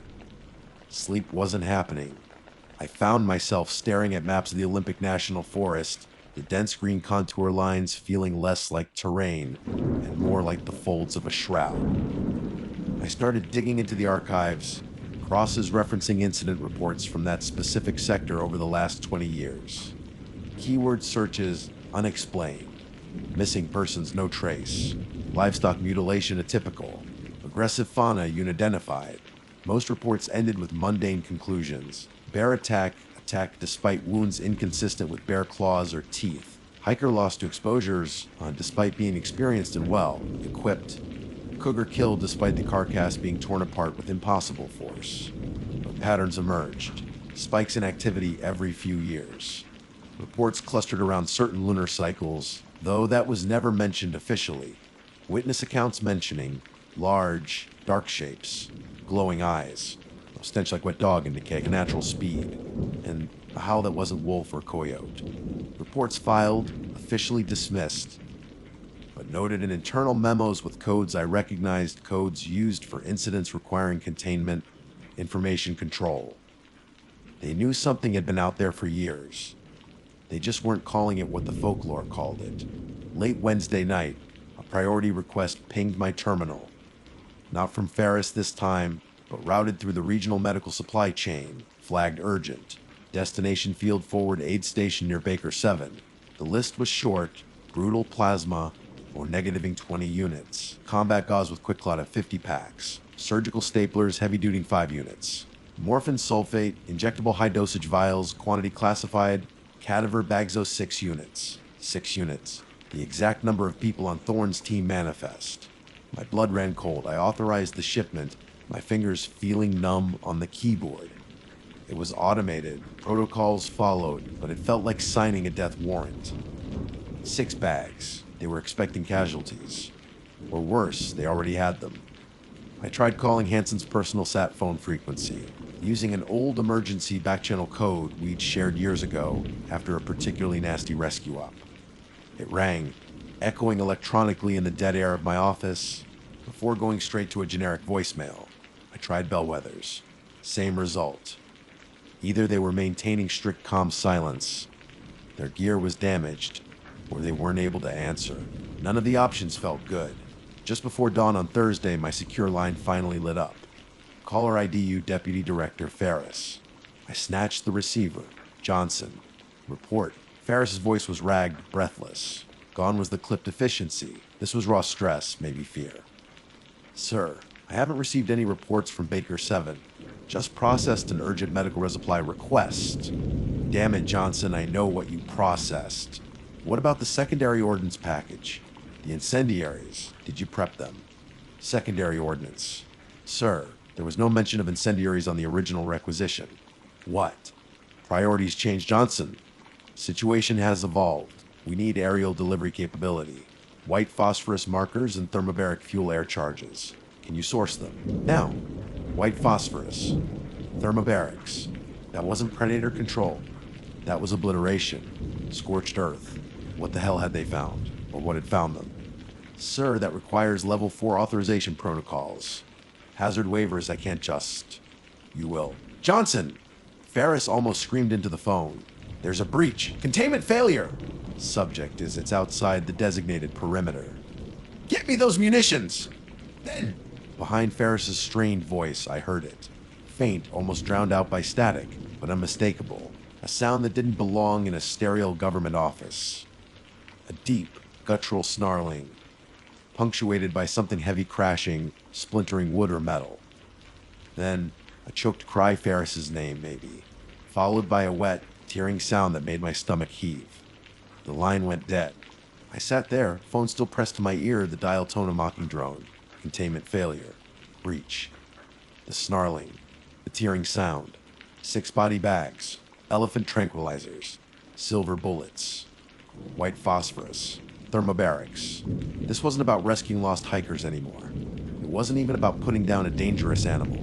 This was about trying to eradicate something monstrous.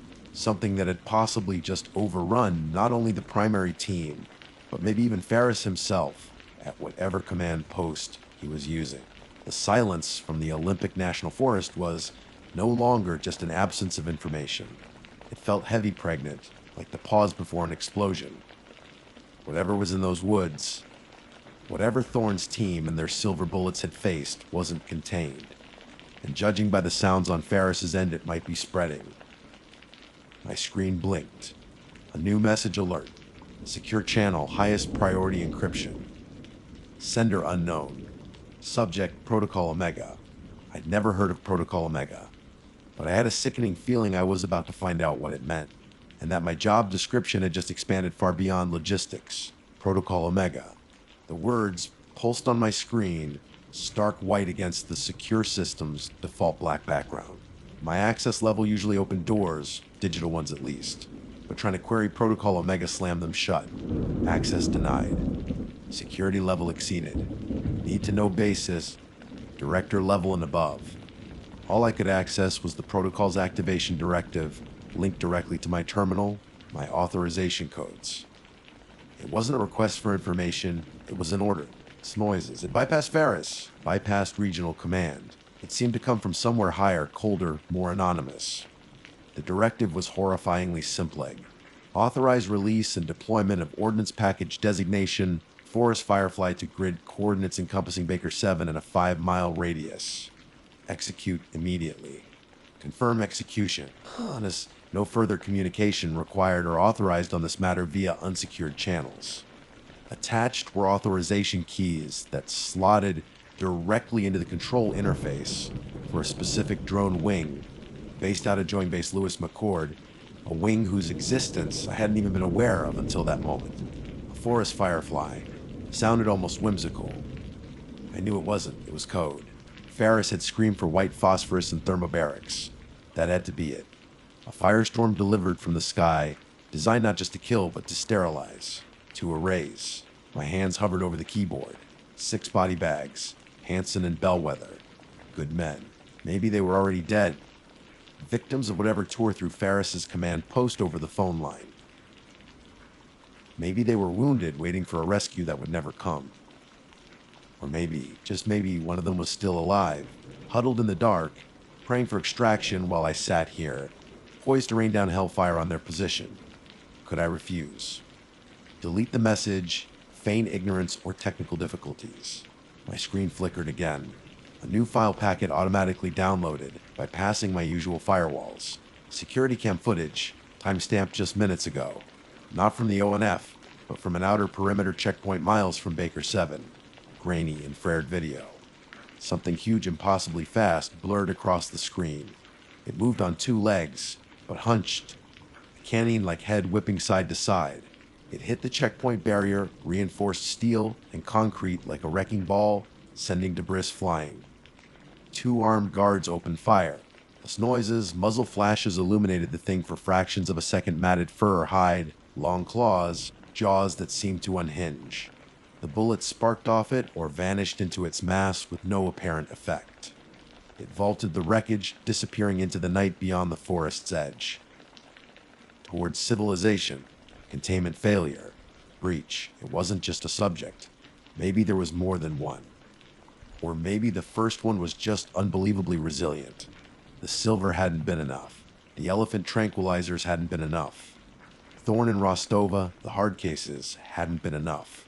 Hansen and Bellwether, they never stood a chance. My choice evaporated. This wasn't about rescue anymore. It was about preventing whatever that thing was from reaching populated areas.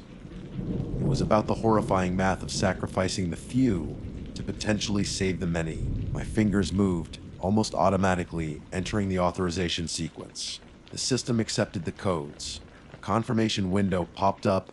Execute Forest Firefleet Protocol. Final authorization required. My stomach churned. I thought of Hansen showing me pictures of his daughter.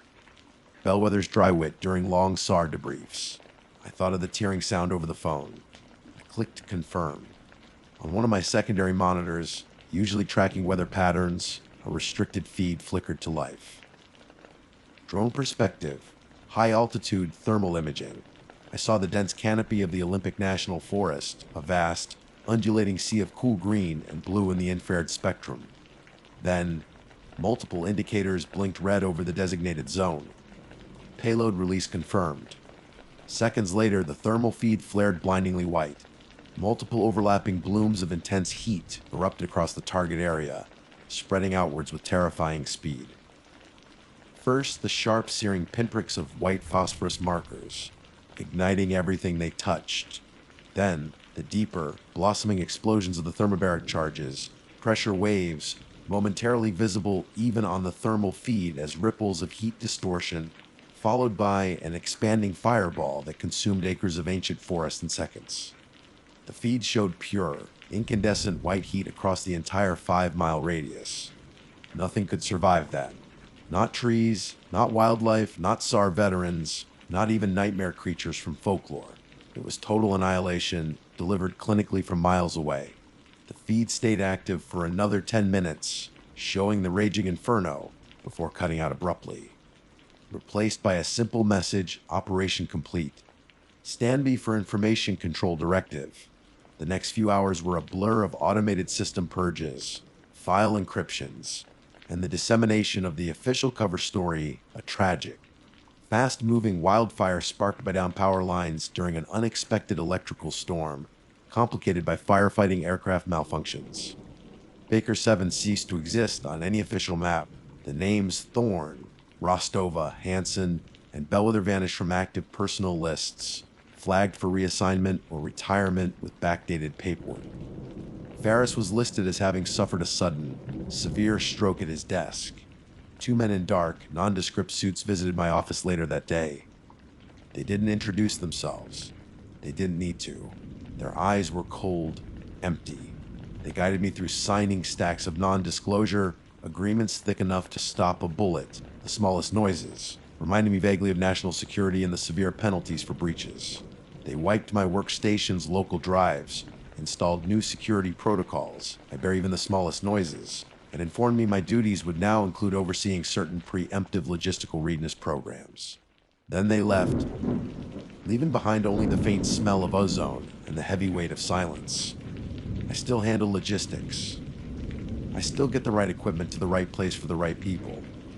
But now I know. I know about the things that lurk in the deep woods, the things that require silver bullets and elephant tranquilizers. I know about the teams that hunt them, the ones who don't always come back. And I know about Protocol Omega, the firestorm waiting in the wings for when containment fails, my hands packed the gear.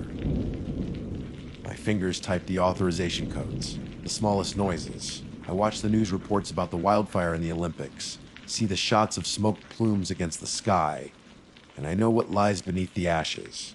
The silence from that sector of the forest is permanent now. But sometimes, late at night, when the wind howls just right, I imagine I can hear something else beneath it. Faint echoes of snarling, of screams, of tearing. And I wonder, did the fire really get it all?